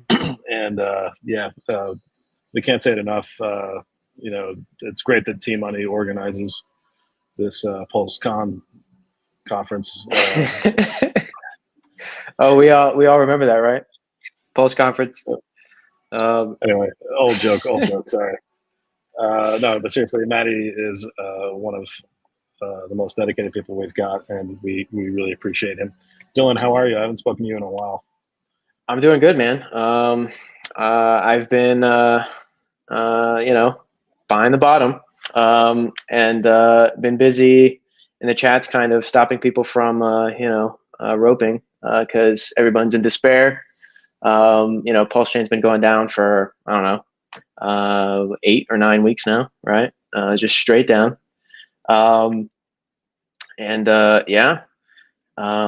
Hanging in there. I also have been doing a lot of personal stuff, new relationships, etc. Getting ready for Mother's Day over the weekend. I'm excited about that. So, how you been, Buck? Yeah, so first I'd like to give a shout out to all the Mexican moms, because today is Mexican Mother's Day, I'm told. Is it really? Yes. That's pretty cool. I'm in California, and I went into one of these restaurants, kind of like Applebee's, but not Applebee's. Okay. And there was mariachi bands and just a lot of Mexican moms That's pretty cool. partying really hard. So yeah, shout out to the Mexican moms on this Mexican Mother's Day. Yeah, I've been basically traveling around the world. I've basically hit up Asia, the Middle East, Europe, the United States over the past few weeks. So that's what I've been doing, and I'm currently out at Yosemite doing some rock climbing over the next few days. So that's what I've been up to. Getting back to, I guess, the markets and PulseChain. And I apologize if there's any noise coming through. I'm in the lobby of a Marriott, and they're playing some sort of, I don't know, Zoomer stuff. It sounds like the really emotional type of music that you like, Dylan. The stuff where your mother doesn't love you enough type of music. Anyway, Jesus Christ. Anyway, so yeah, it's I think it's kind of as I expected, just in terms of broader markets. Earlier this year, I said that the bond markets were overpricing rate cuts, and that did come to fruition. I didn't think the halving was going to have any kind of sustained impact. I thought the ETFs, for Bitcoin, were mostly pent-up demand that would dissipate. I think pretty much all those things have come to fruition. Yeah. So those were sort of the short-term tailwinds that we had, and yeah, like I think we're now kind of just back to where we were, and we're waiting for more information. The markets can go in a variety of directions, but I think that one of those directions is that they panic and they start cutting, and another direction is they panic and they start hiking, and they have very, very different outcomes for risk assets, including crypto. So we'll see what happens there. So that's sort of the broader macro picture. It's a part of the cycle where I'm actually very neutral. Okay. Right? So it's hard for me to say with any confidence that it's going to go one way or the other. However, over the longer term, I feel a reasonable amount of confidence that currency debasement is the most likely path, because austerity is probably too hard. So what that means is, simply put, printing done globally. And I think okay, so you're not just talking about USD, you're talking just generally. Yeah, everything. Yeah, and actually, I think I prefer USD over any other currency out of the kind of main G10 currencies. I'm not like pretty bearish on the other ones relative to the US dollar. But I do think what that ultimately means is it's going to push up risk assets over the medium and long term. Doesn't mean, we need to necessarily go to 200K Bitcoin this year or anything like that. No. But I do think if you think in years, as I try to do, and I try not to look at charts at like on the minute or whatever and prognosticate on that, but I try to think in 2-3 year time horizons. That's kind of where I think we're going. In terms of PulseChain, it's been a year. I would say we're probably doing better than I expected a year ago. A good chunk of that is mostly to do with broader crypto doing well. What was the price of Ethereum a year ago today? Do you have a guess? A year ago today, yeah, it was what, $1,200? Was it really that low? I was gonna say it's probably. Well, November of 2022 is when the low was. So I want to say, and that was under $1,000. So I would say about $1,200-1,300. Yeah. Right. Yeah. Well, you could check it. I don't know. But yeah, obviously it's a lot lower than it is today. So we've already had quite a big pickup, as a result of that, and stocks and bonds, have also done quite well over that period. Pretty much everything's done pretty well except for commodities, which had a great year the year before. So I think in general, it's not been a terrible year for PulseChain, and I think that we've had a massive headwind with the SEC stuff that has kind of not even so much the case itself, but just the sort of everybody the scarlet letter. It means we're wearing sort of a scarlet letter G for Gary. The scarlet letter is a reference to a book by Nathaniel Hawthorne. By the way, it's about a woman that gets accused of adultery, so she has to wear letter A. Yeah, so we use the scarlet letter as a metaphor. So in this case, we have the scarlet letter G for Gary. Okay. And I think that's probably held us back a bit. And but I think longer term though, I'm excited about November. I think that's really the next thing to really think about. Why November?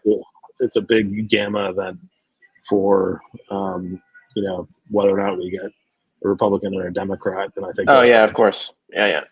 Those have big ramifications for what we're doing. Yeah. So I think hope that's you use that bet. Yeah, so do I. I think we're probably a little ways out from that. I don't really see too much to be concerned about. Beyond that, PulseChain's running really well. We have a very active community. There's a new scam every day. There's a new shit coin every day. Like that's in a way, a good thing. It would be if it shows you that there's still people out there, existing with this blockchain, and I think that's the important thing to consider. A lot of people talk about, well, we don't have better tech than XYZ chain and all that stuff, but none of that really matters. Like Methodism doesn't necessarily have better tech than Presbyterianism, but they've both been able to coexist for a very long time and succeed for a very long time, hundreds of years, 500 years, because they have people who practice those things and believe in them. Yep. So as long as we've got that, then technology actually doesn't really matter. There's a lot of people that like to play, Counter-Strike, right? Still, I don't know. Counter-Strike's probably older than you are. Yeah. Well, they have, yes, Counter-Strike, Source, and then CSGO, Global Offensive, and then now there's Counter-Strike 2, which is just Global Offensive with, prettier stuff. So I don't still play exist, video games, but I remember Counter-Strike from when I was in high school. So very basic. Yeah, so it's something very old, and people still do it, right? And they still play Quake, and they still do all those things. So as long as we have that, and we're thriving in that regard, it doesn't really matter too much. There's a lot of upside to play for. A lot of people have written us off. I think a lot of the stuff is basically guys that don't believe or want to go chase something else or looking for liquidity, and there's not really liquidity, so they're eating some pretty hilarious slippage I've noticed over the past few weeks, trying to get out, and that puts a little bit of a smile on my face, I have to say, to see that happening. So I think in general, we're doing pretty well. I do think, November is going to likely lead to a change in the regime. Even actually, if the Democrats win, I somehow don't think you're going to have the same SEC chairman. Who the hell's running for the Democrats, anyways? Well, the cabal, obviously, which, bruh, I'm an expert in cabals, as you know. Yeah. You could say I am the cabal. I do the best cabals. Only the best. Okay. Only the best.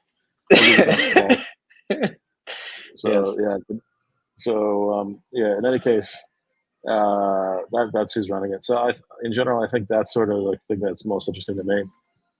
The economy is still relatively resilient. There isn't a good reason for them to cut just yet, but we are seeing little bits here and there of weakness in the labor market. Yeah. And We've got if they get the a Fed little start bit freaked out tapering, by that, right? Yeah, And yeah, then yeah. labor market's a little weak. Yeah. Yeah. So then, at some point, like what you need to keep in mind is at some point there's a whole lot of baby boomers that need a whole lot of entitlements paid out. And the easiest way to do that is to print. It's hard to take away those entitlements for the boomers. They really like them.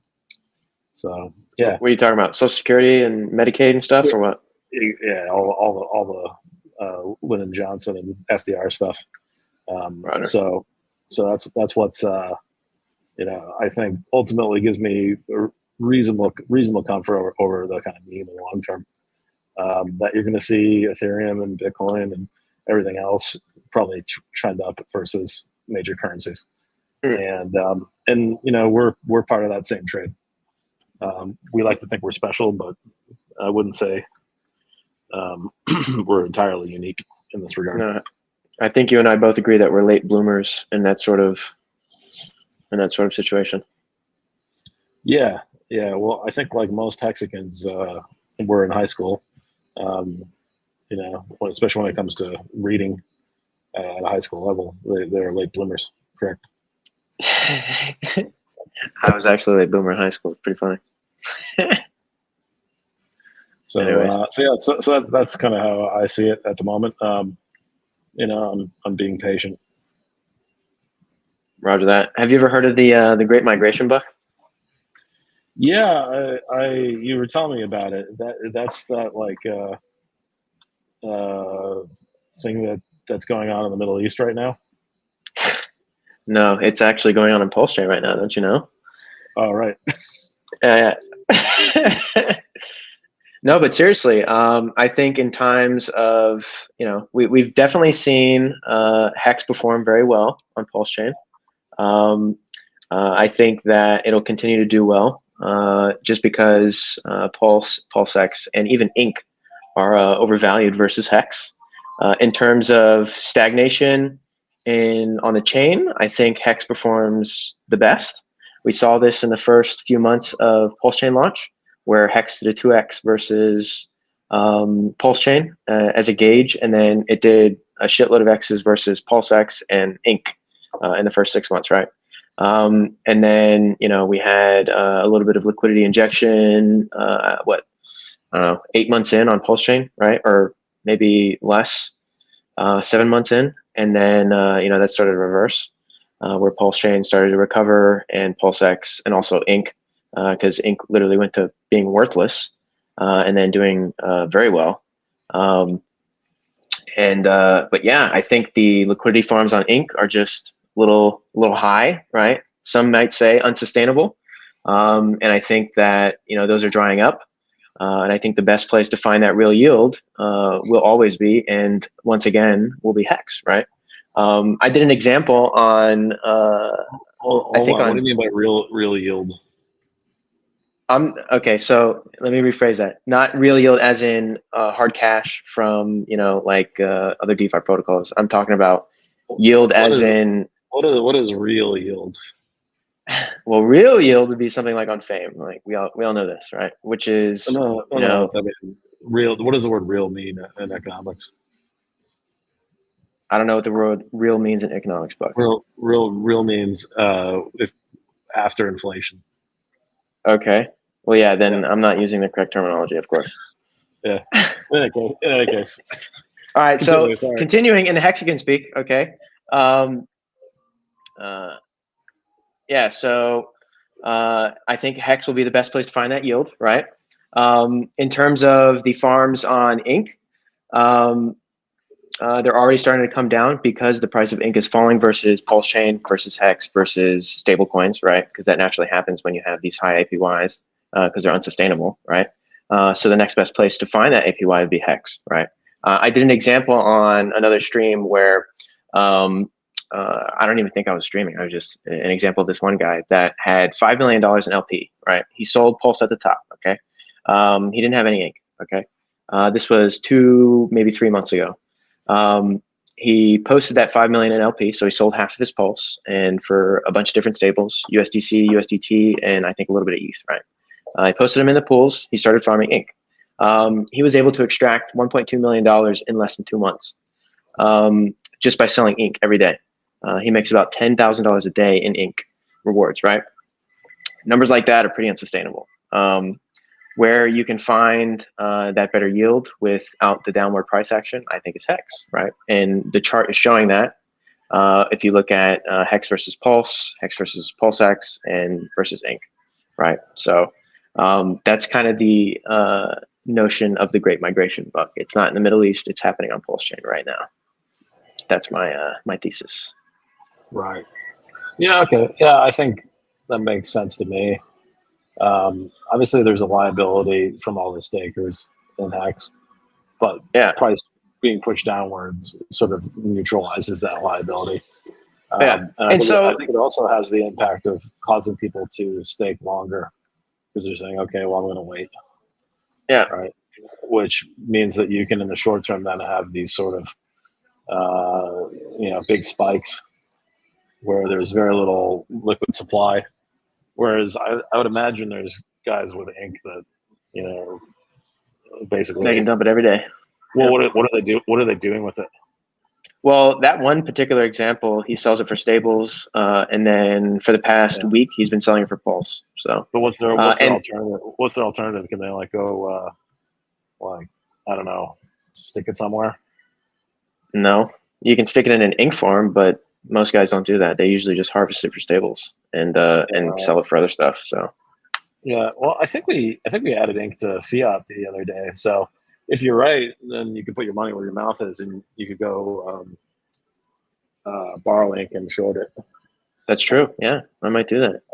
And you could basically do that with Hex as your collateral. And I have a lot of Hex collateral. Yes, I can do this. Yeah, there I might do that. Yeah, yeah. That's a thought. Of course, there's probably ink whales out there that'll see you do that and decide to punish you. So that's fine. That's the beauty of crypto. That is the beauty of crypto. And on the other side of that example, when you brought up Hex staking and stuff like that, to get the same amount of rewards as that ink whale or that guy that sells all of his ink all the time, you need $32 million worth of Hex to do the same thing in terms of yield, right? So you need 4 billion Hex to replicate that $10,000 a day in yield. And I only know maybe a handful of guys that can do that. And most of them are staked for decades. So, I thought. That's, basically almost nobody's got that kind of liquid. Exactly. Yeah. So, Yeah. And most of the guys that are sharks, for instance, everybody loves to bring up Gunther, right? That guy only has 10 million hex coming out this year, right? He staked out for decades, for multiple years. Yeah. And people forget to mention this in their FUD. You know, the favorite influencers with the hearts on all their stuff. They like to FUD hex. They're scarred by hex. But they fail to tell you that stuff. So keep that in mind. That's right. Yeah. And so that's a liability in the future, but it's not something that we need to worry about today. Correct. And that 10 million hex isn't that much. No, it's not even 100 grand right now, as far as I know. Yeah. Right. Yeah. So that's almost nothing. You could, you could buy that much hex. You know, pretty easily. A little bit of that. Yeah. So I think that's good. I mean, we're always saying don't trade it, but you know, I think the ability to do RV trades between those major RH coins is cool because it gives us something to always do. Yeah. And you know, it doesn't mean everybody should be doing it. I wouldn't suggest that, but for those of us that want to play that game, we can. And yeah, it's I think it's an interesting game to play because there's a lot of psychology in that and a lot of, you know, probably a lot of people that don't really know what they're doing. So I think, you know, if you're clever, you can probably do pretty well at that with those sort of trades, for sure. Because you see it again and again. They go through periods of, you know, extreme winning, right? And then you see all these guys bragging on Twitter, and that's exactly when you should be selling, right? And you can rotate into the other one, which then, you know, takes has off its on time in the a sun. basis. Yeah. Yeah. And I think if you can play that game, you know, well and repeatedly, you can do very, very well through the cycle. So yeah, I think it's something worth considering for sure. You know, in a way, it's what you're doing with PHLP. It's just you're sort of straddling everything, but you're betting that they're going to lose as they try to trade. All right, so it's sort of the same idea. Yeah. Just executed differently. Cool. All right. Well, I think we're well over our time now. Yeah. Maddie, come save us. For the Germans to come out and talk about domains. The Pulse domain guy. The Pulse domain guy said that he wants to talk for a very long time. Oh, there he is. Hi, T-Money. Hits close to home. You know, I'm we gonna like have the joke. Sticker Guy send the next speaker here. Of course, StreamYard, they've updated their stuff, so my computer's melting down. You know, normally I can do like a 48-hour stream, but I might have to swap out my Mac here. There's like a battery issue. Yeah, but yeah, you guys are always having great takes and talking very sensibly about the PulseChain and Hex ecosystem. So I really appreciate you guys. Of course. Now, what's one question I can ask you while we're waiting for our next speaker? When moon, sir? That's a hard one. Listen, I think I think we're in a time of stagnation. So maybe we go sideways for a little bit, and then, you know, we get a little bit of liquidity injection by some OGs who want to put the floor in. Maybe, I don't know. But yeah, I mean, I've made my bet. I'm betting on Hex, so that's my bet. So my bullish scenario basically is the Republicans win the election in November. This means that basically crypto regulation gets kicked down the can gets kicked down the road for another 4 years. You see broader crypto fly. You'll see markets fly because they're going to expect you know, a continuation of fiscal policy. and tax cuts. And then you'll see someone kind of come out of the woodwork. Long overdue. That's my anticipation. That's how I see things. And I would say let's see where we are a year from now, Maddie. When we're doing this again, I hope. Yeah. We'll see how much of that came to fruition. Yeah, that sounds great. I mean, the first of these 3 yearly conferences that I've put on for PulseChain was the 1 year SAC-iversary. That was July 14th through 16th, 2022. Then we did one at some point last year. I kind of lost track. And now this seems like a good recurring date with the launch anniversary of PulseChain. So I see our next speakers here. So thank you guys so much for coming up to speak. And I really appreciate all you do for the ecosystem. Of course, Manny. Thanks for having us. Awesome. Thanks, guys. Tell all your true friends, sacrificing coins to this new sense. Stake it till you make it 55.55, but don't cry, dry your eyes when your old coins die. PulseChain will be insane and the gains will reign truly. Snack on blockchains like my name is Scooby. ETH got a strap down with gas now, but Rick's about to burn the fees up just like a joint getting passed around. My whole Hex fam be all bros with Lambos. Worst nightmare to this crypto like Rambo. It's going up like a ship to the stars. It's always giving the creator, he must have a rich heart. PulseChain gang got me all covered in bling. They're covered in rings. Ricky keeps doing his thing. Welcome, Pulse Domains. Thank you so much. What's up, Maddie? I'm really happy that you could help fill in here. Patrick, KSB Lion, he was supposed to give the keynote and he's under the weather. We're wishing him a fast recovery. And so I'm really excited that we're going to have some 20 to 30 minute segments here to help fill in the hour. Thank you so much for stepping up.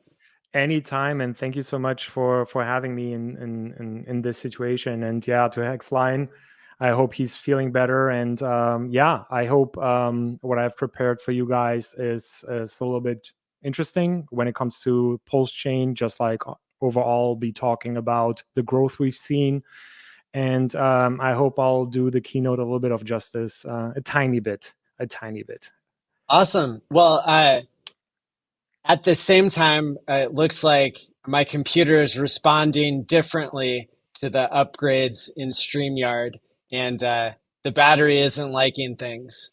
And so maybe if you can do a presentation here for 10 or 15 minutes, I can swap out my computer, and then I'll be able to join you later on in the segment. Yeah, this sounds awesome. I see it's been going on for 4.5 hours. So yes, take a little break and yeah. Awesome. Thank you. All right. What's up, everyone? First of all, I'm Eddie. I am the founder of Pulse Domains on Pulse CoinList. Behind us, we have a team of various individuals contributing to Pulse Domains on Pulse CoinList. And just to kind of like share the story behind both products, I've been personally very early in Hex and seen the growth of Hex. And then obviously, as we all heard, the rise of PulseChain and the updates and so on. And my motivation was really to develop products on PulseChain to really bring more adoption, but then also from an infrastructure perspective to also allow other builders to build on top of other of our products that we put out into the world. So I'll give a couple of updates. We have a couple of updates that we'll be announcing here today. That will essentially impact everyone positively with new features, with free new features. And I'll be also talking about a couple of growth metrics that we've seen so far. So I'll start off with Pulse CoinList. This in particular started off as a little project for individuals to check their balances of how much they received from the airdrop, but that quickly increased and people wanted new features and more tokens to be listed. And we're getting really, really close to the 1 year anniversary. But when we started off roughly 11, 12 months ago, there were only 12,000 tokens, which is quite a lot, but there were only 12,000 tokens on PulseChain. Today, and I checked just like an hour ago, we have over 66,198 tokens on PulseChain. And in turn, this kind of like really shows us how many developers, people that essentially launching tokens, the good, the bad, and the ugly, of course, but nonetheless, it really shows what this community has been doing so far on PulseChain. In addition to that, we also have an ecosystem map, and the goal here is to really highlight all of the projects that we have on PulseChain and provide newcomers easy, understandable way to really learn about PulseChain and all of it, all of the items that it has to offer, the websites, the dApps, the smart contracts, the tokens, and so on. And when we also launched, we only had 8 products that we could essentially list. But now, fast forward to today, we have over 223 projects that are already launched on PulseChain, are currently being operated on PulseChain, and quite frankly, there are many, many more that we haven't really captured yet. So just like looking back and reviewing the year, there's a lot that has happened within that 1 year. Then next up, and this is kind of like this idea was generated by Richard Hart to find easier ways to bring on individuals from other chains such as Ethereum into PulseChain. So we developed a Bridge Buddy bot that has funded over 7,700 wallets over the past 141 days. So it's like building on PulseChain is not only just like creating products here, but also finding new ways and interesting ways to get more and more people to PulseChain. And then one of the metrics that we track just for fun, we saved over $350,000 in Ethereum gas fees that people saved by not doing a second transaction onto PulseChain. And if we also consider the waiting time for the bridge, we roughly saved 3,483 hours of human waiting time sitting in front of a computer. And I just want to say thanks to pretty much the community. One, for Richard for sparking that idea, and then 2, for the community who essentially donated to this particular bot. 100% of the proceeds are going towards funding new wallets. Hex Scout as well as Hex Toys, they were really generous enough to essentially donate to that bot that is now continuing to operate for the next, I don't know how many years. But yeah, that was like a really cool thing to figure out new ways on how to bring people into PulseChain. So with that, I'll be talking a little bit about Pulse Domains and a couple of updates. Pulse Domains launched 3 months ago, fully complete. It is the PulseChain name service. And also, again, a big thanks to pretty much all of the individuals that minted over 14,000 domain names to date. With the launch, our work pretty much just has started. Even though we launched complete, fully audited, the work really has started to develop a naming system that will not only bring individuals to PulseChain and provide more utility within PulseChain, but then on top will create new use cases on how we use the blockchain overall when we think about Web3 and Web2 and so on. And I'll go a little bit deeper into that as well. For those that are not familiar with a domain name service, so back in the day when the internet was invented, everyone was pretty much using IP addresses to enter a website. Well, in the blockchain world, we're using something very, very similar called, wallet addresses. However, with a domain name system that is changing and ultimately allowing you to create a name, be it in this case ALLin.pls or whatever name you can imagine, and essentially have that minted as an NFT. In that case, so that you could essentially interact with the blockchain in a more easier fashion. So with Pulse Domains NFTs, they actually carry a lot of capacity to house data on the blockchain that is then again fully decentralized. So you could essentially attach any online and offline data to that name. And again, I don't recommend to use your first and last name as a name, but essentially come up with any names that you essentially want to use as your online identity. But it allows ultimately the storage of various information. Be it in this case other other token addresses or other crypto addresses, such as your Bitcoin address or Solana and so on, as well as your online information, be it in this case your Twitter account and so on. But it also allows you to be used as a decentralized gateway to allow visitors to visit your IPFS hosted website. And for those that are new to IPFS is a way to essentially host a website that cannot be taken down. So for instance, if we look at PulseX and if we actually look at PulseX, that is hosted on IPFS. That's this long random string of numbers that ultimately is really, really hard to take that website down, because that website is hosted on multiple servers. And in that case, can pretty much guarantee you an uptime of 100% without any centralized authorities to come in between. Talking about Web 1, Web 2, Web 3, I thought, most people either might be too young to remember, but I would love to kind of like showcase like where we've came so far when it comes to the progression of the internet. So for those that are old enough and can remember, in Web 1, we basically had people looking at static web pages where content was consumed. And that was pretty much consumers, us, looking at a website that one individual hosts, and that individual is in charge of all of the data, in charge of all of the content, and reaps also all of the rewards of that website being visited. Next up, we had the era of Web 2, and that era in many instances is described as the social media era, where you essentially have now not only the website owner creating content, but you also had individuals creating content. So the burst of social media platforms such as YouTube, Twitter, Facebook, and so on. So now you had basically the ability for individual users to connect with each other and exchange information.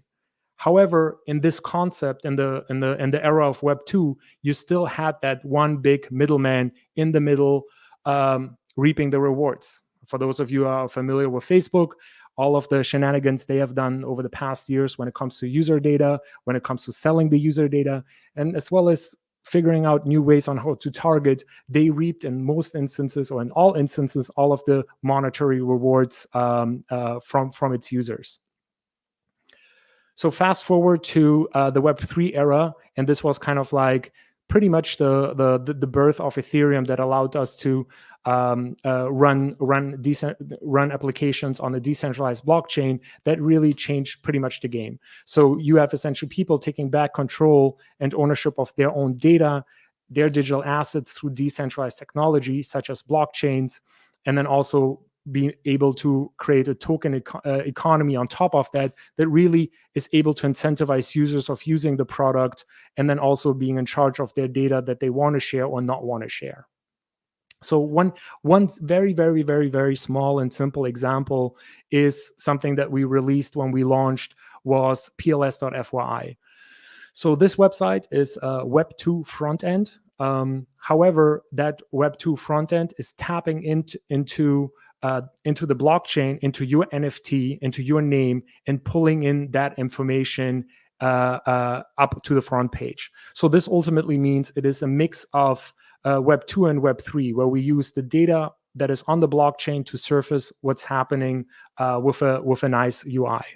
So that was a proof of concept. We see a lot of people are using it. We see a lot of people are also repping their .pls name on Twitter and so on, which is awesome. But that was just the beginning. And so today we will be releasing a beta of pls.fyi that has much more functionality. And come on, to be quite honest, looks way sexier.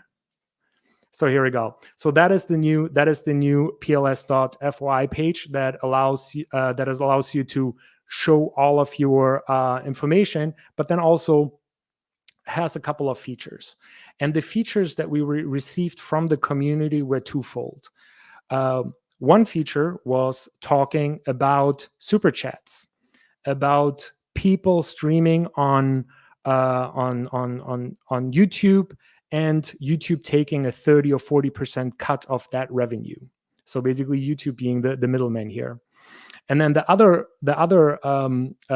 feature that people really wanted, they wanted to have a replacement of their link tree, where they are in charge of their own data that they can modify and that they can use for pretty much free, aka free.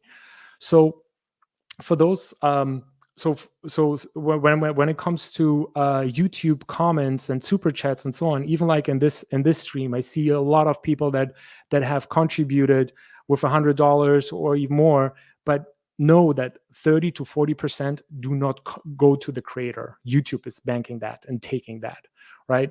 And I want to say a special thanks to all of the streamers and content creators, especially in the early days of Hex, because it allowed us to build a community, to learn more about Hex, to learn more about the intricacies that Hex has to offer, as well as learn more about the entire ecosystem.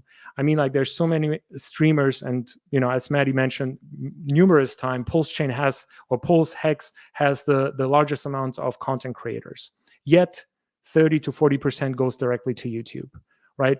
And so what we did, we basically took that that function, and we wanted really to connect users, viewers like me, directly with the content creators and cut the middleman out. So what we're doing now is with your profile page, you now have the ability to receive super comments. This is kind of like a play on super chats, but you could essentially look at a streamer that is streaming, look up their profile, and you could essentially send a comment directly to him, knowing that he will get 100% of the PLS that you're sending, and will able to read your chat. And again, we're not taking any cut for it. It is pretty much peer-to-peer, as crypto kind of was intended to be.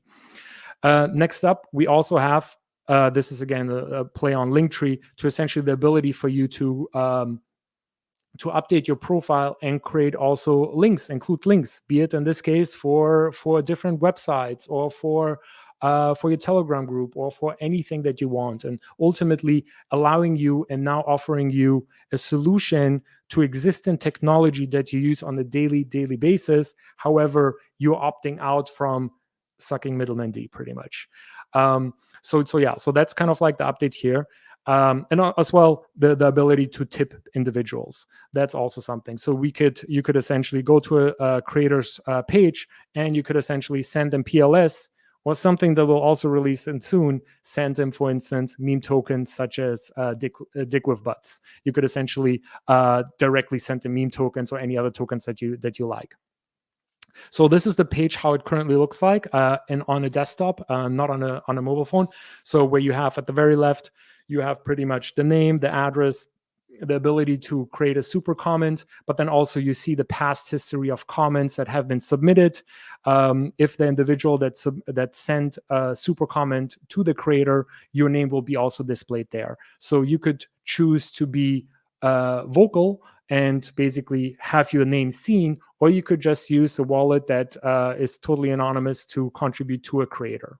And again, I really want to kind of hammer that down to essentially large part of the growth of the community has been due to content streamers, really talking game theory, or talking about the concepts, talking about this entire ecosystem, and most of it helped, and like part of them succeeding so much was also getting the encouragements being through comments, but as well as through monetary incentives, right? Because at the very end, most streamers are essentially doing it for free. So in this case, this allows them to reap 100% of the rewards rather than 60% as YouTube cuts them out. This is just a UI on how to submit a super comment. This is the confirmation page that you get essentially when you submitted a comment, and then also something that we thought would be cool for the people that love NFTs and want to enjoy their NFTs a little bit more. We also have a showcase that basically puts your NFT in a golden frame and rotates throughout, so you could essentially enjoy all of your NFTs that you have on PulseChain and even outside of PulseChain. So this is essentially how all of the profiles look on mobile. So we have Ted, we have Crypto Katie, we have Crypto Coffee, and so on that already have profiles, but also rep their .pls name on Twitter to really symbolize the part of the PulseChain community. But then we also have Too Spooky with a .hoa.pls account. So here, essentially, one update that we want to share is you now have the ability to also have free profile pages for all of the subdomains. So for instance, Too Spooky is the owner of hoa.pls, And now he can create an infinite amount of subdomains for free and basically give them away fully for free to its entire community. And they also have those profile pages that they can essentially access and either use to promote PulseChain, or in this case to rep their community, in this case HOA. So this is again also like just a small little feature that we're putting out, and again fully free to use.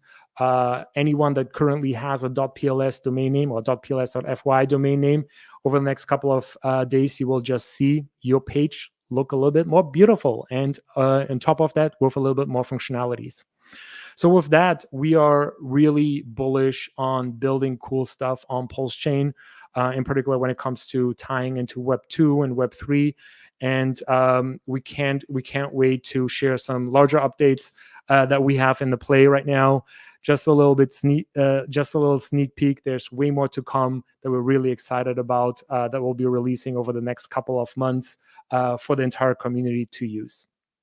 To really sum this all up, over the years, I mean, PulseChain is now 1 year old.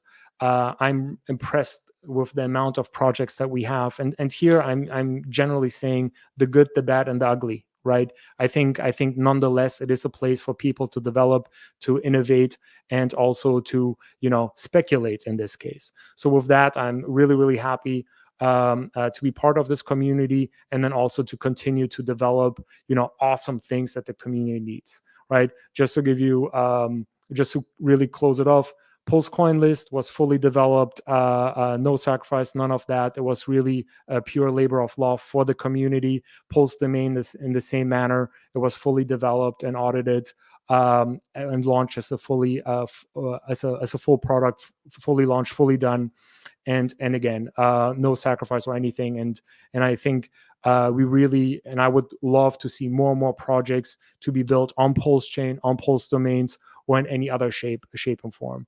One thing I want to say in closing is the developer resources. We had a couple of individuals from our community also providing more and more developer resources, or an aggregated developer resource that essentially allows other developers to come into PulseChain and continue to build new and awesome and innovative stuff. And we personally are really thankful and excited every time we meet new builders. So for anyone that is currently a builder, needs some help or any direction, we're happy to help you or point you to the right resources when it comes to building on PulseChain. So with that concludes that particular presentation. But yeah, if you guys have any questions, I'm happy to address them as well. Not sure if Maddie has figured out his laptop situation yet, but I'll just go ahead and check out the comments. I see Crypto Artie, you paid $5 and 30-40% of that went directly to YouTube. So we can avoid that in the future once our new version is out. SJ is there. Hello. Bravo. Excellent presentation. Mintra, yep.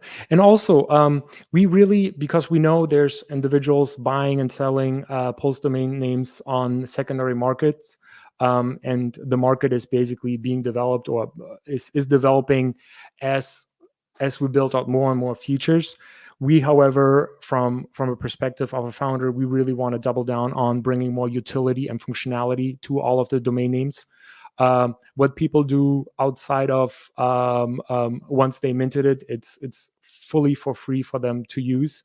So, and we also will have link outs to all of the marketplaces in your profile. So if someone goes to your profile and sees a domain name they want to snipe, they can actually click on that and see it in the top 3 marketplaces that we have on PulseChain as well. Yep.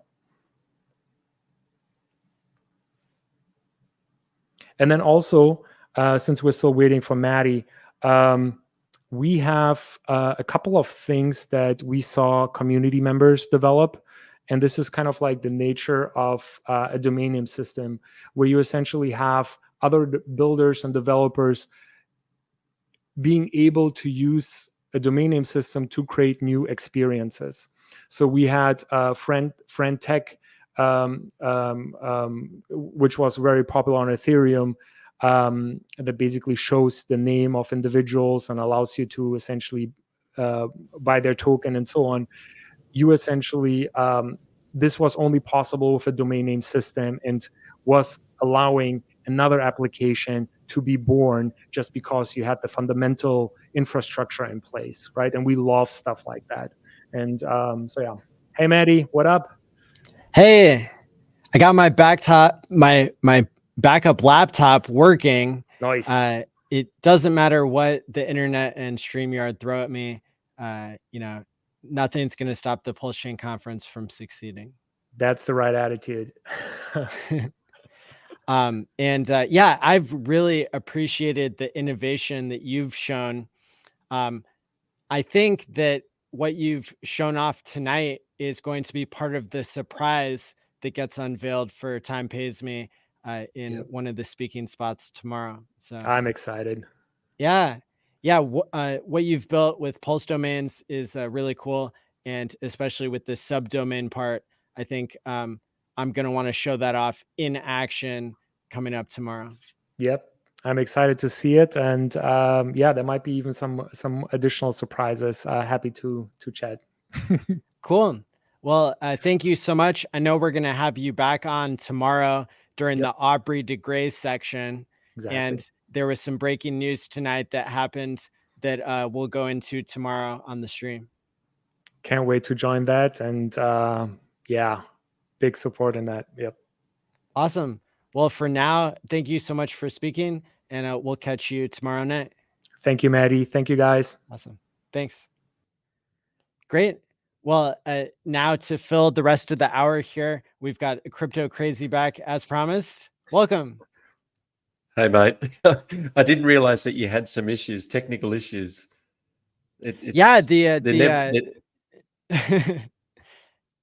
The battery on this Macintosh is not agreeing with StreamYard. I've streamed for 48 hours before, but here it's trying to cut me off at 5 hours. So goodness me. Yeah, it happens. It happens, mate. So but I'm glad that you're back.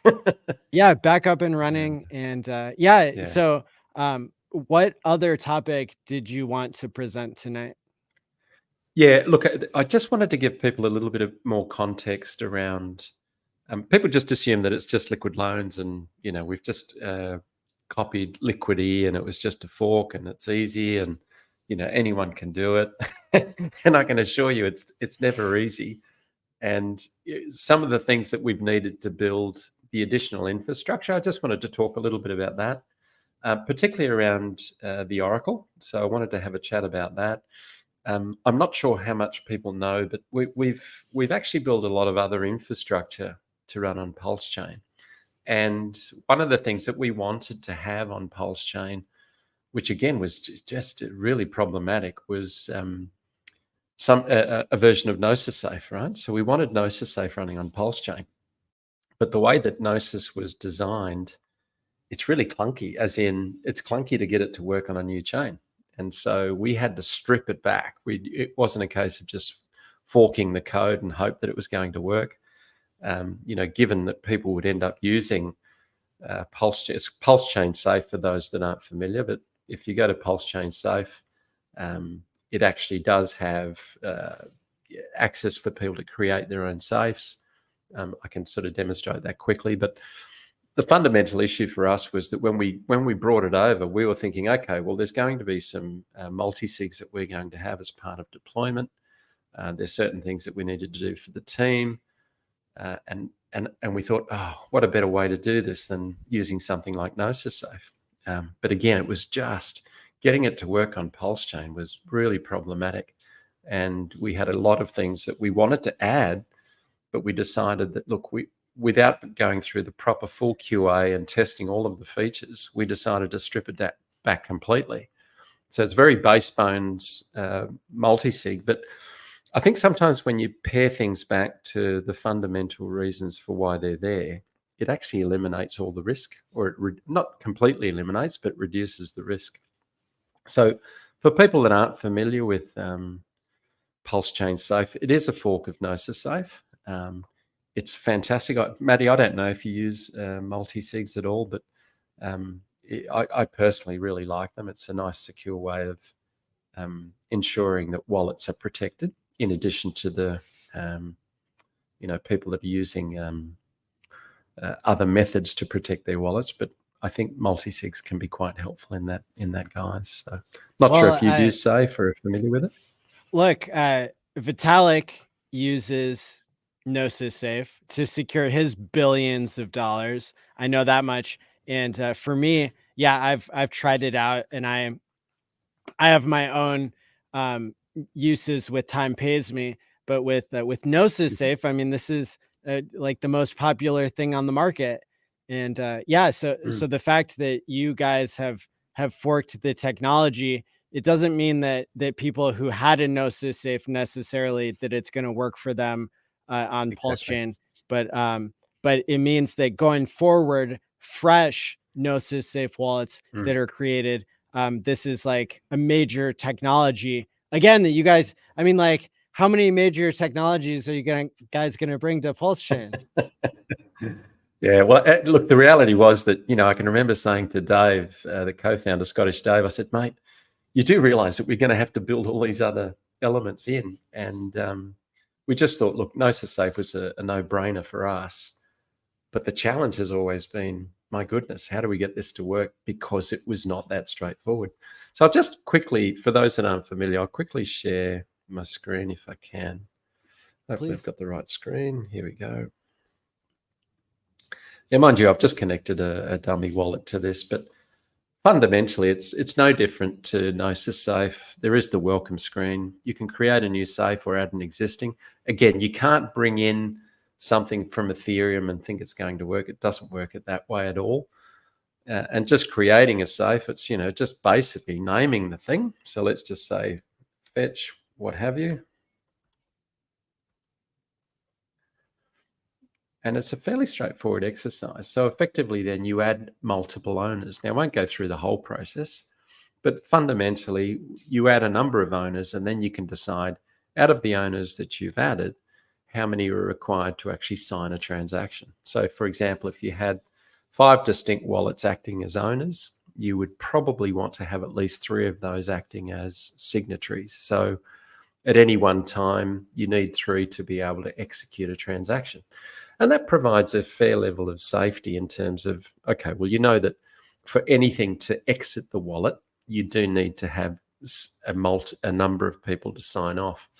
And you can imagine that, and here's one thing that people don't always think about, is that whilst we're all very protective of individual wallets, for me personally, I mean, I have a family, and if something were to happen to me, or how do I then pass this on? And you'd hate to think that your wallet's going to be frozen because no one else has access to it.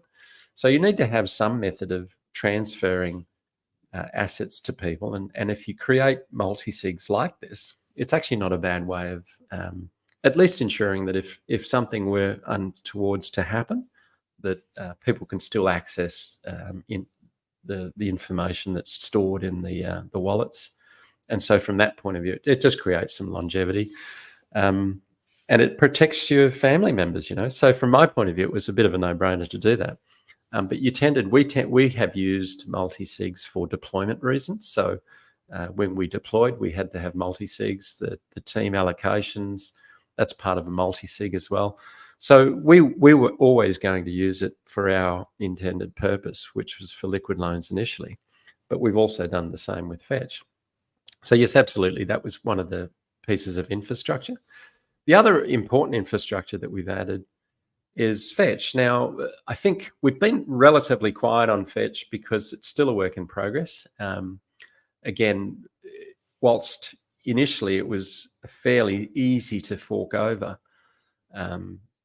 there's some complexity here, some significant complexity. And we've effectively taken the tell-all system that's existing on Ethereum and brought that over to PulseChain.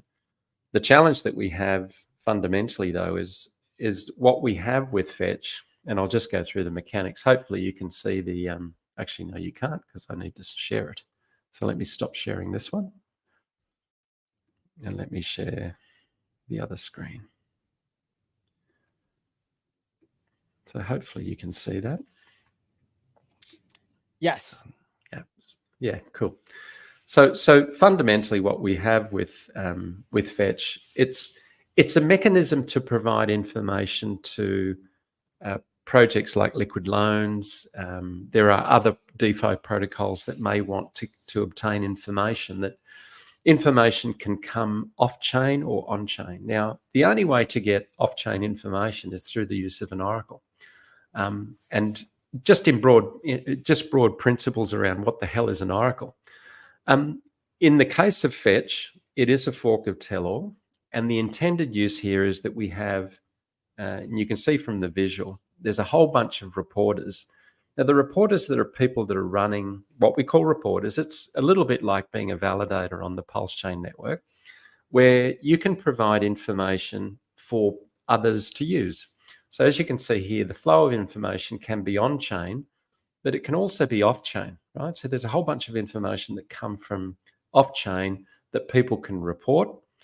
And for those that aren't interested in reporting but want to use the information, they basically provide tips, right? So if you look at the left-hand side of the visual, all the users of that information, which could be projects, it can also be just individuals needing information.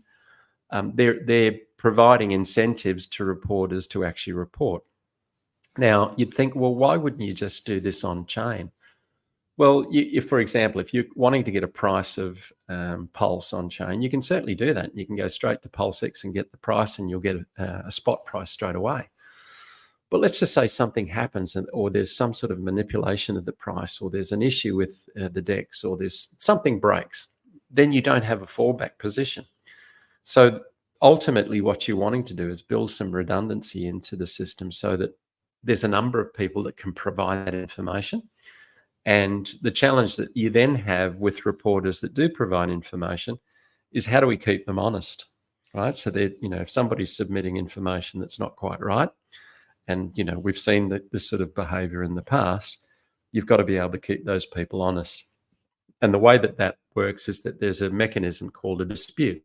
So if somebody submits a price that's not quite right, or there's something erroneous about the information that's being submitted, anyone on the network can actually dispute that. So any other reporter or any individual, doesn't have to be a reporter, can dispute that using the system.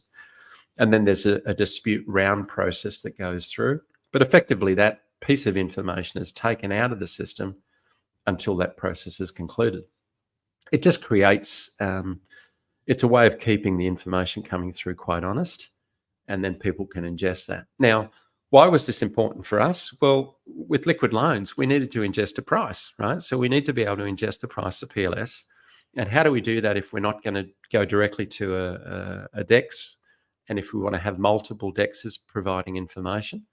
Well, this is the mechanism that we're using. So we have a number of reporters that are actually submitting prices to the Oracle, and the Oracle then, we use that information in Liquid Loans.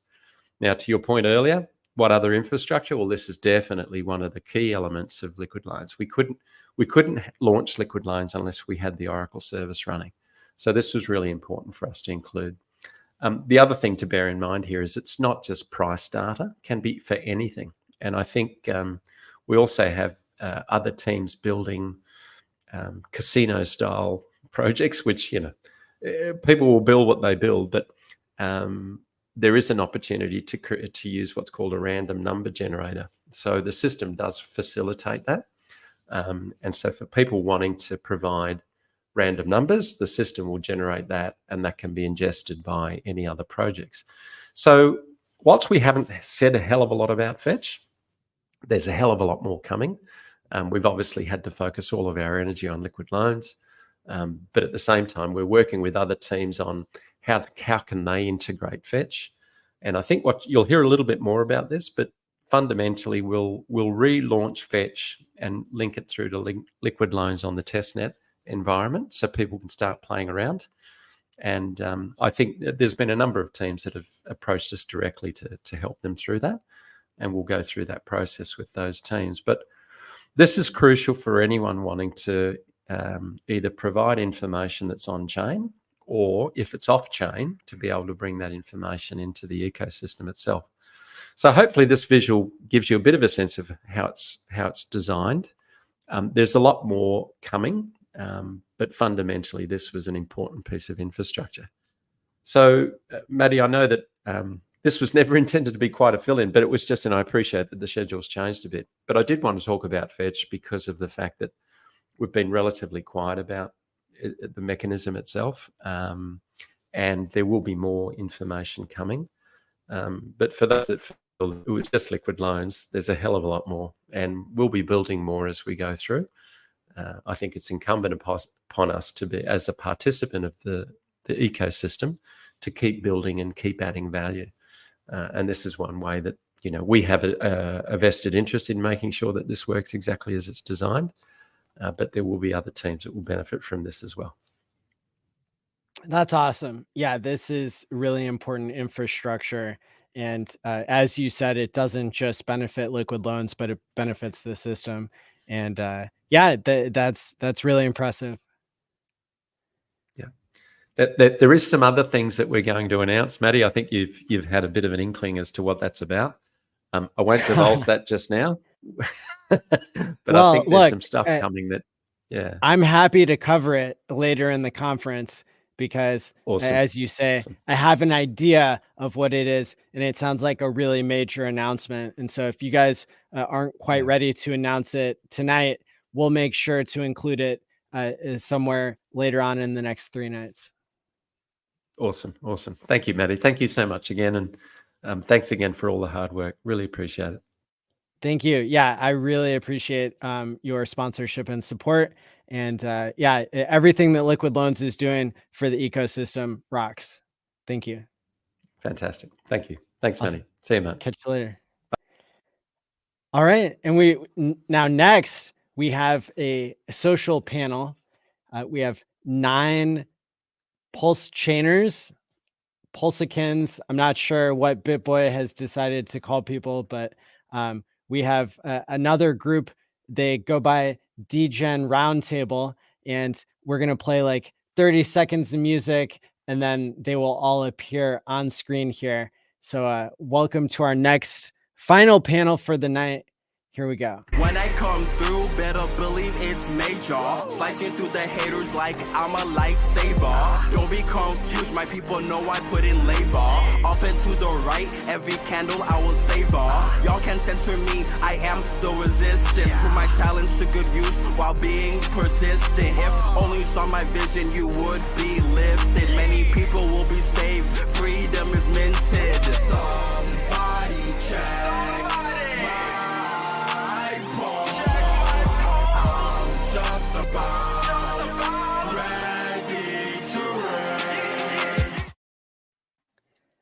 What's up? Good to see you, Maddie. How's it going? How's it going? How's it going, Maddie? What's up, brother? Hey guys. Aloha, amigo. So, Well, Maddie, I hear we're celebrating a birthday. Is that right? PulseChain. Yeah, 1 year old. Oh, yeah. Can't believe it's already been a year.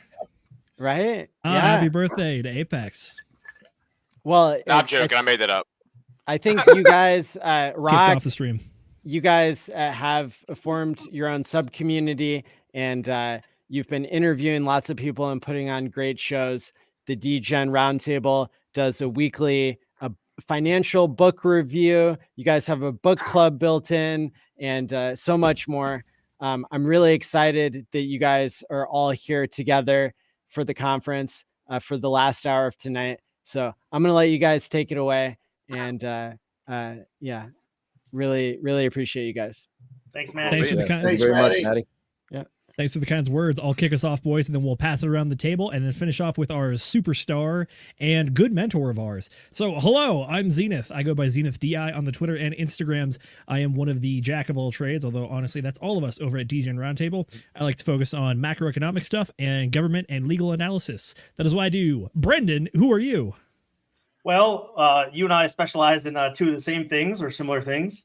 Also focus very much on PulseChain, obviously. You know, what's interesting, when PulseChain launched, I had been carrying my computer around for weeks in my backpack in my car everywhere I went in case that it launched. No matter where I was going to have my computer on me so I could get on that damn thing. Minute of launch. My first PulseChain transaction was 0.001 pulse. It's my claim to fame. Nate, what's up, buddy? Hey, how's it going? How's it going? Yeah, I am the ascending man at the DeGen Round Table, Nate McGinnis. And yeah, kind of like Zena said, I do kind of like an overall thing. However, I do kind of specialize when it comes to like money printing because I work an outside job and I work a lot. But then also, you know, like DeGen plays, trying to learn as much as I possibly can about the crypto space, how things work. I know we just came over from the F and Hangout. We talked about the gift coin and all that. And there's some very fascinating things happening with that. Freaking yeah, the whole like solid index that's going on with the liquidity bonding and all that. Yeah, there's a lot of really cool things happening on PulseChain. I'm excited. You know, I do travel around to other places in crypto, but I can tell you right now that PulseChain is my favorite. It's the funnest, and there's a lot of really good things happening here as well. As you can't beat the community, man. You guys watching right now, this is possible because of you. So, I mean, pat yourselves on the back because you all are absolutely amazing. Will, what's going on? We just fist bumped it. Well, aloha, ladies and gentlemen, boys and girls, crypto degenerates, ducks and squirrels. My name is Will Stevenson. I am one of the networking guys with the DeGen Round Table. I travel around the states building TV towers, and in my off time, I go and I meet people, and I try and encourage Hexicans to get together and do their little small scale meetups and things. Yeah, I'm just one of the regular meatheads on the DeGen Round Table show. I talk a lot and ask questions. Mr. RG3, bro, what's new and exciting with you? Welcome to the DeGen Roundtable and RG3 stream. It looks like. That's what it looks like. I guess being a DeGen is, you know, in my blood, so that's why I'm here with you guys. No, I'm just the guy that has never gone away. They couldn't get rid of, whether it was the community or crypto space or whatever. Just pushed the button first, started streaming about Hex and Richard's ecosystem, and still here today after a whole bunch of you know, crazy endeavors that we've tried to help bring adoption to Richard's ecosystem, from movies to tours to, you know, products, and now we actually launch our own crypto. So yeah, we've done it all from soup to nuts to try and bring adoption here to pump your bags. True. We still have a few more folks on the show we got to introduce. We're going to kick it over to our producer of producers. She is not usually on camera, but she is always contributing. Mrs. McGinnis, how's it going? I feel like I just saw most of you. Well, you did. We've been working for the last like 4 hours at this point. Well, if you include listening to the book today, it's been basically an all-day thing for us. Pretty much. So, ma'am, who are you? What do you do around here? Well, as you've already mentioned, I am the producer for the DeGen Round Table. Started helping these guys out shortly after they launched. I initially wasn't involved, but you know, I wanted to be, so put it out there. And now I've just been helping with anything I can. Thumbnails, reaching out to people to get like guests ready, StreamYard, YouTube, all of our socials, just, you know, all that good stuff. And I'm also one of the members of the book club, which is fantastic. I love books, always been a huge fan of reading. So I really enjoy that with everybody. You are an invaluable member of the team. You do so much, and we're always thankful for you. And we got one more, last but not least, the apex of the Hex himself. What's going on, brother? Hello, what's up? Oh boy, what to say about myself? So many things I could say. Nothing more than a RH maxi at heart. So that's about the gist of it. Most of my efforts are basically fill in where I'm needed and spent in the Telegram trying to help as many people as possible. That's about the extent of my work. Well, Jeff, don't you have a new thing that you are working on alongside the gentleman over there at the oh shoot, the Forge folks? Isn't there a thing that you are I don't know if this is the time that you had meant to show your project, but you're working on something, right? You're not just chilling around in the chats kicking and screaming. Yeah, you're out there doing things, making it look better. Yeah, I'm not even trying to shill it, but it's just I came up with an idea. Actually, I was talking Brandon from Rags to Riches helped me come up with it. We talk a good bit. Really, really somebody I look up to who's very, very intelligent, and I wanted to come up with a way for people, excuse me, to be able to yield Pulse that couldn't afford a validator, or instead of spending $2,000 for a validator, could possibly take that money and buy more coins. So essentially kind of a carbon copy of Rocket Pool, but even with Rocket Pool, you get a much, much lower percentage. So with this is basically Rocket Pool with a higher APY that also has a buy and burn. So let's say right now the APY for Pulse for a validator is 9.9%. So let's call it 10 for easy math. So 5% to 10% of that would go to a Pulse buy and burn, and 5 to 10%, I haven't come up with the hard numbers yet, I want to do it all, figure it out, would go to the coin itself's buy and burn. So people who aren't tech savvy, people who can't figure it out, people who cannot be at home to make sure their internet is running or their electricity is still going so they don't get penalized, these people could be able to get a good APY while also the 1% that they would not be getting, well, 10%, but 10% minus 1, instead of sacrificing that and that just going to somebody profiting, that would go towards a Pulse buy and burn to benefit the entire system instead of just one person. So it's a win-win so far in my eyes, but I still got a lot of work to do on it. Fantastic. And by the way, bang bang folks, we have one more joining the stream. It is none other than Mr. Vets in Crypto himself. How you doing, brother? Bang bang, Vets in Crypto. It's your boy Vets. How's everybody doing? Good to be a part of this elite group, this mastermind of sorts of DeGens, and of course the one and the only, the captain. Hello, sir. But honor and privilege. Thanks for having me on. Don't let me interrupt this flow of conversation. Please continue. Oh, you're good. We're getting the intros finished and out started. of the way, and then after that, we're going to kick it off into a social question. So for the folks at home, Vets, who are you? What do you do? Yeah, so I'm that guy on the internet. I did 4 years in the Marine Corps. Dove dogs. Don't get me excited. Shit. All right. Pull people's ears out. My bad. So been self-employed ever since I got out. Got my way into this crypto thing. Doing Ethereum mining, etc. And hexologist and RH and all that. And here I am with you fine gentlemen now on this beautiful layer 1 called PulseChain. The world's our oyster, man. These automated market makers are a whole nother thing. Bonded liquidity is a magical thing, even without humans. So yeah, here we go. It's only the beginning. It is only the beginning. And by the way, we are 1 year in, and this is kind of a bit of a celebration of where we've been. I wanted to ask everybody on the show tonight, what is your favorite thing that we've done since PulseChain has launched? Well, any projects, events? What do you got? A validator. I'm like the most computer illiterate person. It took all 3 of those guys, RH and David and Gamma, to help my dumbass. But they got it, and I have like 10 validators going, so I'm very proud. Good job. Good job. Yeah, no, the best thing that has happened with me is simply learning, like the ability to learn and have fun, just like yielding and doing lots of different plays on PulseChain. The gas is very cheap, so there's a lot of things you can do. You can play around on it a lot. Because the majority of the stuff I do on PulseChain, if I tried to do that over in Ethereum, dude, I'd be paying thousands of dollars worth of gas fees, which is ridiculous, right? But I mean, I'm able to run around and learn here on PulseChain, so this is absolutely fantastic. Will, I saw you come off mute. Yeah, I wanted to celebrate the fact that over a third of the panel is Marine Corps veterans tonight. So that's just something I want to rub in the rest of you. Really?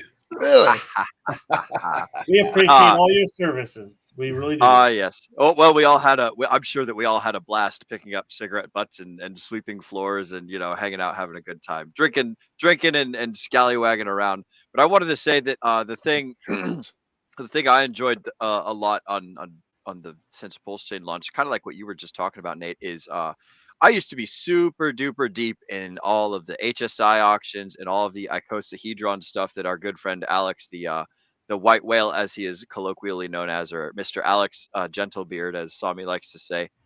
But I was super duper deep into all the HSI stuff and all the auctions and all the everything. And with PulseChain and like super low transaction fees, like the HSI auctions have kind of dwindled away a little bit.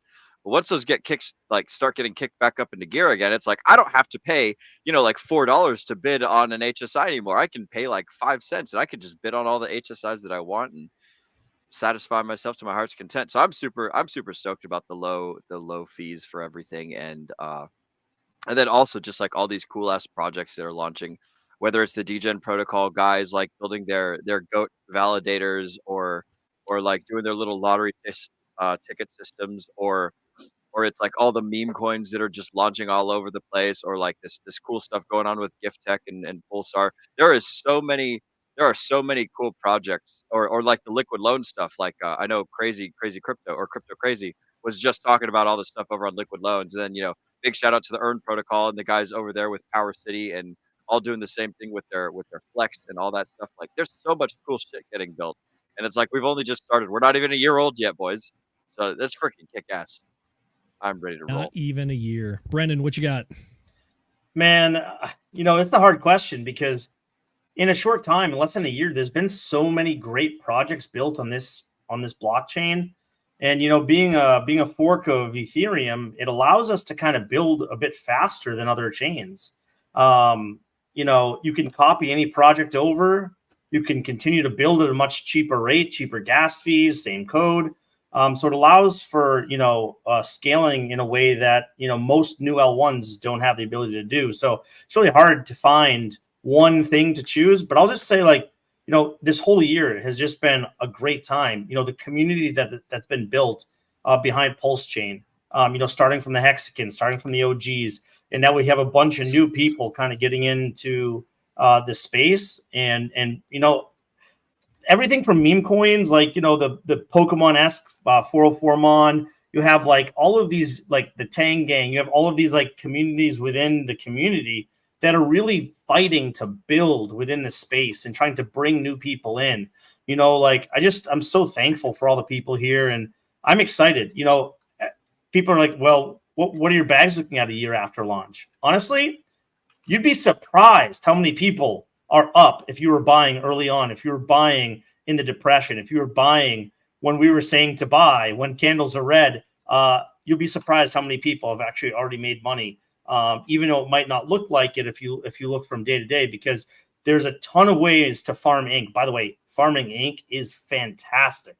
I have made so much money farming ink on PulseX, and I don't know, man. There's so many amazing projects being built here, so many amazing people, and even without the founder being as active as we might want or like sometimes, it's not about him. It's about the community building what we want. If you want the future to happen, you have to build it. And people are doing that. And that's really exciting to me. For sure. You got a great point about, even though like we're not at all-time highs or anything, there's plenty of people that are up on their bags. And I know RG3 is going to hammer this point home at some point in the future for sure, which is that PulseChain was made to make Hex better. Hex is built on the delayed gratification system. So guess what? No one was trying to get rich in 2 days. We're here for the long haul, I'd argue. So hats off to everybody that's still around and still DCAing. So we're in this together, baby. Stole my thunder. Sorry, Cal. I thought it was a good segue, but I might have just taken the bite out of the whole thing.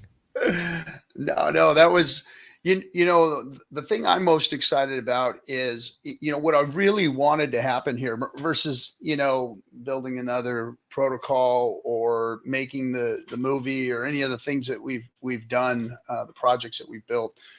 I've wanted to see the network effect apply here within this community. There was a reason for building the community. It was, Metcalfe's law, it was Reed's law. And those networking effects are starting to show themselves here. For instance, in Reed's law, it's not really necessarily the one tell, 10 tell. It's subgroups that are being delivered. In Reed's law, they talk about subgroups and how that exponentially grows even more on top of Metcalfe's law. And that's what we're seeing here. Like you just mentioned, the Tang Gang, the Tropa guys, the Discourse Syndicate and the Pulse Tour people, and all these different types of groups that are out there doing their thing, you know. And in a bear market, it can be a bunch of ravenous dogs every once in a while nipping at each other and stealing each other's bones and that kind of shit, you know. When we're all in this, everybody's on edge, you know. So I think we see a lot of that, but we have very strong subgroups. We have a very strong community. And if you were to put us all together, crypto doesn't stand a chance against this community and with what we've built. It's just there's nothing like it. I've been to just about every crypto convention around the world that you can imagine and mention, and they just do not have what we have. Like just our PulseChain tour events, when we have, you know, 15, 20 people and butts in the seats, you know, it's an amazing time. We have a great time. We have a lot of good conversations.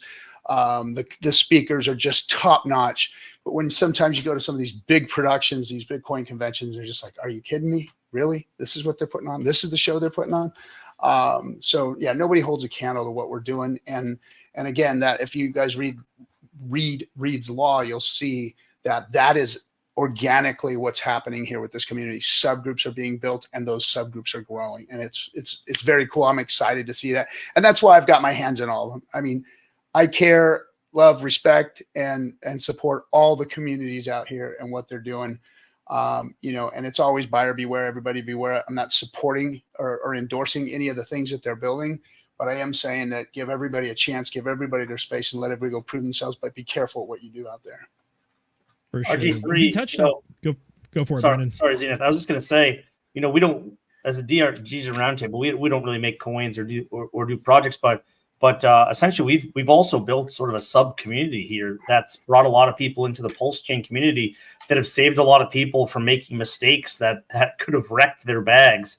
You know, we're here to sort of be that fiber that brings communities together within the PulseChain and the Hecko and the Richard Heart ecosystems. You know, we want to sort of see everybody succeed, and we want to be there to sort of interview people, to highlight people, to bring new people up into the limelight, new projects. And you know, it takes all of us to build each other up to succeed. So I couldn't agree with you more. And what you do for the community, man, is really almost second to none. So thank you. And thank you for your support that you've given to us since literally since the beginning days when we were nobodies, which we still pretty much are, but you know. We're all nobodies, man. We're all nobodies when it comes down to it. We're just pushing buttons and talking, man. That's it. Look, we might be nobodies, but it's honestly a double-edged sword. We say it in jest because we're like, oh no, we only have 1,000 subscribers. But in the grand scheme of things, inside the crypto space and even the Hexagon and Pulsagon space, like I think some of our tops like YouTube channels are at like 40,000 subs or something. So if you ever wanted to be a YouTuber, a streamer, or a content creator, now is the time to get in at the ground floor. And, it's still wide open. When we first started, we went like 3 months like with 30 viewers and like those or 30 subscribers, and we'd have 5 viewers. Sometimes there'd be more people on the panel than were actually viewing the show. I love it. That reminds me of us when we first started, because we started this actually on Pulse. It was PulseChain launch, right? And kind of like how you were talking about, Brennan, like we literally just thought, hey, you know, if we can help people, that would be fantastic, right? But it's really grown into something, and there's a lot of people, you know, especially with like, you know, when you start getting that pulse is still down and all that, people start getting into their emotions a little bit too much. Next thing you know, people are like, you know what, is it ever gonna go up? I don't know. And then you get those people who are starting to feel really bad, right? And it's like, no. That's where we are able to come in and say, hey, no, like just keep going, man. Buy more. Right now, when there's blood in the streets, you buy more, right? When things are cheap, buy more. That's how you make it. And so it's been absolutely fantastic. And yeah, I do remember the days when we had like just 5 viewers, and all of a sudden, you know, it was the Hex conference here where we're like super nervous because it's like 700 people watching, and it's like, are we going to be okay doing this, right? And yeah, we've only grown from there, and it's absolutely fantastic that the growth that we've been seeing. So. Very true. Speaking of the hero's journey and the Hex conference, I want to kick it over to Vets in Crypto. I remember I first saw you at the Hex conference, and I was one of your subs when you were back in the double digits, and now you're almost at 500 on YouTube, I think, and you have a token that is effectively a charity for first responders and veterans. This has been quite a journey for you. Yeah, man. Thanks. Yeah, and it was great seeing you at the PulseChain tour in Vegas. Right? You know, Hell doing it yeah. up, rubbing elbows, shaking hands, kissing babies, all that good stuff. But yeah, it's been a hell of a journey. And I gotta give a shout out to my Monday co-host, you know, who gave me the nudge, Randy Hilarski, no permissions. He's my co-host on Mondays, and you know, he just was like, why don't you do, you know, just give me that extra nudge that I needed, and I pretty much had things fired up. It was just a matter of pulling the trigger, so I did. But you know, for like the last 2 or 3 years, you guys may or may not have noticed, you know, I've streamlined my name to like Vets and Crypto. First it was with a K, what have you, and then for SEO I switched it to Crypto Common Spelling, yada yada. So I just didn't want to, I kind of had a vision of what I wanted to do. And overall, you know, everyone does TA and all this analysis and stuff. And I wanted something a little different, find a little niche. And eventually it kind of came to me. You know, I'm a little slow. I like crayons. And 2 years later, you know, I was just like, hey, you know, veterans and first responders, you know, like we can just chop it up with them, hear their stories, get to know the people in the community. And because we always knew as Hexicans prior to this, you know, that there were a lot of military in Hexaco. You know, and why not highlight, you know, the silent majority in here? You know, everybody deals with, you know, the internet keyboard warriors and everything, but you know, like we have blossomed, and when you turn the camera on and learn their story and their name, their mission, what they're made of, it makes it a whole nother story. So yeah, so Vets and Crypto created Vets, VETS, and just, you know, created this token, and with bonded liquidity, stealth launched it from nothing, my own liquidity here and there, created a bunch of pairs, like $2 to $3, like nothing, doesn't even register, you know, but organically over time, this is proven out with the automated market makers and everything, the little bastards, the green backpacks, you know, it just naturally, if you zoom out, you go to Dex Screener and type in Vets, you zoom out, you can kind of see that the growth of the chart over time.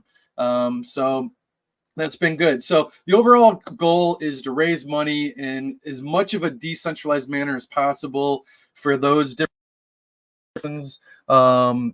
for like Tunnels to Towers, Travis Manion Foundation, etc., and go from there. So AJ, you all right over there, buddy? Yeah. So sorry, buddy, sorry. All right, man. Love you.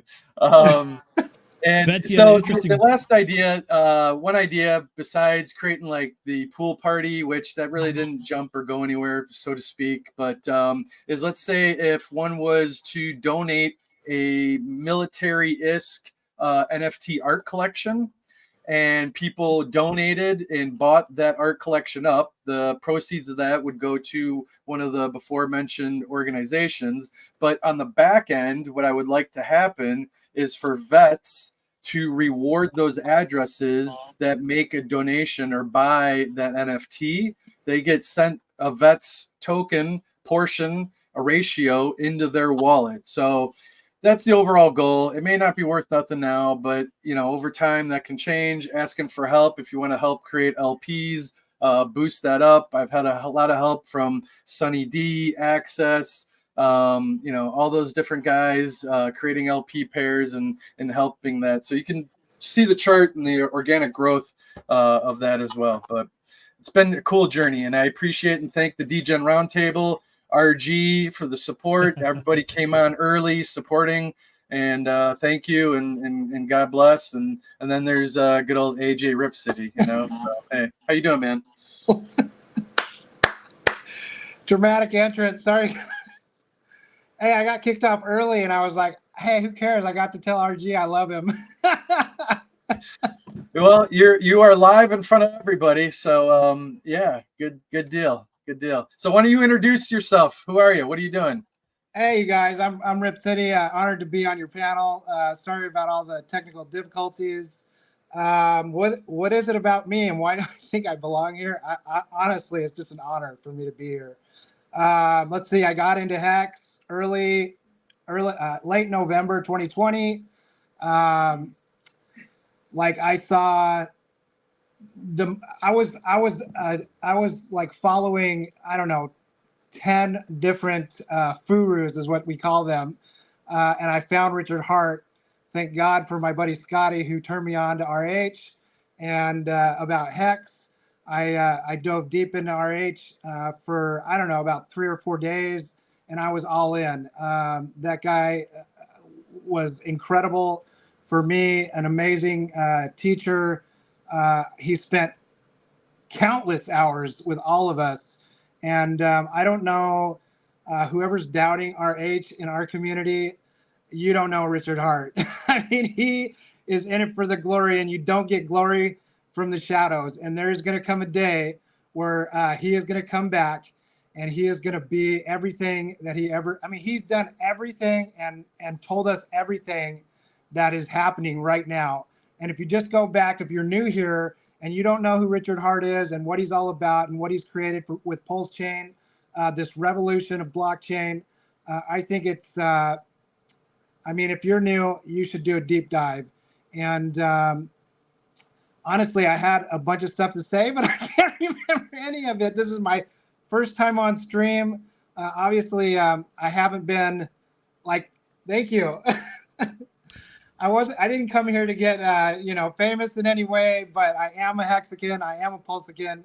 And obviously, I took some time off 2 years ago. I had a triple bypass, and I had to kind of, you know, disconnect from everything that was going on. But I am here in the shadows. I am doing my part every single day. I am planting seeds everywhere I go. And really, that's all we can do as a member of this community. And I'm telling you, this community is got to be the best blockchain community on the planet. I mean, we're meeting presidents, right? I can't believe where I'm at, and I'm just honored to be here. And thank you very much. Hey, thanks, Vets. Glad to have you on with us here, AJ. By the way, Vets, it looks like you have made Maddie a little bit of money. I know we flashed it on screen earlier, but we got the $20 super chat from True Moxie. He said the Vets token soon to be listed on DBank. That's right. Hey, shake your money shaker. That's right. So I want to thank True Moxie because he put it up, the proposal up on DBank, and I've been running around blasting everybody, including the DeGen guys. You know, hey, holler over here, give a brother. And you guys are always cool and good like that. And I always thank you for your support. You know, so just, I know I can always lean on you guys for support in many different areas. And you guys are just solid. And, you know, so go back to your lineage. Like, you guys started with Miguel and Charlie, right? Like, is that kind of how you guys met? Yeah, our community was a bit of an outgrowth from Charlie and Miguel, aka Dollar Cost Crypto and Cultivate Crypto, the guys that run the Cultivate Mindset course. We're all pretty much alumni of that. And by the way, those guys are running a course this next week, I think. So they're still very much active and trying to be the #1 onboarders in the space. We just started talking to each other and trying to help as many people new to the space and answer questions as we could. We figured it might be best to not clog up their chat. So we started a bit of a side one, or I guess I should rather say that the guys did that. And then I'm a bit of a late addition. I was in the courses as well, but I met Will in a hot tub in Vegas, and the rest is history. So there you go. Yep. And best part about that story is Will doesn't really remember it. We're going to leave the audience guessing as to what was going on in the hot tub. Cast nothing but some eerie, creepy spells. Nah, so it was that I got pics. Will. It was a crypto mindset meetup. That thing was kick ass, man. Charlie and Miguel can put on one hell of a fucking party. I will say that. What was that, Zenith? I was going to say the second half of that story is that actually later in the trip, you came up to my hotel room and we shot some content together, if you know what I'm saying. Oh, geez, yeah. Started off in a hot tub, and then, you know, we went and did a private. Guys, let's not get banned. I don't know if let's not get Maddie banned off of this. Come on, guys. Mrs. we McGettit, made Maddie I'm gonna money. actually, We're good. I'm gonna send you that interview, Mrs. McGettit, because I don't think we ever aired it on the DeGen Round Table, because Zenith, we talked like 45 minutes or something like that, and yeah, that's a good OG video right there, and I think that was one of the first things I filmed on my silly brand new smartphone, because I used to be a flip phone boy. Yeah, you might was have to blur out parts of it, but the audio is great. Very Put up true. a I will bunch of say, degenerates, I tell you. Oh boy. we Back do to what we PulseChain. can Back with to what we got. PulseChain. Zenith, what's next? Well, I was actually going to say back to some hex stuff, because when we were at the CMC meeting, that was actually when we had the launch of the highest of stakes, and now we have our second movie, the lowest of stakes. I wanted to ask Cap, did you see your cameo? You were looking good, from what I could tell. You were muted. You were muted, sir. Yeah, I got to see. Well, he looks better than me, of course. The guy who played me, I love that part of it. I got to see it in Vegas. They Hexy and them, showed it to me in a little private screening, so I got to see that. And yeah, it was funny, man. I dig all this stuff, to be honest. At first I had a hard time with all the memeing and everything, and how much shit the community gave me for everything. It was like, gosh, man, what the hell? And then I had to take a step back and kind of realize, I had to talk to my kids about all this stuff that goes on, and it's part of the culture. It's part of what they do. It's part of how they are. And even these, I don't know if you guys seen these trading cards. They're really, really freaking horrible. They look like, baseball card or whatever. And they just rip on all of the, so-called, I guess, OGs. And they're really rough, but they're hilarious. I would love to see these where can people find these trading cards? Oh my gosh, on Twitter. I just spoke with the artist. I'll grab it real quick here. Present screen. Let's see that. It was. Oh no, I'm not going to pull it up on Maddie's show. This is not. This is a family show here, and that's definitely something for Discord Syndicate. We can throw it over there. That's fair. Hell yeah. No, yeah, you're completely right, though, Captain. The artist name is Dramaturgist. DRAMATURGIST is his handle on Twitter. And yeah, if you look at those, you'll see why we don't want to put them up here, but they are freaking hilarious. By the way, RG3, we got a special shout out to your second in command, a wild SJ. She was showing us some love, so we want to make sure that she gets included on this too. She had an excellent panel earlier today with Axis Live, so if you did not see that, go check it out. She's also in the streaming space as well, and most importantly, though, she kind of helps make your life go as smoothly as it does, right?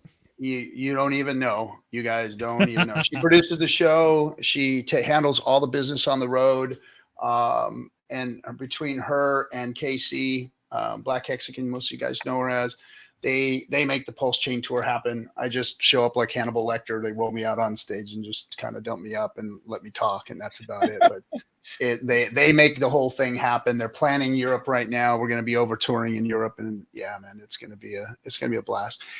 And these things are important. We're making a lot of good connections. We're connecting other hexagons with other hexagons while we're on the PulseChain tour, and and my goal, of course, is to fill up stadiums one day, and we'll do it, one room at a time until we reach what do you call it, the completion of this, and that's going to be filling up stadiums, and it'll take on momentum, and it'll get traction. It's just you got to keep pumping, and then you just can't give up. That's what it is, True. Captain, by the way, I do have a pitch for you on the I want to fill stadiums thing. I was thinking, we have conference during the day, have a lot of booths, a lot of panels going on, a couple sideshows on a main stage, and then at the end of the night, it's just a straight concert. Get hexagons and pulsekins that are musically talented and just put on a concert. That'd be fantastic. Yeah, I think that we've, Big K and I have talked about that. He wants to put on he wants to do a full festival, right? He wants a full music festival. But it would be good if we could kind of figure out a way to do both, and kind of mix them together. But we are morphing the whole tour. We spent 2 years on the road.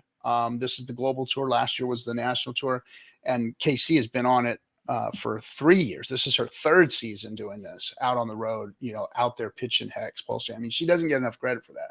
She has been working her ass off for 3 years out there traveling the world for everybody. And, that we've decided that we're going to take it and condense it down to one event. And it's going to be one event in Vegas every year. We're going to just put on a big gala event and focus all of our attention on that one event until we can get that thing pumping. Absolutely. Sounds fantastic. For the folks that missed out on Vegas this year, it was an absolute riot in the best way possible. It was 3 full days of events with stuff during the day and then also crazy parties at night. Never in my life did I think that within a year of streaming, I'd be hanging out with Hexy Bastard, Crypto Coffee, and Miguel outside of the Valet having a fake kung fu fight, but there we were at 2 a.m. drunk out of our minds. It was a good time. No doubt. Yeah, for sure. You, sure. By the way, it's a marathon, not a sprint, right? So at the end of it, how did you hang in there, Zenith? Well, the truth is that I actually took a day off in the middle because I am at the advanced age of almost 30 now. So I took a day and hung out with Will's brother, and we ran around Vegas doing some networking stuff. But then day 3, I was back in it. Because let me tell you, day 1, like very first day of the conference, everybody went wild. We were at the Topgolf for the main event, and then the Topgolf staff had to like tell everyone like 5 or 6 times, like, you guys need to leave. We understand Like, you're having get outta fun here." and talking and we'll never shut up, but you have to leave. Get the hell out. And we're like, yeah, 1 sec.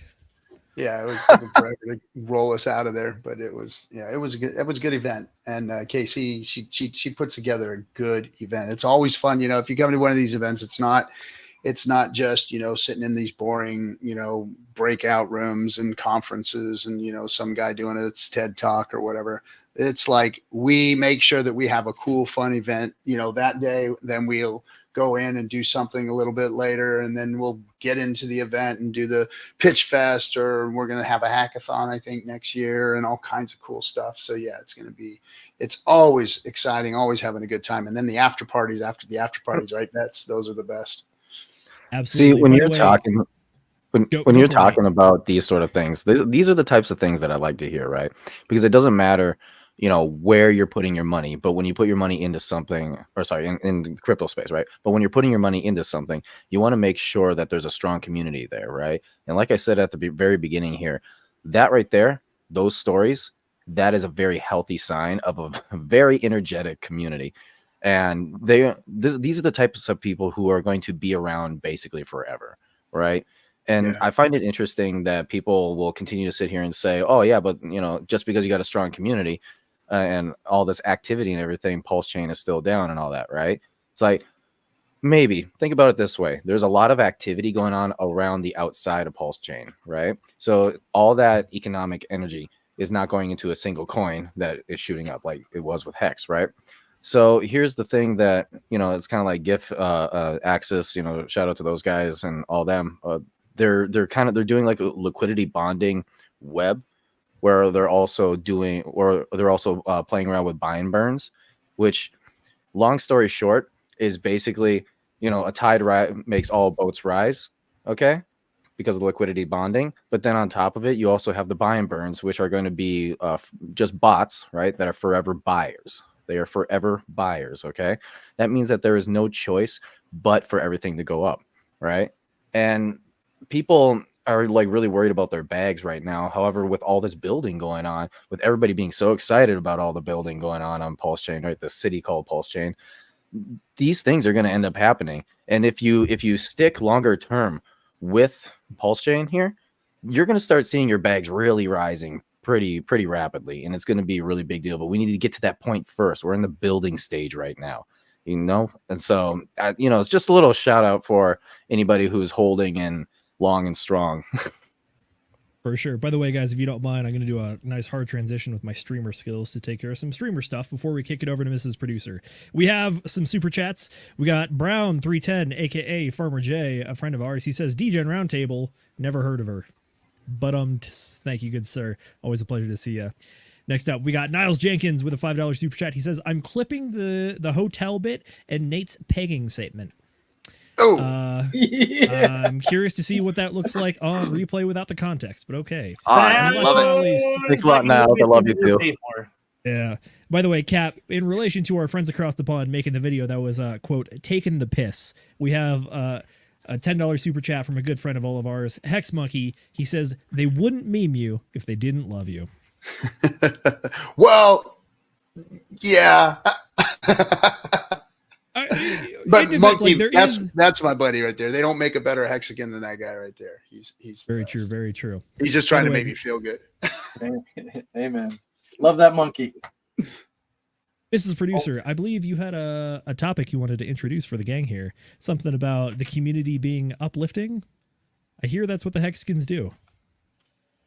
Yeah, I just wanted to mention to your earlier question about kind of what PulseChain means to us, that whole subject matter, I guess. What I wanted to say to that kind of my little bit, I am not one of the people who is heavily into crypto. I started in crypto a couple years back and fell for a whole bunch of scams. And it was tragic, and I lost a couple $1,000s. And then after that, Mr. McGettit took over. So he handles most of the crypto things now, and I've kind of fallen off the loop a little bit when it comes to like more so the knowledge side. I kind of just let him handle that. But one of the things I did want to mention about that is PulseChain is a huge part of our community. We have a lot of people who believe in it or who are passionate about it, even right here on our panel. And our Telegram really reflects that when we have people who are down or who are worried or who are just, in general, they need somebody to lift them up. That's basically what we do. It's a really, really big part of our community, and it's really a super, super important for us. It's a huge focus. And for me, that's one of the things that I am passionate about when it comes to the community, because meeting the community, even if I'm not necessarily deep in crypto like a lot of us are, it's still really great to be a part of it and to see everybody supporting each other, because this community is amazing and I love it. So that's pretty much what I wanted to bring up. Real quick. So yeah, well said, honey.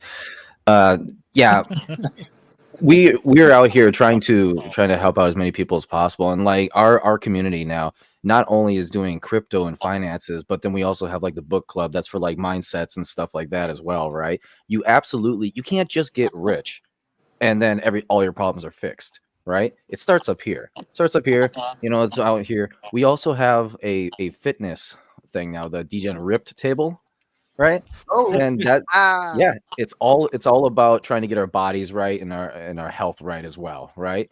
And when you're when you're bored, right? Because Bitcoin ain't doing nothing, PulseChain ain't doing nothing, or like maybe you feel really down. All of us there are trying to help out. Like, hey, go do a couple of push-ups, man. We all challenge each other, and we're all trying to help everyone out. So it's a full expansion, and yeah, thank you very much, honey, for Nate, did you do your 34 push-ups yet today? that is. I have push-ups, one Nate. more set Put to them go. right, and do that's them the right now immediate on camera. Where them Just push-ups? I mean, I could get down, but my thing is fixed here, so you wouldn't see it. Hey Brown, they got audio ones now. You can put it on your phone and listen to them, man.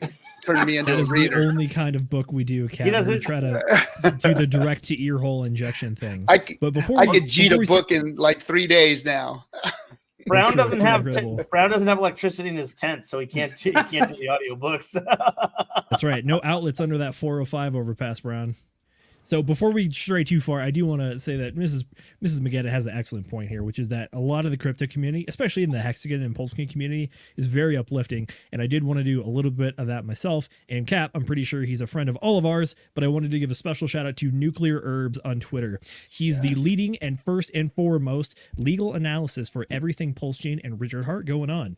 He is having a little bit of some health stuff going on. I don't want to get too much into that, but hop on Twitter, show him some love, let him know that we care, because he is a pivotal part in this community.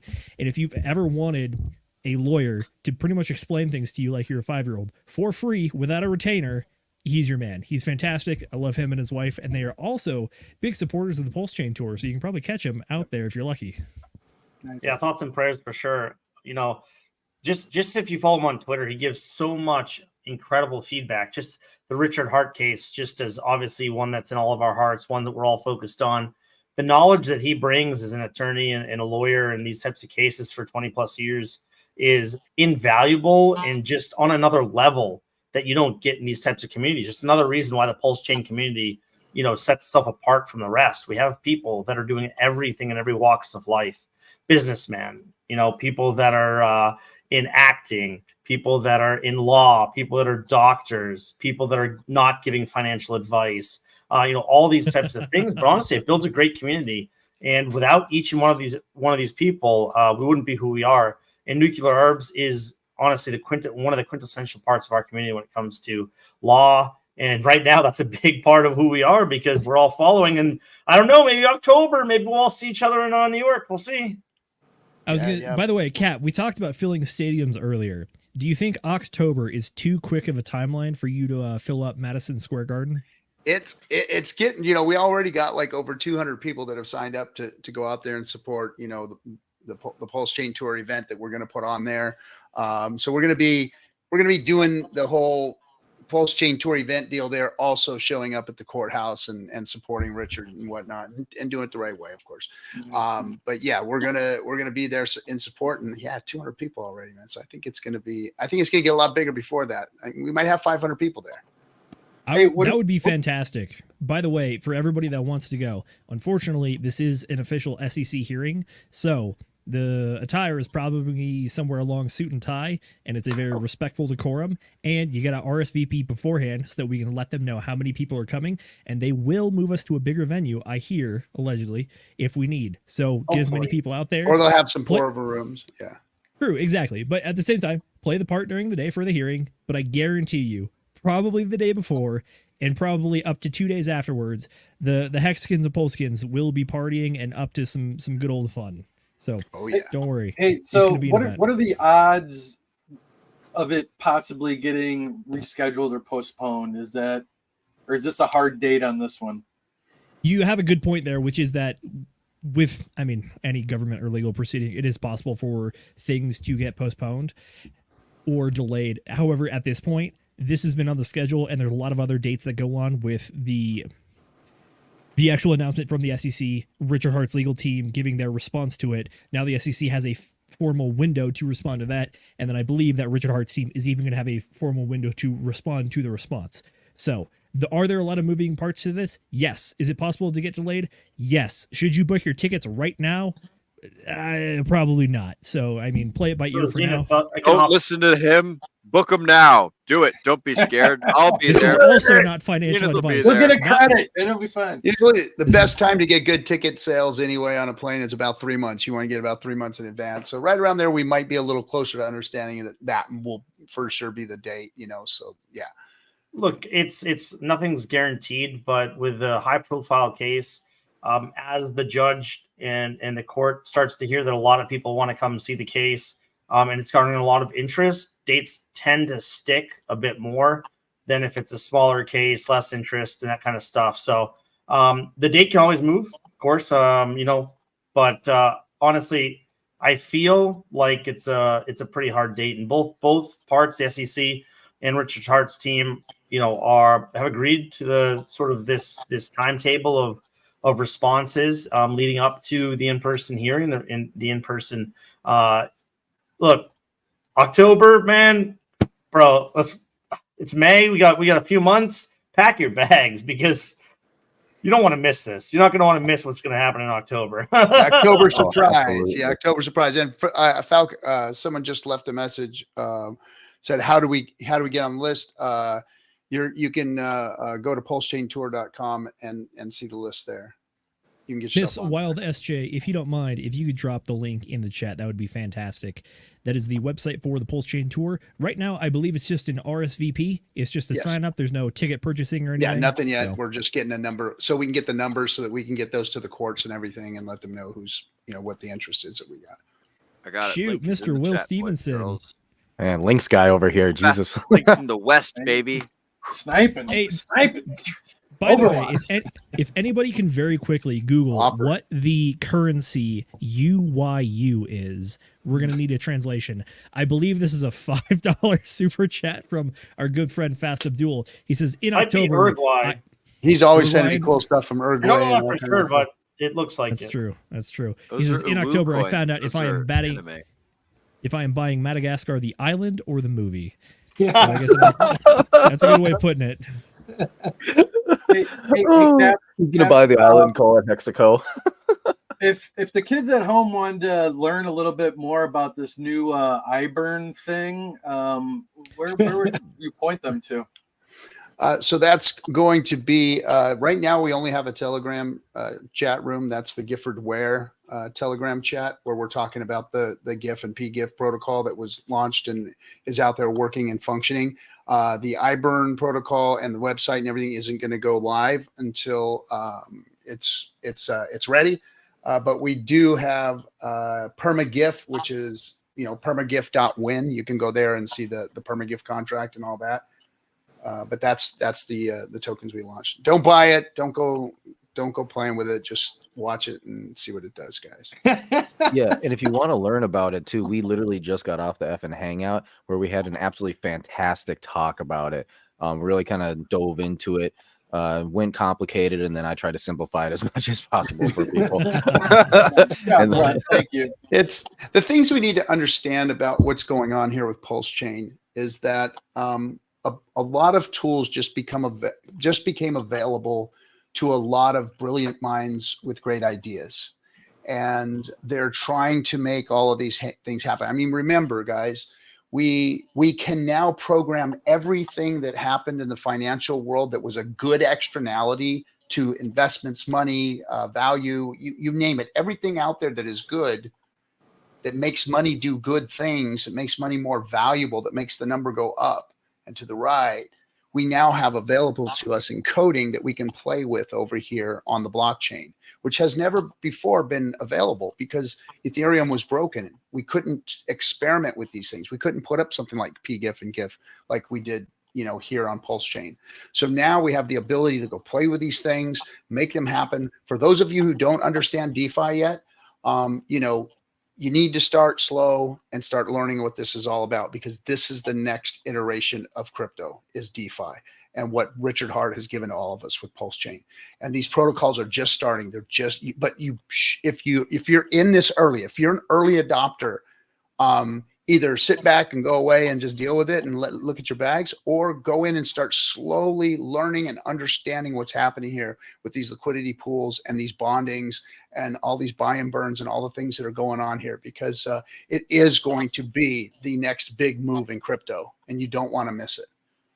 For sure. Hey, Cap, real quick, I do want to give you your roses a little bit here. We have a comment from T-Dog in the chat. He says, RG3 has got the vision. And I got to say, I think that is one of the biggest things that I think about when I think about you, other than the mentorship that you give us, which is that out of the Polskin and Hexagon space, it does seem a little bit libertarian-esque. However, it does appear that you are the man that is laying out the vision, setting the roadmap, and actually kind of putting your money where your mouth is, literally, with the whole PulseChain tour, and providing that shared vision for the community and giving everyone things to look forward to. So I want to say thanks and hats off to you. Thank you, RG. Yes. Thank you. But I mean, the sky's the limit, guys. The sky's the limit. It's not limited to my brain. It's limited to the brains that are out there that are doing these things with the tools that we've begun. I'm just trying to say, hey, smart guys, go out there and build this shit, because you can do it now. Here, get it, go, go, because now is the time. This is the wild, wild west, man. We're right at the beginning of this thing. Like, crypto is finally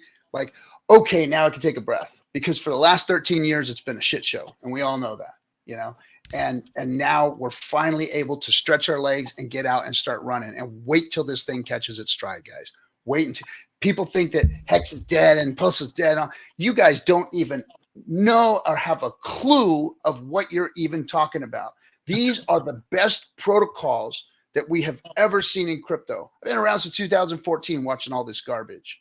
This is the best. Just because the price isn't reflecting that right now does not mean that this is not the best technology that crypto's ever seen. It is, and it's working, and things are moving, and it's going to go absolutely ballistic when the world finally finds out what we've got our hands on here. Right. You guys all got the tiger by the tail. Hold on, folks.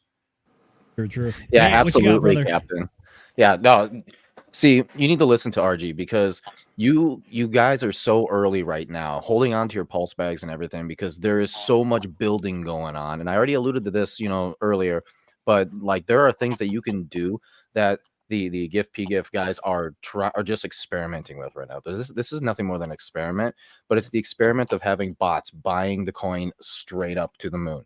Okay, if this works, okay, every single project, you can have a centered You can have kind of like if you imagine like a city where you got your main coins right here, and you got all of these other projects out here that's doing the same sort of thing as like GIF is doing, and it's like buys and burns those center coins. You can imagine just how big this city is going to constantly go up, and it's going to pile on new and new layers, right? You're always going to have more floors going nothing but up. You really can't go down. So this is so stupidly early right now, and like even when you look at like what Access is doing, as well as like Donnie and all them with the like liquidity bonding and all that, you are going to be like everything is going to be just rising.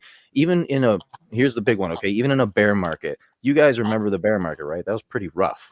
That was harsh, but that is something that this is what's happening here is going to be able to try and be able to prevent that and almost be like a bear hedge, which would be absolutely fantastic. But we need to build it out first, guys. Okay. So just hold on to your hats because we have a full year coming of a lot of amazing building and projects.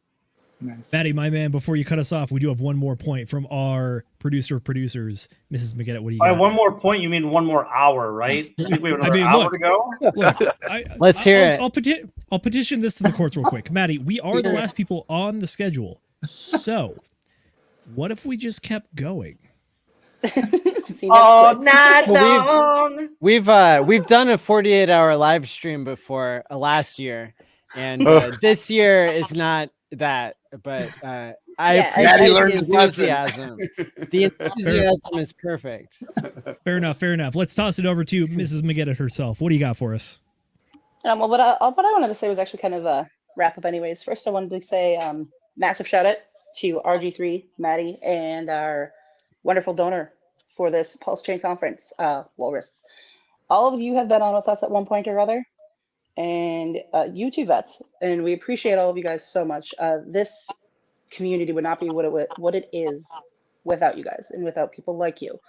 So that was really it. I just want to give a little shout out to everybody and say thank you so much for having us. And Maddie, get some sleep. I'm sure you're pretty tired. Nice. Hey, Maddie, sure, I have a question before we pop off. Where'd you get that hat, man? The hat's fire. Brian Magruder. Brian Magruder, that's right. Yeah. Of course. Yeah. So why don't we go around the room? Everybody say where people can find you, and we'll close it out that way. All right, Nate, kick us off. Yeah, I was gonna say, since I'm right next to Maddie, like, hi, Maddie. The man with the chain and the gains, Nate McGinnis. I am the ascending Maddie, is man. it all right if I drop links as these guys say them? Is that cool if I put them in the chat? Please do. All right, sweet. Okay, right on. Yep. Nate McGinnis with the DeGen Round Table. I am the ascending man. But yeah, so you can find me at my my link tree. I do consultations, everything. There's a lot of people who feel like they're not really in the place that they'd like to be, and so I can help them get to the place that is going to be where you can at the very least get gains. You can go green for sure, 100%, but it doesn't necessarily mean that you're going to be like completely rich. However, I can help you. So I've got those open right now, as well as I am continuing to learn. There are some things being built out right now that let's just say that the DeGen Round Table is really advancing. There's a lot of new things coming out, a lot of work going on, and there may be some projects coming out too that's really going to be helping out PulseChain in general, as well as Hex and all that. Because the ideas here that I've been kind of spitting out, it's very clear in my head how this can happen, but we just need some of the technology to work first, and then it's off to the races. Brandon, where can they find you? Well, first, I want to say join our Telegram. It's free for the moment. It won't be free for much longer. We have a very active community. We answer your questions for free every single day. We talk a lot about crypto. We have emergency live streams. We do emergency TA if anything happens within the crypto industry, especially within Richard Hart, within Bitcoin, first movers, Ethereum. So definitely jump in there. I believe that Will Stevenson put that into the comments. So join us there. Honestly, we have a great people. RG3's in there, Maddie's in there, and we're all in there. So you can find me on X at anonymous_bean. You can also find me anytime that you are in Miami. I will be happy to show you around. I know a few people. Let me just put it that way. So it will always be a good time if you come to Miami. Will might be able to vouch for me there. And yeah, honestly, just super excited, Maddie. You know, we love you, brother. Thank you so much for what you do for the community. I know, like, you had some flack there for a while, and that's so whack. But anytime there's red candles, people are gonna just start hopping on people for no reason. So keep doing what you're doing. You're making the world a better place. You're making the crypto space a better place. And look what you've done for this conference, man. Like, you know, who cares about me, man? You're just killing it. So thank you so much for all you do. Thanks, guys. Love it. For the folks at home, as far as the DeGen Roundtables goes, we stream 3 times a week. It is Sunday, Wednesday, and Fridays at 8 p.m. Eastern Time every time. And by the way, if you like our good friend Fast Abdul in the chat, who says that Nate taught me how to love myself again, we also just did a good special guest episode with him talking about the 2 Fucks protocol with him and Yellow Cake. That was fantastic. And he even did a costume change on stream. That is what we got. As far as me, I am Zenith. You can find me on Instagram and Twitter at ZenithDI, or you can find my meme page, Hexaco Space Force, for a good laugh and a little bit of educational content on YouTube. Mrs. Producer, do you have anything you'd like to shout out? I just want to say thank you again to Maddie for hosting all this, getting it done. He was on with us too on Wednesday, on top of doing all of the scheduling and getting this up and running and staying up, you know, super late.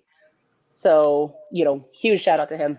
I really, really appreciate everything that you do for this community and all that effort that you're putting in over there. Other than that, if you, for whatever weird reason, wanted to talk to me, I am in the DeGen Round Table Telegram, and that's the only place you will find me hiding out. As the others have said, great place to be. We've got tons of amazing people in there. So yeah, join us if you want. And, you know, if you want to come hang out on any of our streams, we do have a, similar to the F and Hangout that SJ mentioned a little bit earlier in the chat, we have a Wednesday hangout every other Wednesday. So people are always more than welcome to come join us, chat about whatever they want, and we'd love to have you. Love it. All right, Cap, you're next in line. Oh, okay. For the folks Yeah, that Captain don't know RG. who you are. Captain Where do they find RG3 you? on everything, the TikToks, the Twitters, the Telegrams, all that stuff. Thank you, Maddie, so much for doing this every year. You know, we used to, Maddie was there in the early days. Yeah, when we would just had a handful of streamers and he'd come on the show and then he got his own show going from there. And we don't see each other anymore because we both are so busy. But you can see me on also the Highest of Stakes movie. You can order it on Amazon, Apple, all that, or you can watch it on an airplane when you're flying across the air. Look for it there. I've seen it 10 times. Nice. And you know, you can go to PulseChainTour.com because that's really where my heart is right now, and that's traveling around the world talking to people about PulseChain, networking, and building, you know, relationships between all of us, and doing that thing. And yeah, we've got Discourse Syndicate on YouTube if you guys, and it's Discourse, not Discord like everybody's used to the Discord. It's Discourse Syndicate. That's where we all get to talk, whether you like each other or not, and we have proper discourse about it. That's what it's really all about, is sorting out our differences, using Reed's Law, building sub-communities. We don't all have to be in each other's community, but we need to support one another here because this is RH's ecosystem that he built. And we need to give everybody the chance, be helpful to one another, and stop being hurtful. Let's go out and build this thing, but everybody beware. Don't go getting yourself scammed. And that's it. Thanks, Maddie, again for doing all you. Oh, by the way, and DeGen Roundtable.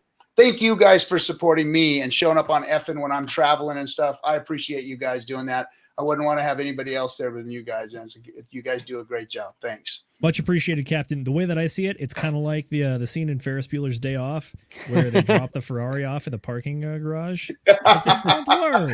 Oh boy! and thanks, Vets, and Ripsy. Welcome for the first time here with us, and thanks, Vets, for all you do. And it's been awesome getting to know you out on the tour and supporting us, and having after parties. We do real good after parties, don't we? Yes, sir. Yes, we do. Honor and privilege. All right. All right. Oh, shoot. I guess I'm up next. All right, folks, you can find, my name is Will Stevenson. You guys can find me on any of these social medias at Will Stevenson. My new Linktree thing that I'm using is the Pulse domains. I am will.pulse.fyi. Me and my brother have recently released a cookbook. So if you guys want to buy a Tower Climbers cookbook, there are 50 of them in existence. There are only ever going to be 50, no more, no less. So if you guys want to buy a cookbook, reach out to me on any one of my socials. I prefer Telegram, best of them all. But if you guys want to buy a cookbook, then go to will.pulse.fyi. Can Reach we out pay to me in on Pulse? any one of those. You can pay in. Do you accept I've Pulse? told people they can pay in stables, but yeah, I'll take Pulse. Yeah, the books cost $10. We're selling them at cost. So $10, I will deliver them by hand, or if you want to pay $30, then I'll ship it out to you wherever you Mr. might Will be. Stevenson, But if you again, don't mind, as an owner of one of these cookbooks, I can attest that the recipes have been eye-opening, and that this is one of the cookbooks of all time. Eye-opening. That's an interesting critique. Yeah, I was just going to mention that. Brilliant choice of words. I have to say one thing a little bit off topic, but on topic. So my fiance just texted me and she said, "That's where he's from. That's the pirate guy from the documentary you took me to." Yeah. Hell yeah. That is the pirate guy. Yeah, so that's all that I got going on, ladies and gentlemen. Selling a cookbook. Also, if you guys want to do Hex meetup stuff, this is the time for me to shill it. And lo and behold, I do not have the link ready, so I'm copying it right now. But if you guys are Hexicans and you want to meet other Hexicans, then go to t.me/hex_meetup. Right, that's t.me/hex_meetup. And what it is it's basically just as decentralized as possible of a little meetup space that I created a long time ago, where I try and get people to organize their own little small scale meetups. I've got a whole bunch of different rooms with a whole bunch of different topics. You guys just basically go in there, you read through the Start Here tab, you go through the Introductions tab where you look at who other people are, where they might be, what they like doing, yada, yada, yada. Dox yourself to whatever level you're comfortable with. Some people don't like people knowing what city they're in. Some people want to know what state they're in. Some people don't even want to let people know what country they're in. That's perfectly fine. But if you want to go do meetups, that's where a lot of meetups happen. There's a general chat, and there's like a bazillion different like locations, whether they're states, whether they're countries, whether they're cities, all that sort of stuff. So anyone can go in there, create as many topics, create as many locations as you want, and go meet up with other Hexicans. Go interact with people. Go do this. Go do these small scale meetups. You don't have to wait for RG3 or KSB TV or Maddie Allen or DCC and Charlie to go put on these fantastic, awesome events, which are super cool. You guys can go out and like hang out at a bar. I hung out with Paul Sachs over in Missouri not too long ago, and we had a great fucking time. It was super awesome. Go meet other Hexicans in the flesh. Again, that is t.me/hex_meetup. I highly suggest reading through the Start Here tab first so you can understand how the Telegram works. But that's something that I always like to show. I always like when Hexicans go and meet each other. Mr. Vetson Crypto, sir, where can the folks find you, and what do you got going on in the near future, my friend? Yeah, baby. Bang, bang. Thank you, Maddie. Great job as usual. Been to your in-person Hex conference as well in Vegas. Great time and good stuff. So big fan. Man, a Marine and a cookbook. Oh, oh man. You know, is that like MREs and stuff? I don't know. But anyways, I digress. But yeah, we'll circle back on that one. So as it says in the title, Vets and Crypto on YouTube. And I'm just that new guy starting out, trying to do a good thing, pay it forward. So Vets and Crypto on YouTube, Vets VETS Crypto on X on Twitter. My man there, Will's got the links down below, so greatly appreciate the support. I'll let Mr. AJ elaborate on anything he feels he so desires, but thank you guys. An honor and a privilege being up here with you all. Thank you for including me. Always a pleasure, my friend. Is that me? Jeff is going to take it away. I think you have the last spot, my guy. Jeff. What's going on? Start off saying, Maddie, you probably don't get enough credit for what you do. I can only imagine how time consuming and draining this probably is. So I want you to let you know that it's definitely, it goes noticed. The fun thing about doing these outros at the end, going towards the end, is you sound like a broken record, but you could find me in the DeGen Round Table Telegram. You can also, all my handles are the same, which is ApexX369. If you have any questions, and if it's just relative help, you could find us in the Telegram group. And that's it. Even it doesn't even have to be PulseChain related. Even if it's a coin that I'm not interested in, I'm more than happy to help you with the best of my abilities. And we're coming out with a lot of good content. We're in the process of making new educational content. So besides that, feel free to stop by. That's about all I got going on. Between that, I might buy one of Will's cookbooks if he throws in a free copy of him and Zena's video at the hotel. If he throws it in, I might buy a copy. But yeah, come check us out, guys. Wait, you're gonna buy a copy of the cookbook or a copy of the video and throw in the other copy? I'm confused. I'll take it either way, Brendan. Either way. I will say, all I'm real saying- quick, before we go too far, if even if you guys have told me in person that you want to buy a cookbook, please, for the love of God, send me a message, because I got a little peanut brain up here and I need to look through it in writing, and then once I add it to my Excel spreadsheet, then you're safe. But just keep reminding me until I say, hey, I got you. So for the folks at home, or for the folks who even here on stream who want one, send me a message, for the love of God, because I will forget, because I'm peanut brain. So thank you, Jeff, for that. I appreciate the support. Nice. Mr. Rip City, what's going on, and where can the folks find you? Yes, sir. You guys, an honor to sit with the round table. You guys seem really cool. Looking forward to possibly getting to know you at some point. Maddie, thank you. Thank you for inviting me to this panel. I was not expecting this. I was thinking 3 minutes, but thank you for letting me sit down and show how excited I am about PulseChain and everything that's coming in the future. And RG, I love you. Thank you, buddy, for everything that you do.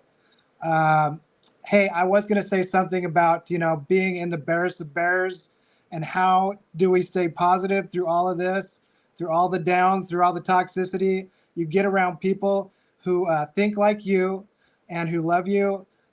Get around communities, obviously the round table here, get around them. You can find me on Rip City Hex on X and Telegram. I'm in No Permissions twice a week if you want to get around an amazing group of people. Randy Hilarski and probably about 400 people. I know Vets is in there, Fast is in there. We're all in there twice a week. So you're more than welcome. And yeah, get around positive people. If it wasn't for the people in my life in crypto, because I talk to a lot of people, man, and it is hard to stay positive in this kind of environment. But I talk to my buddy Scott every day, my buddy Larson every day, Crypto Compassion every day, Vets every day. These people are the people that keep me safe inside of myself, knowing that I'm going in the right place, in the right direction with the right people, man. It is something else. And yeah, get ready if you're new. Hold on, hold the line. Let's freaking go. By the way, AJ, I have good news and bad news for you. The bad Yes, news sir. is that your fate is sealed. You are the only person on the show that is not streamed with us. Therefore, we're going to have to correct that mistake in the future here soon. And we will help you do your second stream as well. The good news is you're in good hands, because you got us, you got RG3, and you got Maddie ALLin. By the way, Maddie, I think this is the part where we hand it over to you before we take another 20 minutes to do our outros again. Yeah, you guys are Yeah, running well, tank. I really want to thank all of you for being here, all the speakers that we've had today. We had tons of speakers that all contributed. All of you did a great job. I have to thank liquidloans.io for sponsoring the first day of the conference. Tomorrow, we've got Time Pays Me, Pateas, and love.io that have made things possible. GoPulse.com is the sponsor for day 3. Day 4 is 9inch.io. I really appreciate all of those brands. Tomorrow, we have a panel with Crypto7, Crypto Stylist, Hexfire.io, and Par Hexcellence. That spans the entire globe, from Europe, Australia, and the United States. Really looking forward to that. And then tomorrow, I think we're going to, out of 8 conferences that I've done, I think tomorrow is going to break the record for the number of speakers that we've had. So hour 2 of tomorrow is going to have like 20 or 25 speakers, all the builders in PulseChain. So we're looking forward to that. Then we'll have Adam Stokes and KDP speaking duo on a panel. I'm not sure if they're going to get married or not, but we're definitely going to introduce them. Okay. Then I'll do a talk for Time Pays Me and release some big surprises for that. Then we'll have Fashion Coder talking for 20 minutes before we have an hour-long panel with Big Kirkowski, 43OG, Frank Molina, and Brother KG. Then Aubrey DeGray, there were some announcements tonight that are going to carry over into tomorrow. So there's some big news from Aubrey DeGray that's happening tomorrow. And we'll have we'll have a mini panel with Toby1 Hexobi, Pulse Domains, myself, and a Hod Pro to highlight that. And then it looks like for the last hour, we'll have Papa B, DJ Cryptomatic, Markable, Elmeyer, Peter the Hexakin, Diraj, DOSBomb, Sticker Guy, and Toby. So a lot to look forward to. We're just 25% through the conference so far. And later tonight, I'm going to cut up and segment everything that happened today. And I'm going to tweet it out from the PulseChain Conf account. And so if you guys can help spread the word, I'm going to try to tag as many people as possible. So thank you all for being here. I believe... Maddie, real quick before you go, we do want to give a little bit more love to your sponsors. Just try to help it keep going. Liquid Loans, the entire team over there, we are good friends with all of them, and they're good folks, not just because of the work that they do, but because I can attest, and everyone else here can, that the members of their team, specifically Walrus, are personally helping save people from scammers out there and have been doing so in our Telegram, on Twitter, and elsewhere. Protect your seed words and go show the Liquid Loans guys some love. That's right. Absolutely. And to close out tonight, I'm going to play again the song that just dropped for the first time tonight, world premiere from Drix Madison, who I believe is still in the chat. Shout out to you. Thank you, everybody, for speaking, and looking forward to a great rest of the conference. Thanks, Maddie. Thanks, everybody. Peace. Thanks, Maddie. God bless. Good job. Taking on ETH and Post. We on 2 chains. Other coins didn't fit. What was I supposed to do? Not stake and stay broke with you? Shit. Bar Hex for 4 years. Trying to DCA. Got PulseChain, PulseX. Trying to DCA. Now the world gon' see. Rich already changed the game. Which is why the hell you see me DCA in the PulseChain. Bar Hex for 4 years. Trying to DCA. Got PulseChain, PulseX. Trying to DCA. Now the world gon' see. Things will never be the same. Ever since we launched our own thing on our own chain. Bar Hex for 4 years. Trying to DCA. Got PulseChain, PulseX. Trying to DCA. Now the world gon' see. Rich already changed the game, which is why the hell you see me DCA in the PulseChain. Bar Hex for 4 years. Trying to DCA. Got PulseChain, PulseX. Trying to DCA. Now the world gon' see. Things will never be the same. Ever since we launched our own thing on our own chain. You other Sammy Chicas need to get your crypto coffee to wake up and out of ditches, so you go from rags to riches. Bitches, see a brainologist and a fashion coder. It gets your crypto heartbeat up before it's over. Check my post. Stop by Kaiser to stay bull run ready. Maybe it's not higher. And on the corner of Westcott and ATX, saw a picture of Rich in Georgia in a wedding dress. Yes, Hard Prill and Class T fools. Met a pirate. Johnny's chaos broke loose. Heard a hex siren and SJ appeared, but I saw whales only, no dolphins on the pier. Cosmic Cowboy saw the street I was on when Whitney did her magic and Toby Wan's Padawan. Wore a couple shirts while waving goodbye that said RH Max and Access was alive. Then I met Corey, a big-time investor. Met another Corey, intellectual impressor. Robbie got me hyped, now we dance carefree. And Julie got her dress on with Lindsay and Marie. This compassionate crypto. Ask Black KC, Forrest, Robert, Quinn, or David Lee. Sandy Beach sounds good. A Black Hexakin winning like some Hexakin or DJ from Poly. Bar Hex for 4 years. Trying to DCA. Got PulseChain, PulseX. Trying to DCA. Now the world gon' see. Rich already changed the game, which is why the hell you see me DCA in the PulseChain. Bar Hex for 4 years. Trying to DCA.